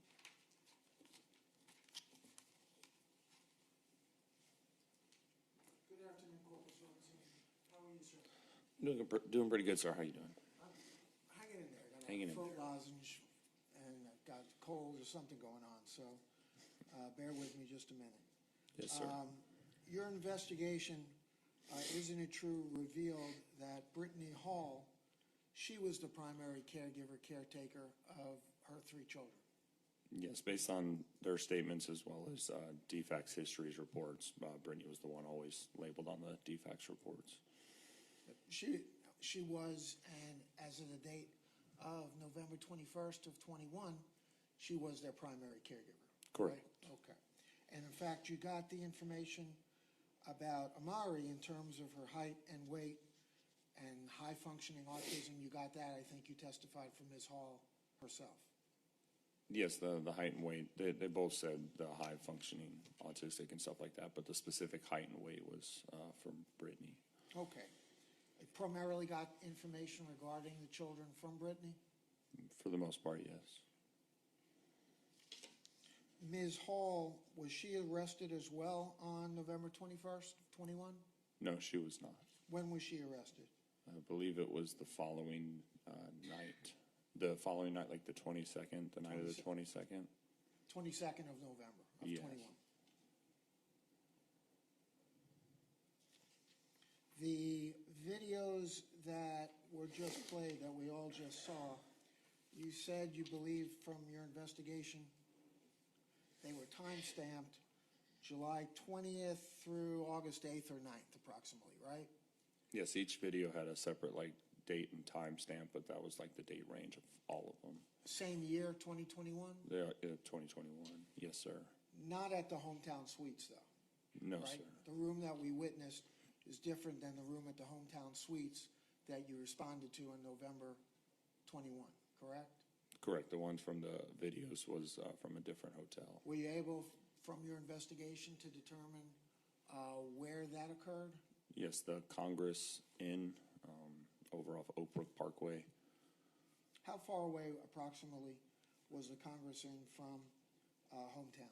I think on the GPS said like 4.4 miles.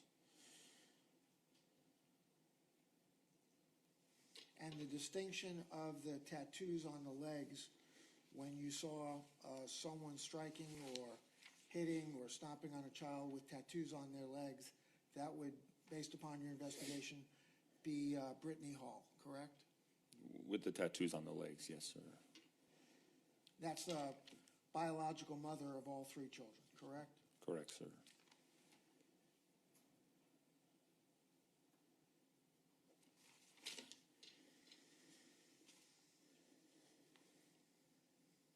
Thank you, sir. I don't have any other questions.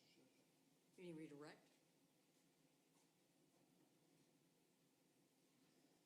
I do not have any questions, Judge. Thank you. May the witness be excused. The witness may be excused. That's correct. All right, thank you, sir. You're excused. Thank you, Judge.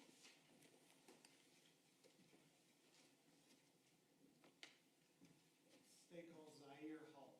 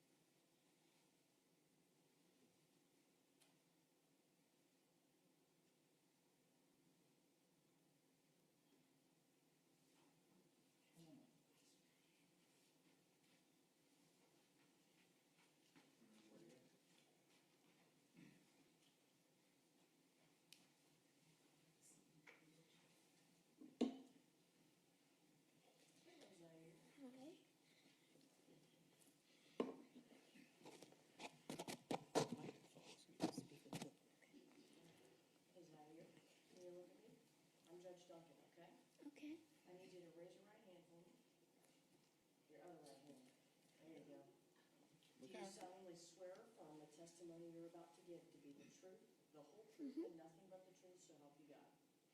Yes. All right. You put your hand down, and I need you to make sure you speak into the microphone so we can all hear you, okay? Okay. All right, very good. I want you to talk loud enough that the people in the back can hear you. Okay. All right. Can you say your name and spell it for us? Zaire, Z-A-I-R-E. What's your last name? Hall, H-A-L-L. Thank you, ma'am. How old are you? 9 years old. Are you in school? Yes. What grade are you in? 4th grade. 4th grade? What is your favorite subject in school? Math. Math. Do you like spelling? No. You don't like spelling? No. What about English? You got to answer out loud. No. Just math. Okay. Where do you live? What city do you live in? I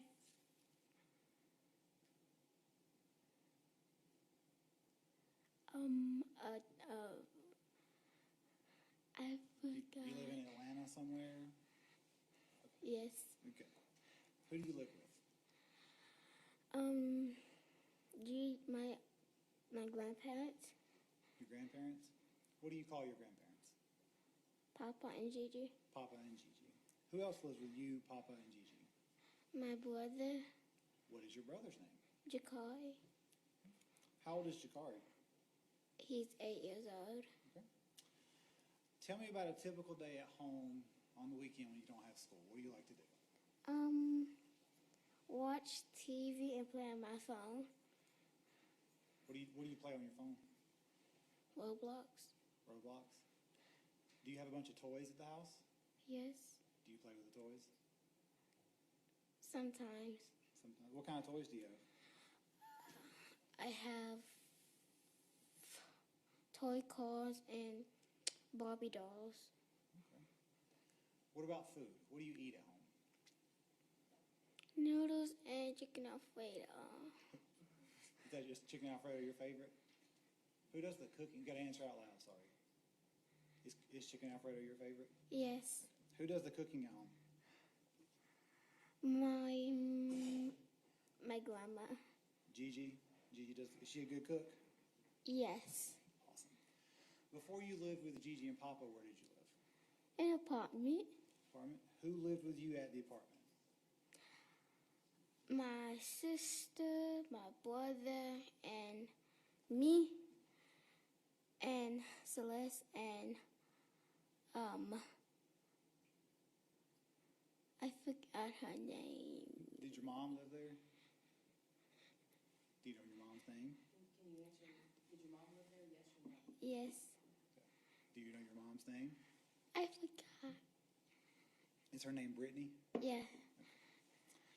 You mentioned you had a sister that lived there. What's your sister's name? Maury.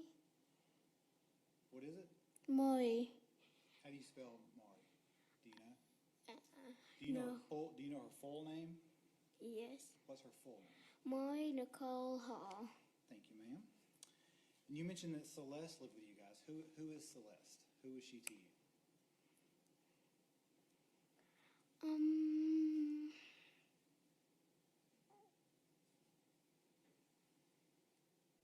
Let's try this a different way.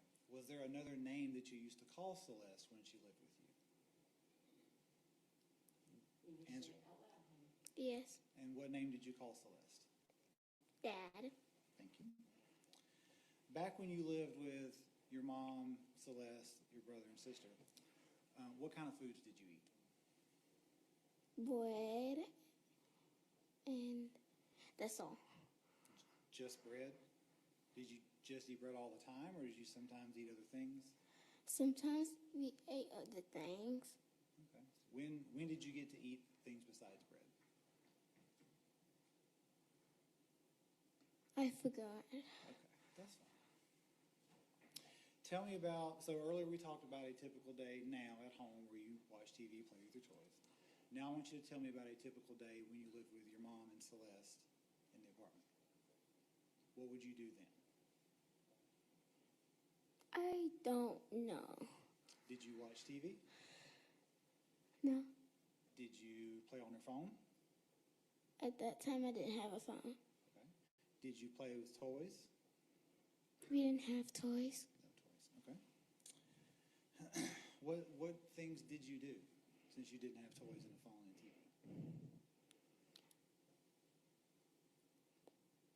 We looked at the wall, and yeah, that's all I can think of for right now.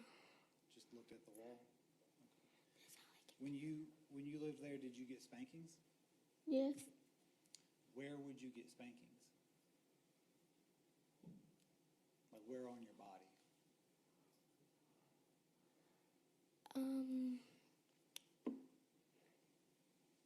I forgot that. I forgot. You forgot where you got spankings? Okay. Did you ever get touched in any way other than spankings? No. No. Did you get...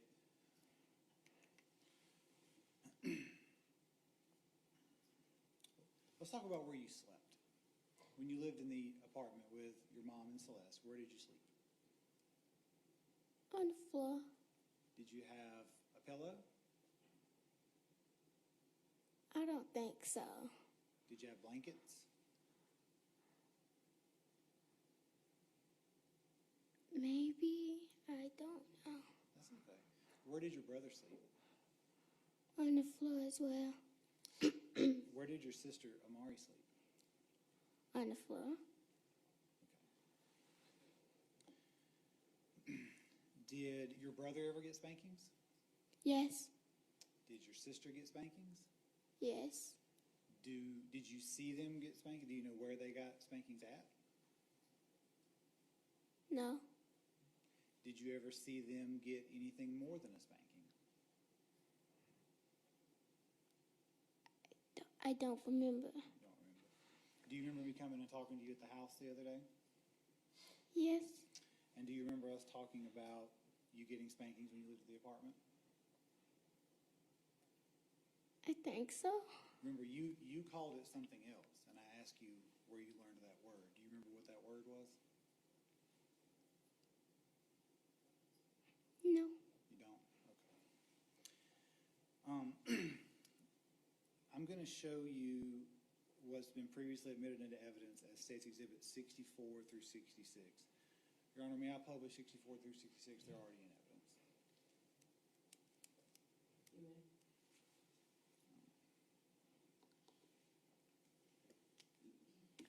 You can look right here, sweetie. Yeah, there's a little TV there.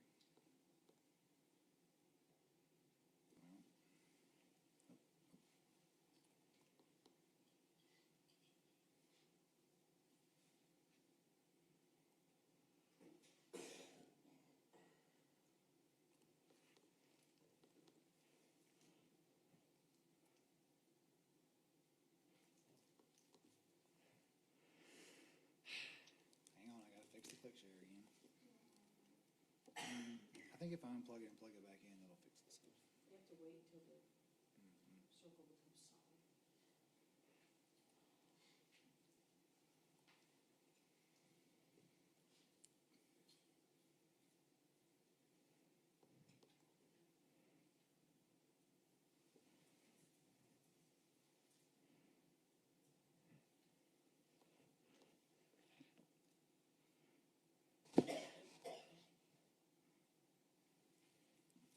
You just plug in the hardwire. It's okay.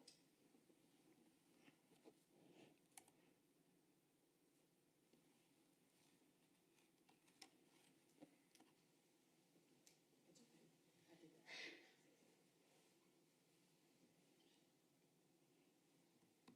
Okay, here we go. So this is State's Exhibit 64. Can you see that? Mm-hmm. Okay. Yes. I'm gonna put a little circle on people's faces, and I want you to tell me who they are, okay? Can you look at the monitor? Who is this? My sister. Is that Amari? Yes. And then who is this in the front? My brother. And who's this way in the back? Me. You? Is that where you and your brother always slept when you were there? I don't think so. No? Okay. Where else would you sleep? In that room? I don't know. Let's look at State's Exhibit 65. Okay. Who is this in the bottom left? My brother, And this in the far back? me, That's you. What are you doing in that picture? I don't know. I really don't know. Are you staring at the wall? I think so. Do you remember why? No. And this is State's Exhibit 66. And in the back right corner there, who's that? Me, What's that on your face? Do you see that? yes. Do you know what that is? No. You don't? Okay. That's okay. All right, we're going to go back to State's Exhibit 64. And let's talk a little bit about Amari, okay? Okay. Did you and Amari get along? Yes. Did you guys fight at all? No. So on this picture here that we see of Amari in the middle, it looks like she has really short hair. Is that right? Yes. Was her hair always short like that? No. How did it get short like that?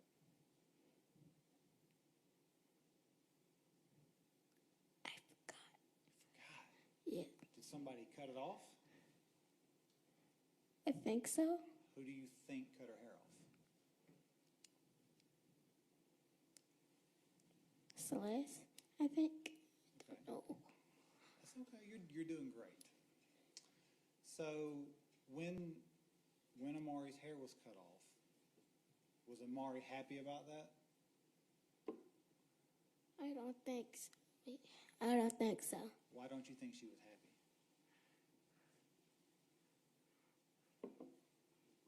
I don't know.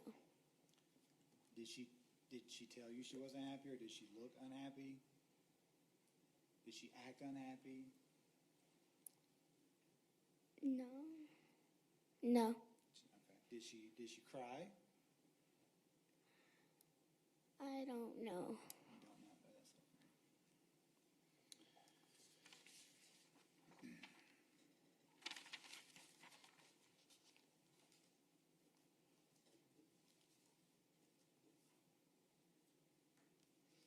Can I have 1 second, Your Honor? You may.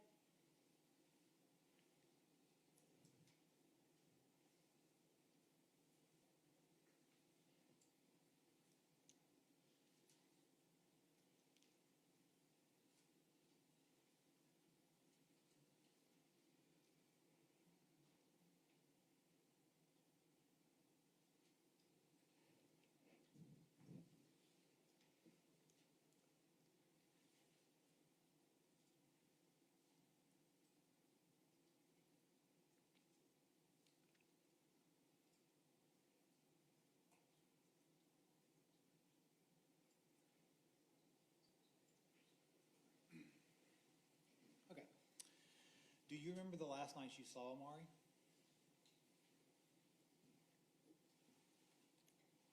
Yes. Okay. Can you tell us what you saw that night? I don't remember what I saw that night. You don't remember what you saw? No. Do you remember talking to me the other day at the house? Yes. And then you talked to me up here too, right? You remember that? Yes. Okay. Do you remember us talking about that? No. Okay. Do you remember talking to the police at the apartment or at the police station? Yes. Okay. Did you talk to the police about what you saw that night?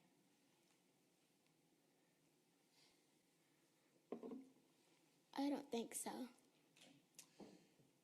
If I showed you a video of you talking to the police, would that help refresh your memory about talking to the police that night?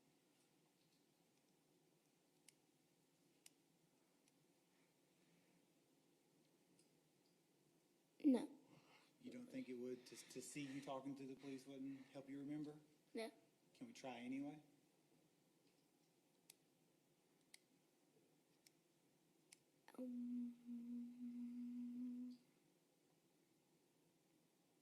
No. We're going to try anyway. Your Honor, can we take a matter up outside the presence of the jury? We can. All right, ladies and gentlemen of the jury, we're going to take a brief recess. I'm going to ask you to step outside.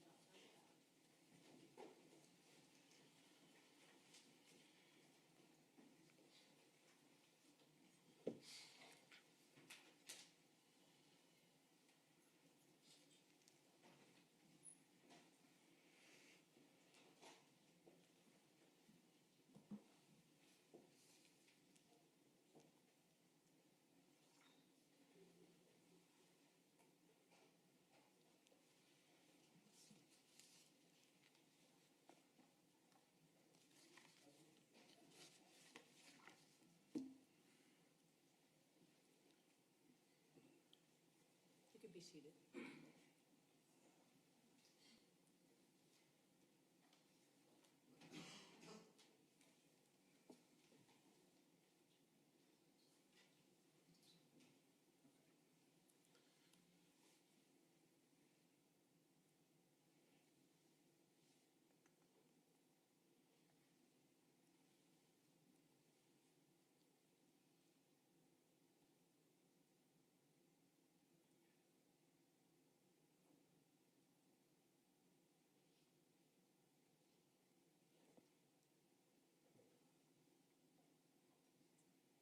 How long is that?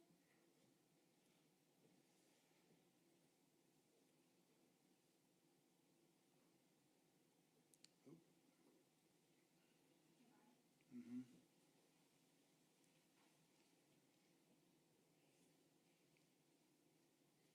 You need any water, honey?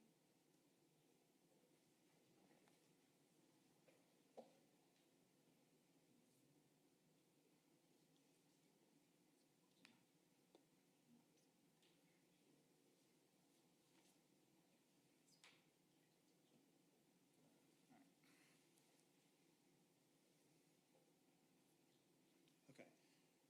Can you see the image on the screen? Yes. Is that you? Yes. Okay. We're gonna. You okay? Yes. Okay. We're gonna watch a little bit of this. You ready? Yes. If I can make the sound work.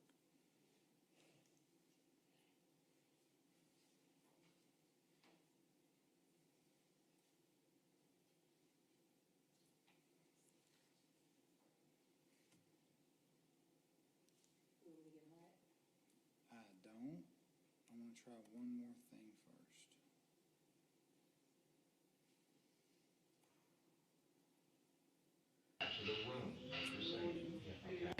You can sit anywhere you like. You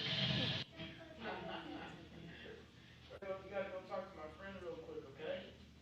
Just talk to him, and then you'll come back, and we'll try to see if we get you another bar. Some more food, okay? I'm gonna go right in here, alright? Your sister's gonna go talk to him, okay? If it's cool with you, I'm gonna close the door, okay? Okay.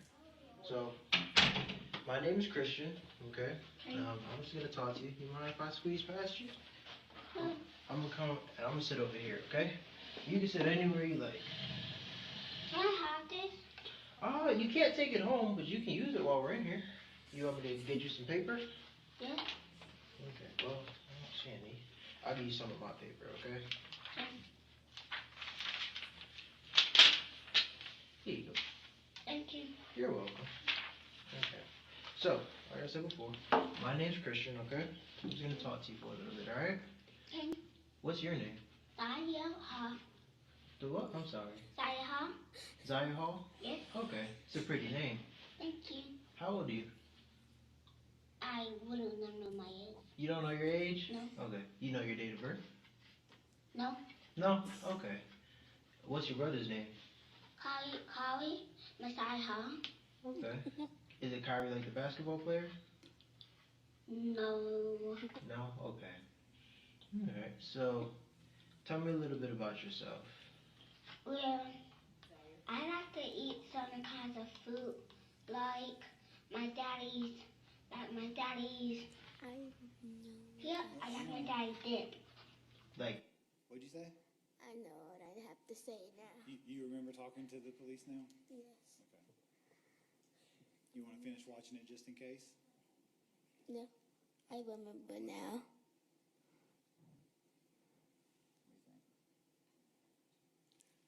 Let's watch some more of it, okay? Okay. All right. dip, like for chips and stuff? Yes. Okay. What else do you like? I like to go outside and play games. Oh, what's your favorite game? Ladybug. Ladybug? Yes. How do you play that? I don't know. Oh, it's where people people telling business from Hawkmoth, and they come back when Ladybug saves the day. But Ladybug's not real. I can tell you, but her name is Ladybug. Usually, I don't call it Ladybug. I call her Monette, because Monette is the superhero. Monette's a superhero? Yes. What's her superpower? I don't have a superpower. No, what's Monette's superpower? Using lucky charms. And that's all she got. Oh, okay. But it's another superhero named Wall. But his name is Daisy. By herself. Yeah, I tell you when Mommy and Dad was going to go out, when Mom was out to the store. Do you remember what day that was? Okay. Alright, so you said that she does sneak out with you, but she has to wear a diaper? Yes, because he peed on herself and said it on herself. Okay. Does she ever sneak out by herself? Yeah. What? Okay. When's the last time she snuck out by herself? Yeah, I tell you when Mommy and Dad was going to go out, when Mom was out to the store. Do you remember what day that was? It was this night. This was this night? Yes. Okay. And So, besides, she's at a hospital that bad kids go to, and a man put a hole in the dark room. oh wow, that sounds kind of scary. When was she at that hospital? The other night? The other night? Yes. Okay, so would you say it was like 2 nights ago? Or 3 nights ago? 2 nights ago. Do you remember the last night you saw your sister now? Yeah. Okay. If I stop watching this and we bring them back in, are you going to be ready to talk about it? I'm ready to talk about it. You are? Okay. Your Honor, I think we can bring the jury back in and see how it goes.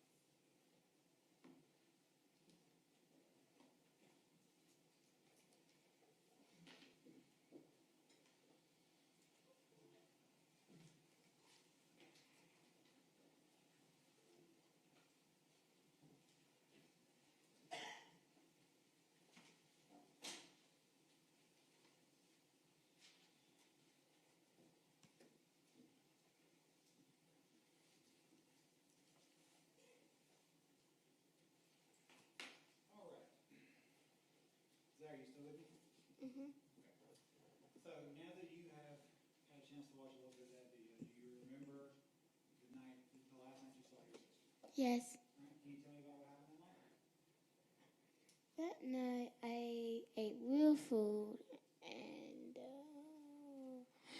Why did you get to eat it? I don't know the details. And my brother and my sister didn't get to eat no real food. And then my sister went to the bathroom, and when she came out, Brittany told her to open her mouth, and she had toilet paper in her mouth. And the next morning she wouldn't wake up, and yeah. You said the next morning what? She wouldn't wake up. Wouldn't wake up, okay.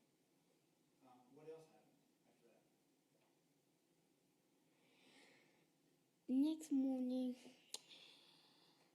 Brittany tried to wake her up, and then after that, she got put in a container with a lid on it, and got put in the trunk of a car and drove to the bad kids hospital.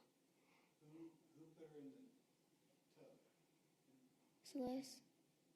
You what? Celeste. And where did you say she took her?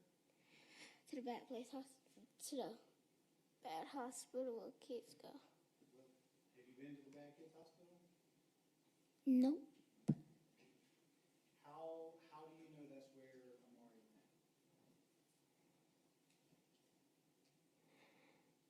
Celeste talked about it a lot when we.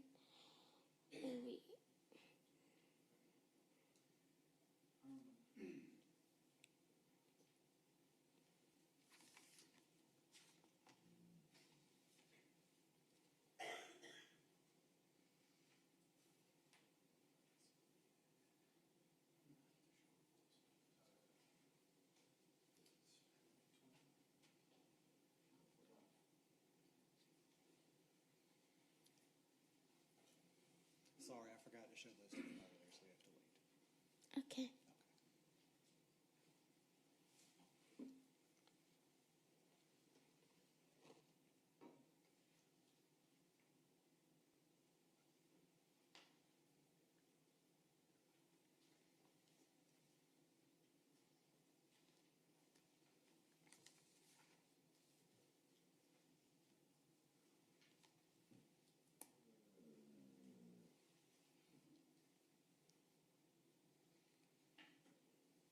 This is my German Shepherd. It's not my stomach, okay?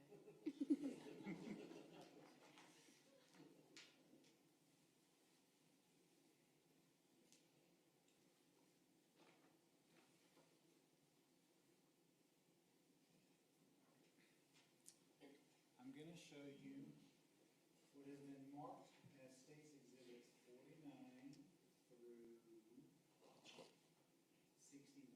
Okay? Okay. Look through those, and after you look through all of them, let me know.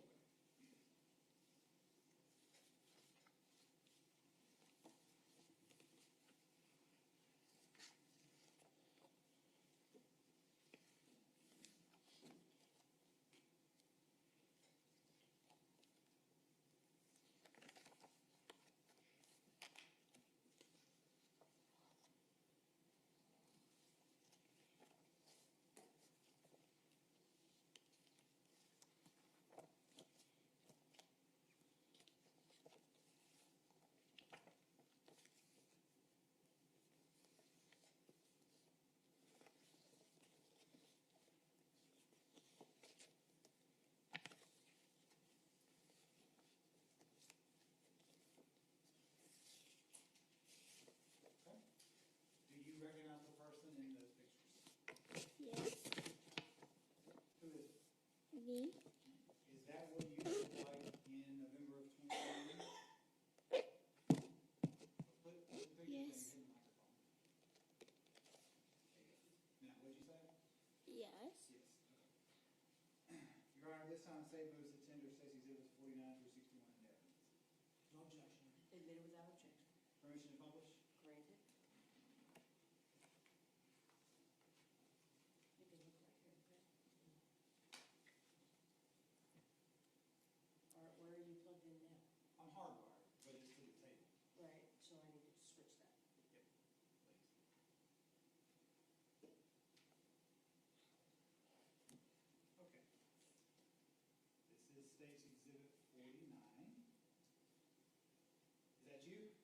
Yes.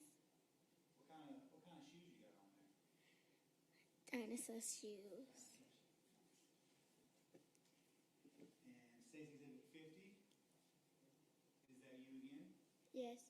What's on your nose? Do you know those on your nose? No. Stacy Exhibit 51. That's your face again? Yes. Closer up on your face? Yes. Do you see the thing on your nose I was talking about now? Yes. Don't know what that is. No. Stacy Exhibit 52. What is that a picture of? Look at the TV. I don't know. Is that your chin? Yes. All right, this is Stacy Exhibit 53. What part of your body is that? My arms. Do you know where those marks came from? No. Stacy Exhibit 54. What part of your body is that? That's still my arm. That's my Still arm. your arm? And Stacy Exhibit 55. Still your arm. Yes. What is this one? This is Stacy Exhibit 56. Like,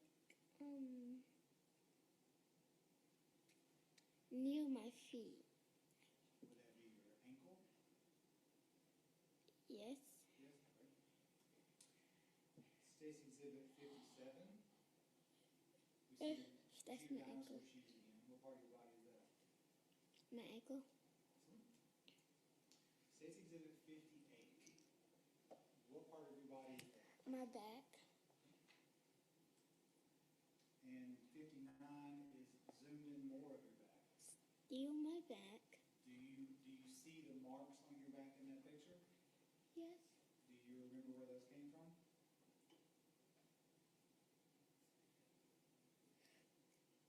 I think so. Okay, where do you think they came from?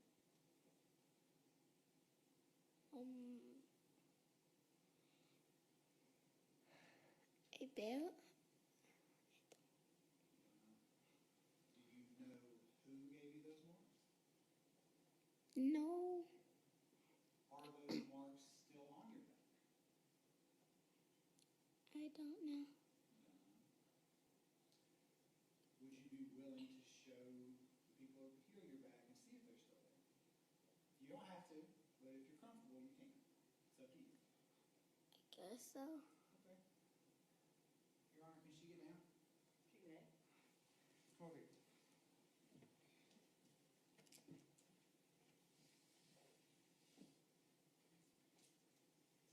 How tall? Or they might not be able to see you. Let's go back over here. Can you look, face me? Can you lift just the back of your shirt? Nothing else?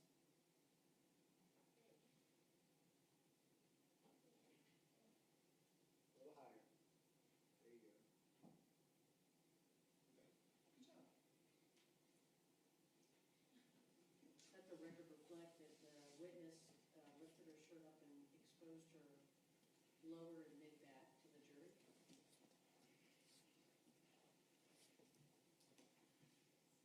Stacy Exhibit 60, what part of you is that? My spine. Is it? Look at the picture. I don't. I don't know. Is that your front or your back? I thought. Is that your stomach? Yes.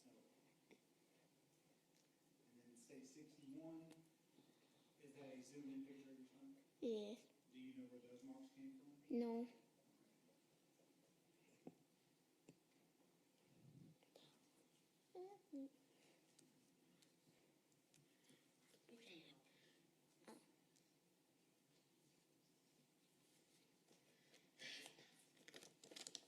I don't have any more questions for you, but Mr. Greenwald might have some, okay? Okay. I'll get those pictures and move them out of your way.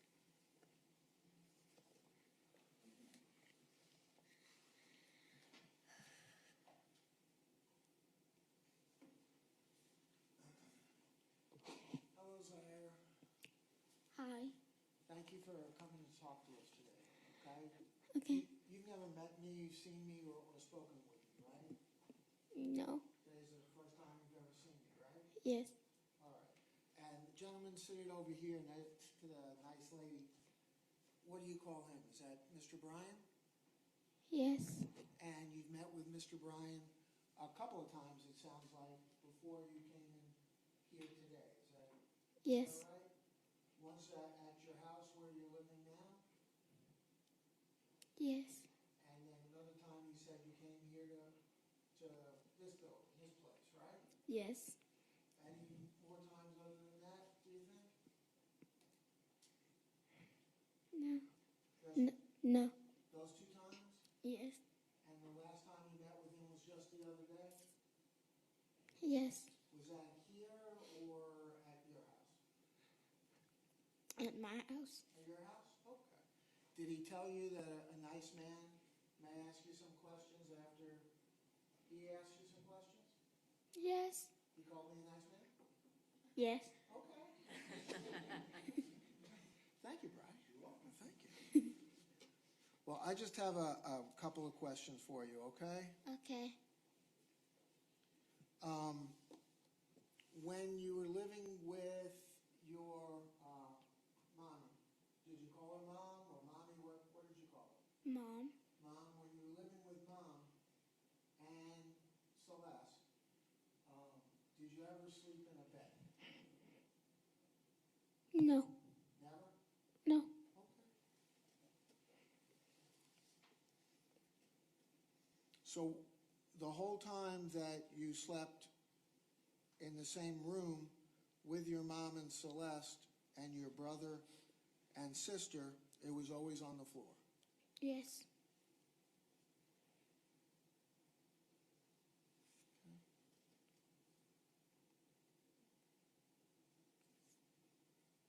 Now, I know we're asking you to remember stuff from 3 years ago, right?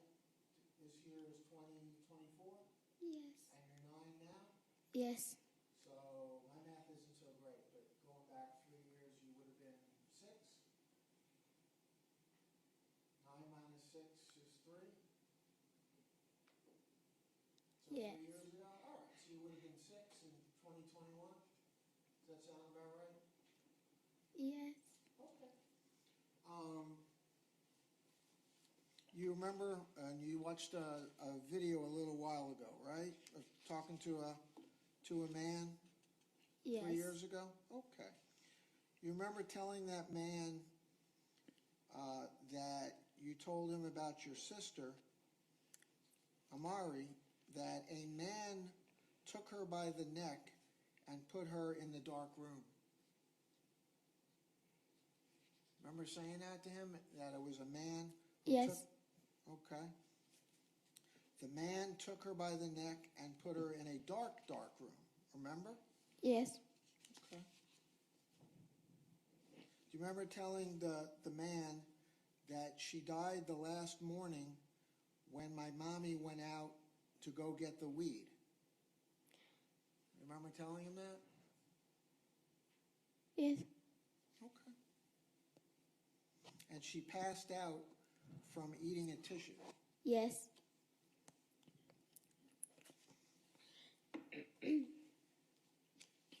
Did, and I'm sorry to ask this question, I don't want to make you uncomfortable at all, but did your mommy ever hit you?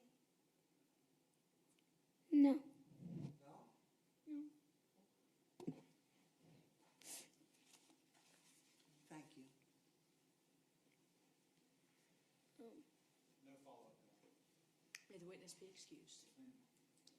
All right, thank you, Zaire.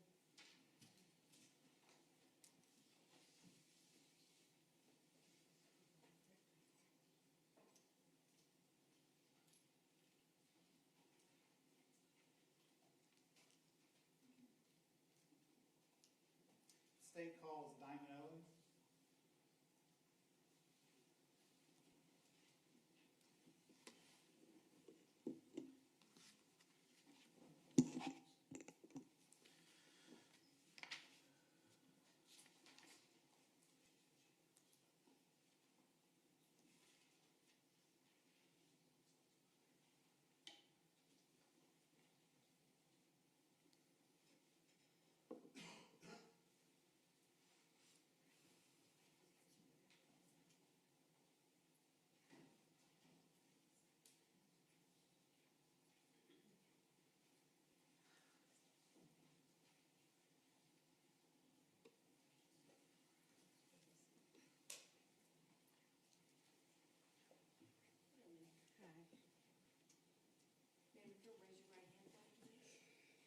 Do you swear affirm the testimony you're about to give in this matter to be the truth, the whole truth, and nothing but the truth, so help you God? Yes.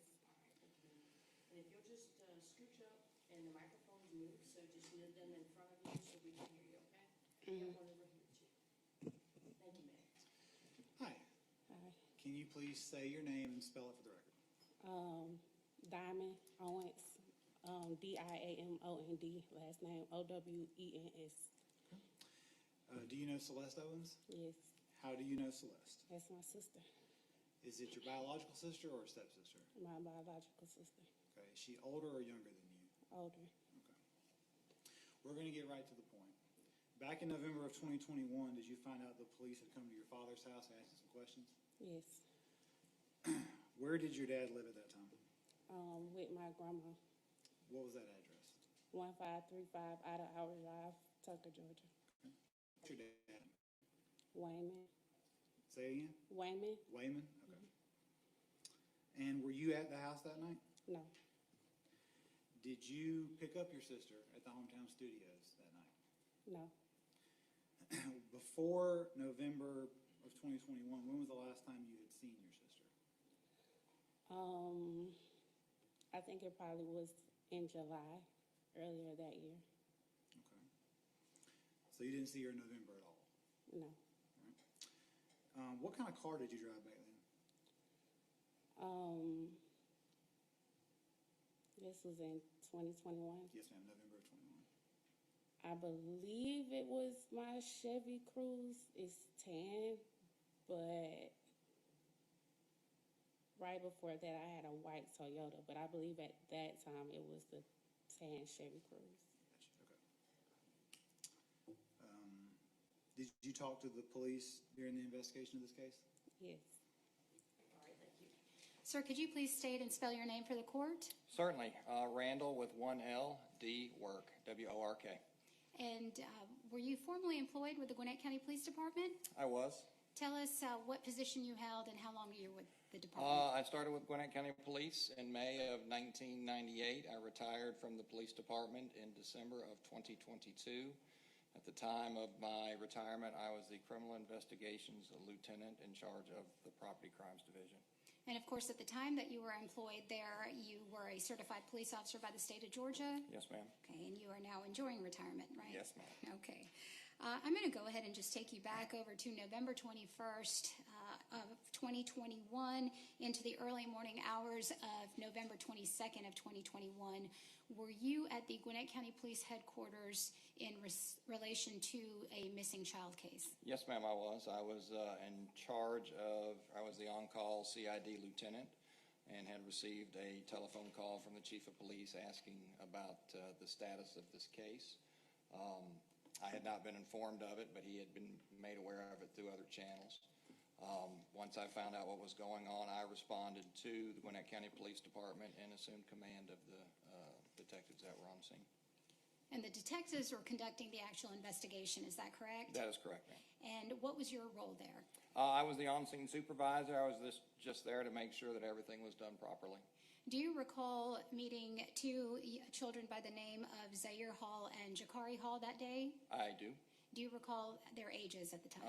5 and 6, I believe. Okay, and do you also recall being told that you noted injuries or other officers noted injuries on the two individuals? Yes, ma'am.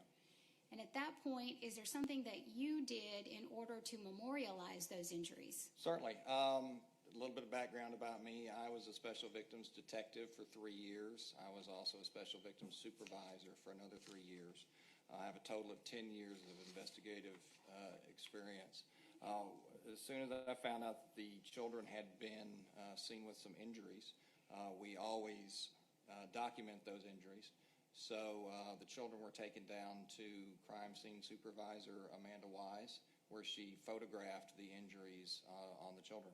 And this was done there at police headquarters? Yes, ma'am. And you were present for those photographs to be I taken? was. You'll see in the photographs that you're probably going to present, you'll see my hands holding a scale up to document the size and scope of the injuries. Well, since you mentioned them, I do have State's Exhibit number 42 through 48, which I have previously shown to Defense Counsel. So I'll ask you to please just look through them briefly and tell me what it is before we publish them, or ask to publish them. Certainly. The photographs of this child right here, the male, they're all consistent with the photographs that were taken. That's my hand holding up his arm, and that's my hand right there holding up the scale to show some bruising as well. And the male child, that's Amari Hall? Yes, ma'am. Okay. And to your knowledge, is that an accurate reflection of the way that you remember Jakari looking and the injuries that you observed on him? Yes, ma'am. Any material alterations, deletions to your knowledge? No, they look pretty accurate. All right, Judge, I would like to move to tender into evidence States Exhibit 42 through 48, again previously shown to defense counsel. That's correct, Judge. Previously shown, no objection. Admitted without objection. Thank you, and may I publish those as well? You may.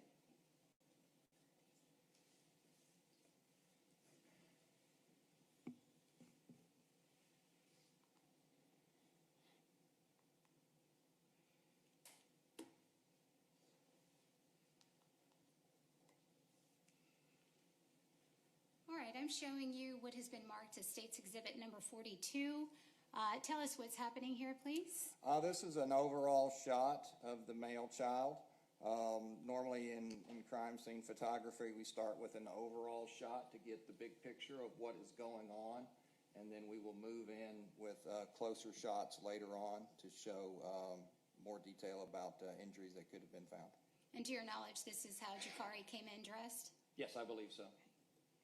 I'm going to move on to States Exhibit number 43. Do you see, are there any injuries noted here that were observed? I don't believe so. I think I would have held a scale up to document them. Okay.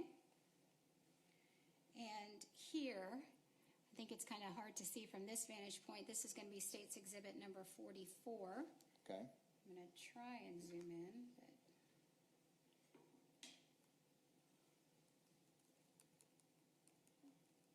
were there any bruises noted or markings noted there on the side? I know there's a bit of a glare. You can see some bruising, but I would also like to point out the distended belly of the child. During my course of interaction with both children, they were quite hungry, actually. And in fact, during the course of the investigation, they made that known. They said they were hungry and other people were hungry as well. So we ordered some pizza from Papa John's. These two children themselves, at 5 and 6 years old at the time, finished off an entire large pizza between themselves, which is 4 pieces each, as well as a small gluten-free pizza as well, to give you a little background on those. There's a pointer right there if you'd like to use that. Certainly. Yes, the distended belly right there, that is indicative of someone who may be malnourished. All right, well, and the bruising there that you noticed, could you point that out as well? That could be a possible bruise, and that could be a possible bruise. All right. Now this is going to be States Exhibit number 45, I believe. What are we looking at here? This is a photograph of the child's back. You can see some discoloration, and I'll point that out. There's a little glare, but there is some discoloration there, and you can see some striation marks and some scabs that were, looks like they're in the process of healing right there, and right there, and right there. Okay. And then here we have States Exhibit number 46, and let me just move over, and I think 47, which may be a better vantage point. Okay. What is it first of all, is that your hand? That is my hand. Okay. You can see some linear marks that start up there and come down to here. You can also see some scabbing there and some generalized bruising there and there that could have been from someone grabbing the child with great force. And then is there a measurement of those markings there on the hand as well? That is correct. Okay. And the scale is millimeters on that one. All right. And that last scale would have been States Exhibit number 48 also. And Mr. Work, while you interacted with the children, while the children were there, did they seem well behaved to you? Yes, I didn't have a problem with them at all. Were they running around? I can't recall that, ma'am, but I don't believe so. Okay, and respectful? They were, yes. Thank you, sir. That's all the questions I have for you. I don't have any questions. May the witness be excused. Yes, sir. Yes, thank you. All right, thank you, sir, you're excused. Thank you, Your Honor. Do you need these back? Yes, thank you. I do need those back. Thank you very much.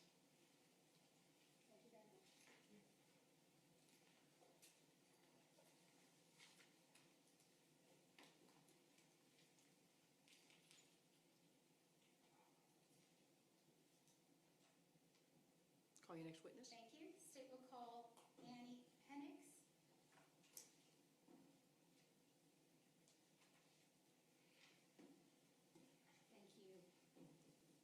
Thank you. I'm sorry, did you say Annie or Danny? No, Annie. Yes, A.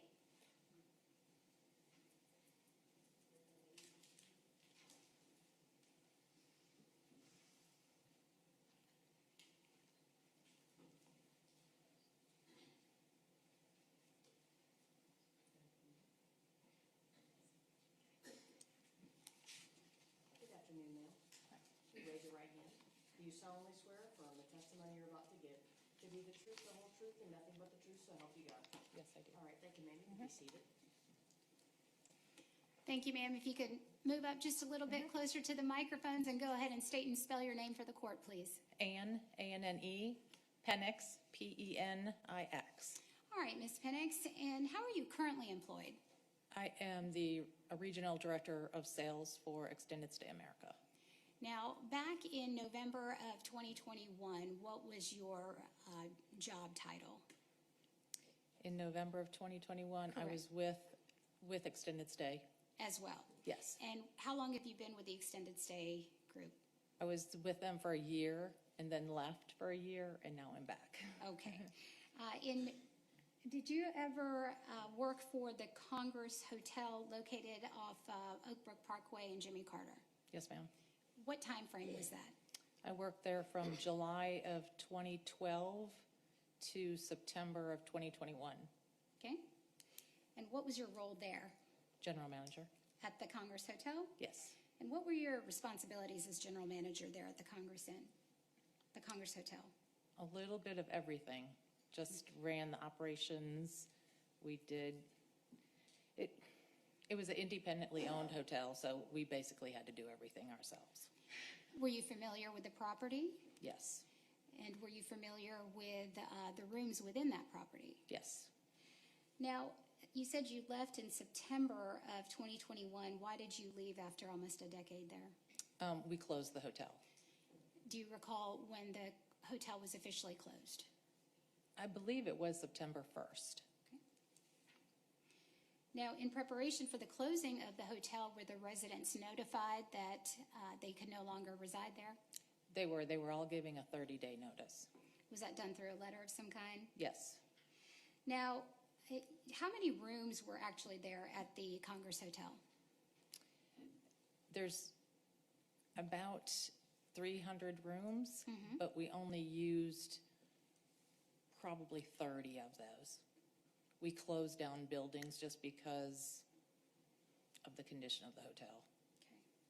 So you were familiar with the various kinds of rooms that were there at the Congress Inn back in November of 2021? Yes. Okay. Well, it's closed in September, Right. so prior to that. Yes. I'm going to focus kind of around the June to August timeframe. Would there have been similar rooms to when they actually closed in September? The decor, the wallpaper? Yes. Okay, so there Yes. wasn't any major renovations No, prior not at to all. shutting down? No. Okay. You had gone into several of the different rooms. Yes. You described to the ladies and gentlemen of the jury, was the facade or the decor of those rooms essentially the same for every single room? They were exactly the same.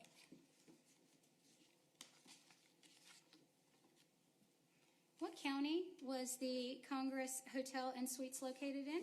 Gwinnett. All right, I'm going to show you what's been marked previously as States Exhibits number 67 through 70. I have previously shown those to Defense Counsel as well. Okay. I will ask you to please have a look at these for me and tell me if you recognize these. Yes, this is the front of the hotel, the front entrance. This one here is the Okay, front entrance. I'll go through them in Oh, okay. just a moment, but do you recognize those as photographs of the Congress Inn interior and exterior? Yes, And is that how the Congress Inn would have looked throughout the 2020, 2021 years? yes. And So these were, if you look closely to them, you can't really see the wallpaper very good, but Well, before we get there, I'm Okay. sorry, I'm going to have to ask the court for Okay. a couple questions before we start going into the details. But those accurately reflect Yes. the rooms as you Mhm. remember them, Yes. as general manager for 10 years there. yes. Judge, at this time, the state would move to tender into evidence States Exhibits number 67 through 70, again previously shown to defense counsel. No objection. Admitted without objection. Thank you. Now, may I publish these as well, Judge? You may. All right, now, Ms. Penix, I think it might be easier to share those photographs with the jury by placing them there behind you. You can also see the monitor next to you, but I'm going to show States Exhibit number 67 first.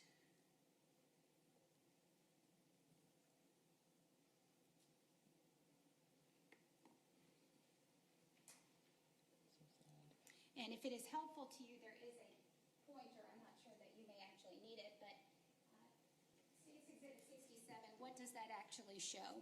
So that's the actual front entrance of the hotel right through here is the front entrance. And that is the one, that is the location that you referred to in Oak Brook Parkway in Jimmy Carter in Gwinnett County? Yes. States Exhibit number 60, let's try 68. All right, and I'm just going to ask you to explain the surroundings and how you were able to determine that this would be a room at the Congress Hotel. So this would be the living room, and it's hard to see, but This might be a good pointer time, The- actually, if you don't mind. well, it's, uh-huh. And point on the screen. And if you're okay with maybe standing Oh, up, it yeah. might help you a little. So it's hard to see, but this wallpaper here, the logo, is the same logo as this, and it's a CH. It's for Congress Hotel. Okay. And that is, in fact, recognizable by you as one of the rooms at the Congress Hotel there on Oak Brook Parkway. Yes. I'm going to show you States Exhibit number 69. Tell us if there's anything here that you recognize as well. Same thing with the logo carpet and the wallpaper, and then each of the living rooms have this couch in it. And then there's also, you can't see it, but there's drapes here that have the same logo on it. All right, and then finally, States Exhibit number 70. Is that the same logo there on It the is. carpet and then again on the wallpaper as you previously described? It is, yes. That's all the questions I have, Judge. Thank you. Council may have some questions for you. I don't. Okay? Thank you, ma'am. May the witness be excused. Yes, Your Honor, thank you. Thank you, ma'am, you are excused. Thank you.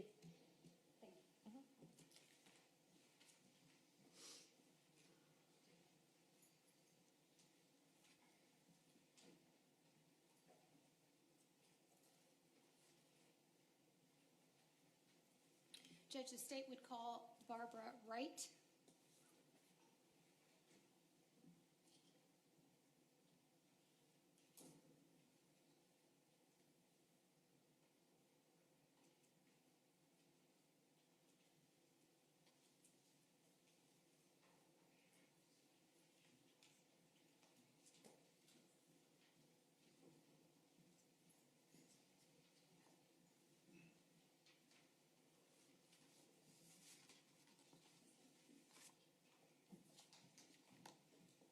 Good afternoon, ma'am. Good afternoon. Ms. Wright, will you raise your right hand for me, please? Yes. Do you solemnly swear or affirm the testimony you're about to give in this matter be the truth, the whole truth, and nothing but the truth, so help you God? I do. All right, thank you, ma'am.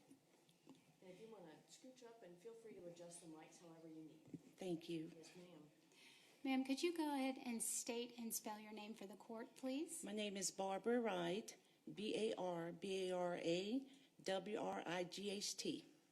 Ms. Wright, what is your relationship to Amari, Jakari, and Zaire Hall? I'm their fantastic grandma. I'm sure you are.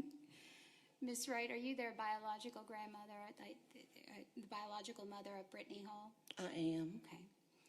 And where do you live? What part of town? I stay in DeKalb County. And who lives with you? Tony Wright, which is my husband, Zaire, which is my beautiful granddaughter, and Jakari, which is my handsome grandson. Very good. And it's the four of you? Yes. How long have you and Mr. Wright been married? 26 beautiful years. And what do you do for work? I am a project manager.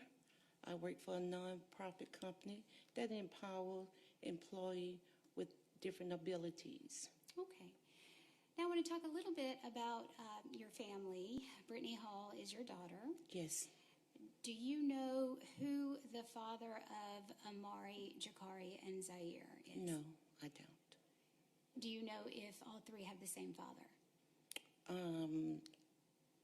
Not sure. Amari doesn't have the same as Jakari and Zaire does. Okay, so there's two different fathers. Yes. And either of their fathers were never involved in their life, to your knowledge, with you? No. Okay.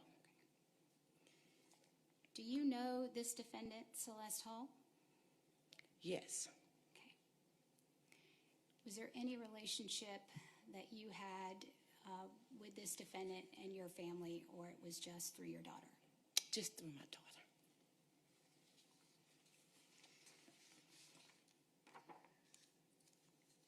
I am going to show you what's been marked as State's Exhibit number 62. I have previously shown this to defense counsel as well. Can you tell me who this is a picture of? That's Amari. And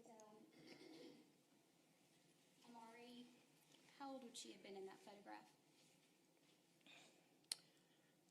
She has to have been about 5 or 6. She was at my house. Judge, at this time, I would move to tender into evidence State's Exhibit number 62, previously shown to defense counsel as an in-life photograph. No objection. Admitted without objection. May I publish this, Judge? You may.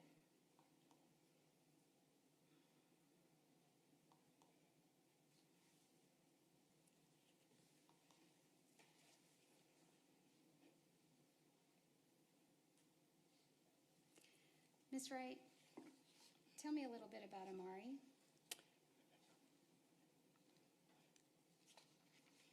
She was a very vibrant, happy little girl. We loved to play dress up together. When I would go in the kitchen and cook, she would love to come in the kitchen to see what G was cooking so she can help cook. Her first time making some cornbread with me, I let her crack the eggs, stir it up, put the butter in the pan, and we put it in the oven. And when it came out the oven, and she saw how pretty it was, she actually thought it was a cake. Ms. Wright, was Amari well-behaved when she was around you? Yes. At some point, did Amari, Zaire, and Jakari live with you and your husband, Mr. Wright? Yes. Do you recall how old they may have been when they did? It was several times. I can't quite recall the ages, but it was several times. They would, stay with me. Would that be for extended periods of time? Yes. Do you recall the longest they stayed with you? The longest could have been almost a year. And during that time, it would just be the children, and it would be your responsibility and Mr. Wright's responsibility to take care of them? Yes. You would provide for them financially? Yes. Emotionally? Yes. They obviously lived in your home, is that right? Yes. Okay. Now, was Amari ever in school while she was with you? Yes. Amari was in school in 2019 with me, going into 2000, almost 20. She was in the first grade, so when school ended, her mom had her. Okay. What grade would that have been? First grade, let's say. Do you recall what school she attended? Flash Shows Elementary School. And how would she get to school? We would take her and pick her up. All right, every day. Every day. Now, while Amari was with you and attending school, did you have any problems with her as far as school? No. Were you ever notified by her teachers about any behavioral issues? No. Any fights that she had with any other students? No. Being disrespectful to her teachers? No. Was she ever disrespectful to you? No. Was she ever disrespectful to Mr. Wright? No. Did she ever wet the bed when she was with you? No. No. Did she have a healthy appetite when she was with you? Yes. Did she like to eat? Yes. She loved Gigi's cooking. What about her hair? Did she love her hair? She did. We would play with each other's hair.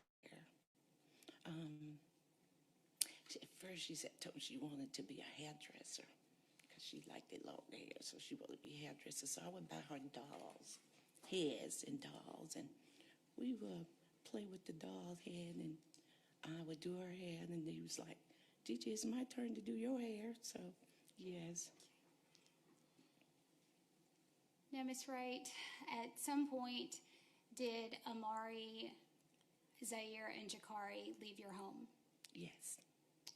Do you recall around what year that would have been in relation to Amari's death in 2021? Amari, Jakari, and Zaire had to leave at the end of 2020. Going, yeah, 2020. They went back to go live with Brittany Hall? Yes. Did you want them to leave? No. Would they have been able to stay with you? Yes. Now, did you know where Brittany had taken the children? When she first moved, yes. After that, no. So towards the end of 2020, you knew where the children were? Yes. And after that, you did not know about their whereabouts? 2020, when they moved out, in the 2020, going into 2021, I knew where they were. On into 2021, I didn't. I see. Did you ever try calling Brittany to speak with the children? All the time. Tell me about how you would try contacting her. I would call her cell number. I would text her. We would try to FaceTime her. There was no response at a lot of the times. And if she did, it would be weeks later. We were asked to FaceTime, but she would never FaceTime us. Was it difficult for you to not be able to see the children? Yes. Mr. Wright was also very involved in their lives? Yes. Now, at some point, did you and Mr. Wright try to physically find the children? Yes. When you were not getting a response? Yes. How did you do that? We would drive around from the last place they might have stayed looking for them. Not only that, we would even try to ask her to tell us where they stayed. Did you actually drive from different hotels? We would drive, hoping that we would find, them, but we could never find them. Do you recall the last time that you saw Amari? When that would have been? No, I can't recall that time.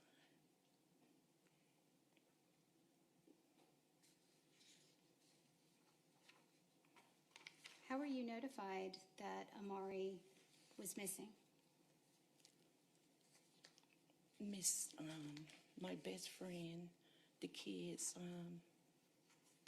daycare lady who I would take them to, she notified me at work.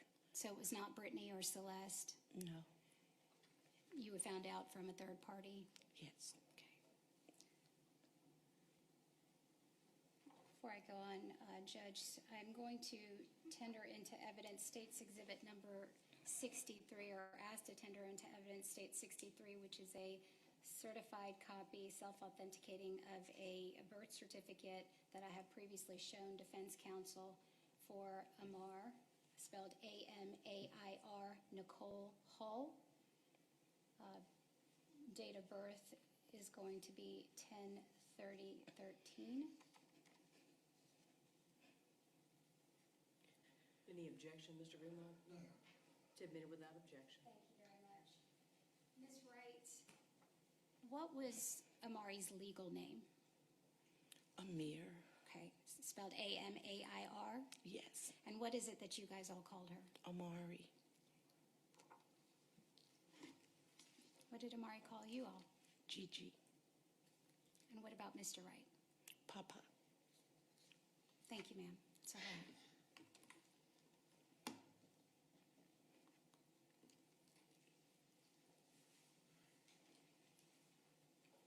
Good afternoon, Ms. Wright. Good afternoon. I'm sorry we have to meet under these circumstances. I just have some follow-up questions for you. Please bear with me, my voice is going. I've got a sinus, something going on. So I'll do the best that I can. So you're grandma to all three kids, right? And the mother of Brittany as well. Yes. So Amari is born in October of 2013. Yes. When she is born, is Brittany and Amari living with you? Yes.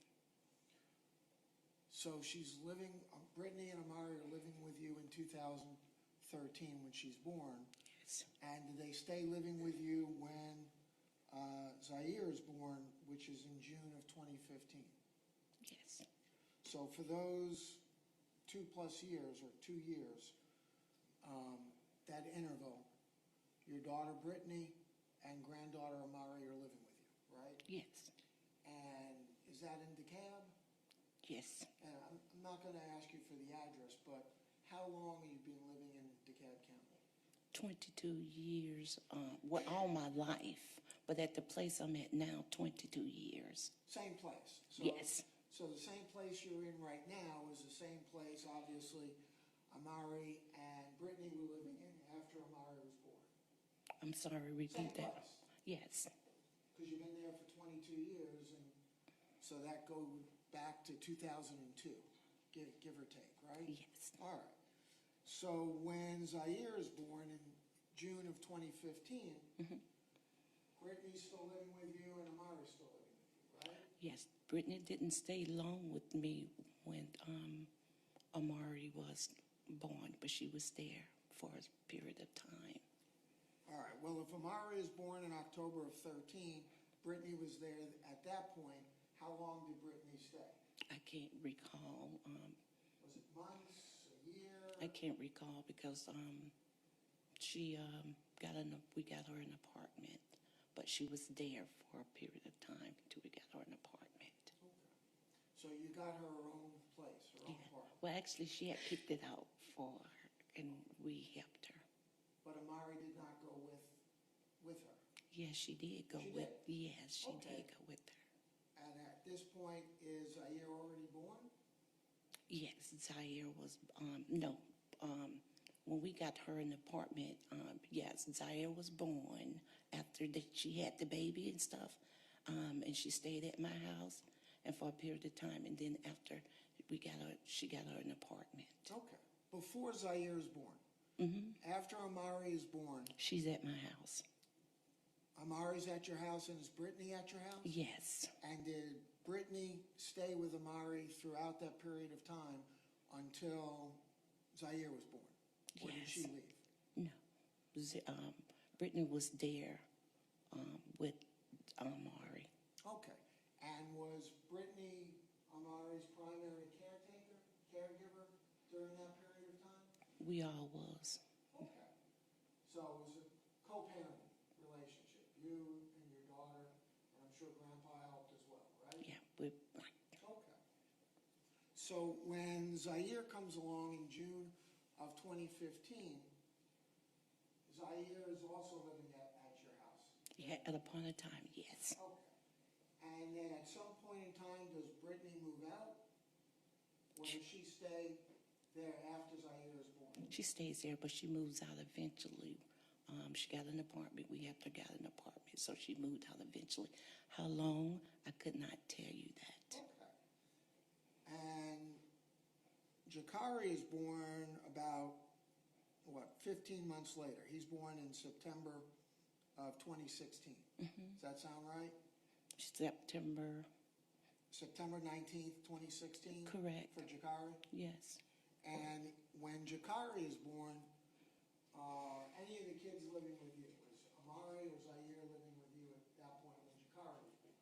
Anytime Brittany had a baby, she would come home and we would make sure that they're good before she ventures out into her place again. What do you mean by we would make sure they were good? Because when I'm old school, so when your daughter has a baby, you know how your mom comes in and help take care and make sure everything's okay. And then she went back to her apartment. Okay, so she stayed with you for a period of time? Not a long time, yeah. She had got used to, raising the kids. You had told Ms. Nazam, nice lady who asked you some questions just a little while ago, that the kids lived with me several times for extended periods. They did. Off and on. Ma'am? Off and on, they did. Okay. What would the frequency be, if you had to ask? What was the frequency of how long they would stay? Well, you said at some point it was up to a year. Would they come and go every couple of months, every couple of I weeks? couldn't tell you that because I really wasn't keeping up with that. I was just being the mom that I am, helping my daughter. Would Brittany always stay with you and them, or would she come with them and then leave the kids in your care? She would come with them and stay. And one time she wasn't able to stay. What was the reason behind that? Something that happened, so she wasn't able to stay. Happened with her? She had to go into the hospital. She was sick. Okay. And we had the kids. And how long did you take care of the kids at that point? I have no idea. I just did it as long as a grandmom's supposed to do. Okay. Was there ever any defects involvement? No, sir. Not with Brittany? Defects. Brittany and the kids and defects? No involvement? Not that I know of. Okay.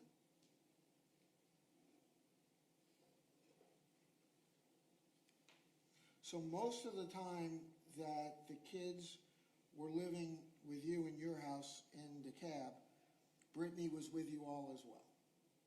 Yes. And would she be co-primary caregiver with yourself? She would be the mother that she was, along with me being the grandmother and Tony being the grandfather. Was, to the best of your knowledge, was Amari ever diagnosed with autism? Not that I know of. Did you take her to her pediatric appointments, or would that be something Brittany would do? Brittany would take her to the pediatric, and if she didn't, I did, but I don't know anything about autism. Okay. Was, to the best of your knowledge, was Amari, taking any medication?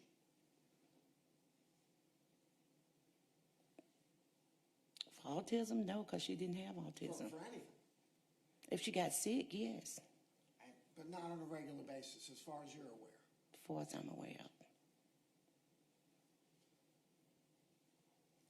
So, would you agree that the pandemic sort of sprouted here around late March of 2020? Does that sound about right? I don't know when the pandemic Schools started. closed, the court system closed. Does that sound right? March of 20? School closed in March of 20. School doesn't close in March of 20. School is still open in March of 20. Okay? April of 20, when they went to remote learning? I can't recall that. Okay. But the kids and Brittany were living with you up until late December of 20? I can't recall. When did you lose track of them? How about that? I lost track 21. When? January, February? I can't tell you that because we search and I can't tell you exactly Okay. when. Let's do it this way. Were you all together for Christmas of 2020? Yes, I saw them for Christmas 2020. Were you all together for Valentine's of 2021? February. I'm not sure, sir. Were you all together for Easter of 2021? Late March and day? I'm not sure, to be honest. Summer of 21, did you have contact with them? I tried to call several times. I did get a phone call back, a couple of days later, and sometimes weeks later. Asked him, to speak with the kids, speak with her, asked her how she was doing, how was the kids was doing. Did you two have a falling out? That you weren't able to see the kids, or what was going on? No, we don't have fallout. We may have a disagree here or there, like most parents do with their kids. Before it's like a fallout with some disagreement. But when the kids left your home with Brittany, whenever that may have been, late December, January of 21, either or, you all were on good terms. Is that fair to say? Yeah, because the type of parent I'm at, you may have a disagreement, but you make up because you love your kids. So, you don't hinder that right there. So everything was fine as far in your eyes between you and Brittany? yes, it's the type of mother I am, yes. Okay. And obviously you had daily contact with the kids when they were living under your roof, right? You saw them Every day.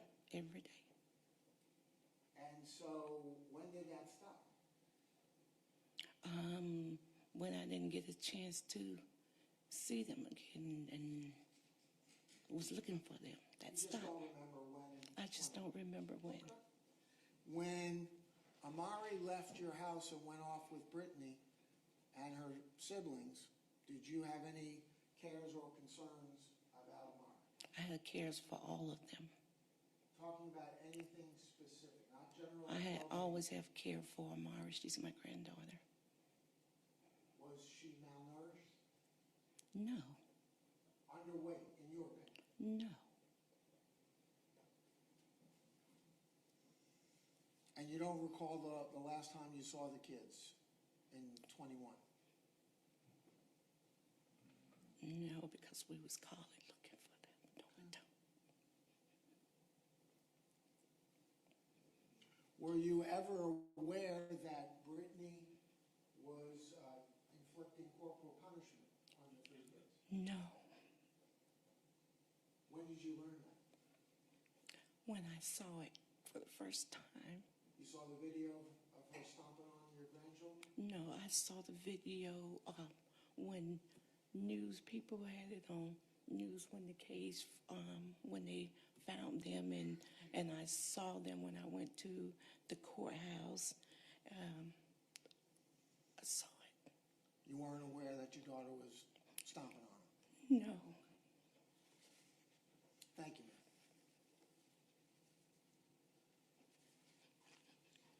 Redirect? No, Your Honor, thank you. May the witness be excused. Yes, Your Honor. No objection. Thank you, ma'am. You can leave those there.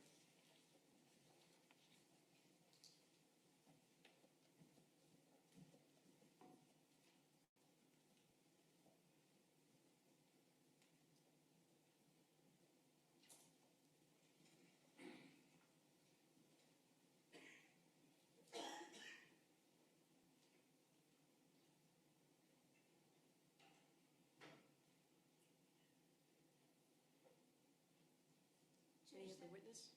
No witnesses for today, Judge. We would resume in the morning. All right, ladies and gentlemen of the jury, I am going to go ahead and release you for the day. I'm going to remind you that you are not to discuss anything about this case with anyone else, including each other. You are not to research anything. Don't drive by any locations. Don't watch the news. Hold on one second. Can counsel approach real quick, please?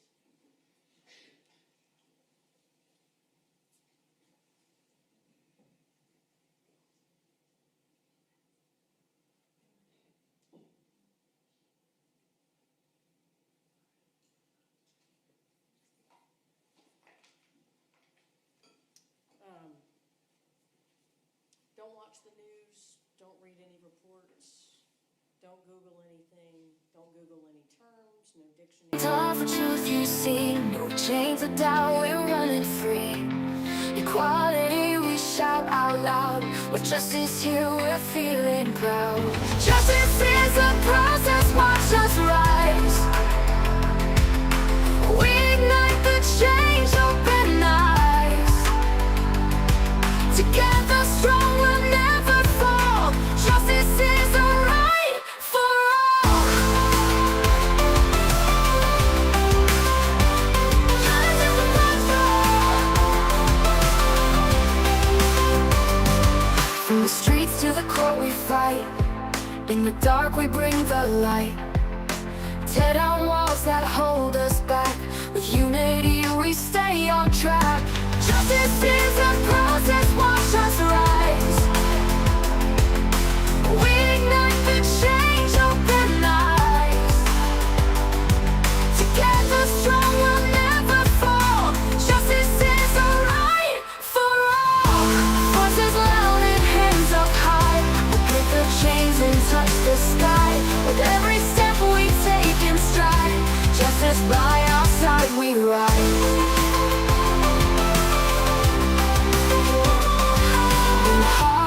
Every place, fight for love and endless grace. No one left out in the cold. Our truths are brave, our stories told.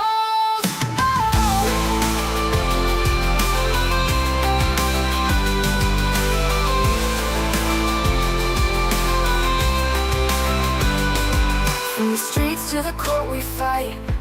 In the dark we bring the light. Tear down walls that hold us back.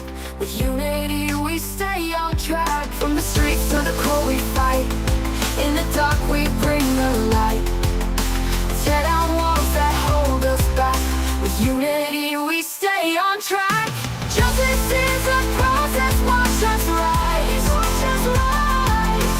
We ignite the change, open eyes. Open like the change. Together strong, we'll never fall. Justice is a right for all. Voices loud and hands up high. We'll break the chains and touch the sky. With every step we take in stride. Justice by our side we ride. Voices loud and hands up high. We'll break the chains and touch the sky. With every step we take in stride. Justice by our side we ride. In the heart of every place, fight for love and endless grace. No one left out in the cold. Our truths are brave, our stories told.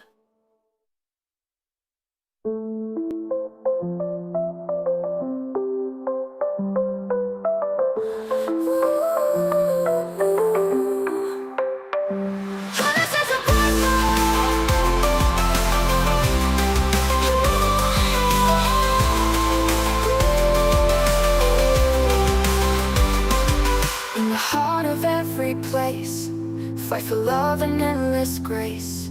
No one left out in the cold. Our truths are brave, our stories told.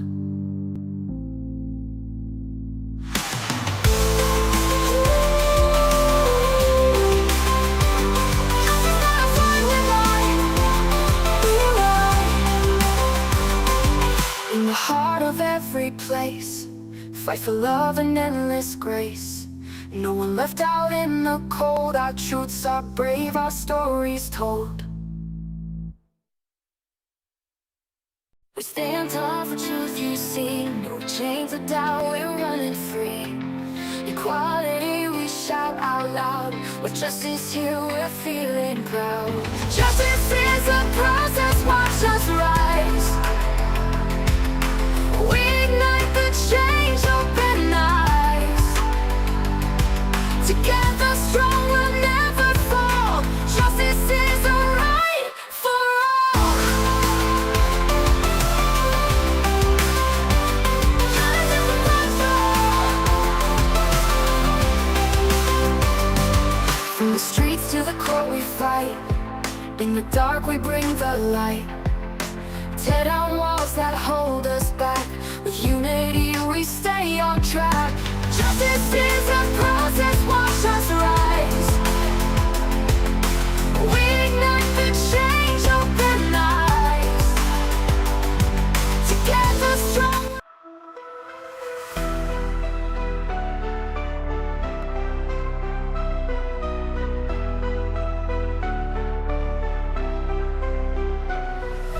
The system's rigged, man, it's time to break free. Eyes wide open, gotta see what I see. Standing on the front lines, fighting for the truth. Lift the veil of lies, it's time to be the proof. Take a stand, don't you back down. Raise your voice, let's shake the town. We're the voices that won't be ignored. Breaking chains, yeah, we're ready for war. With the power of the people, we'll make them see a world of justice unite.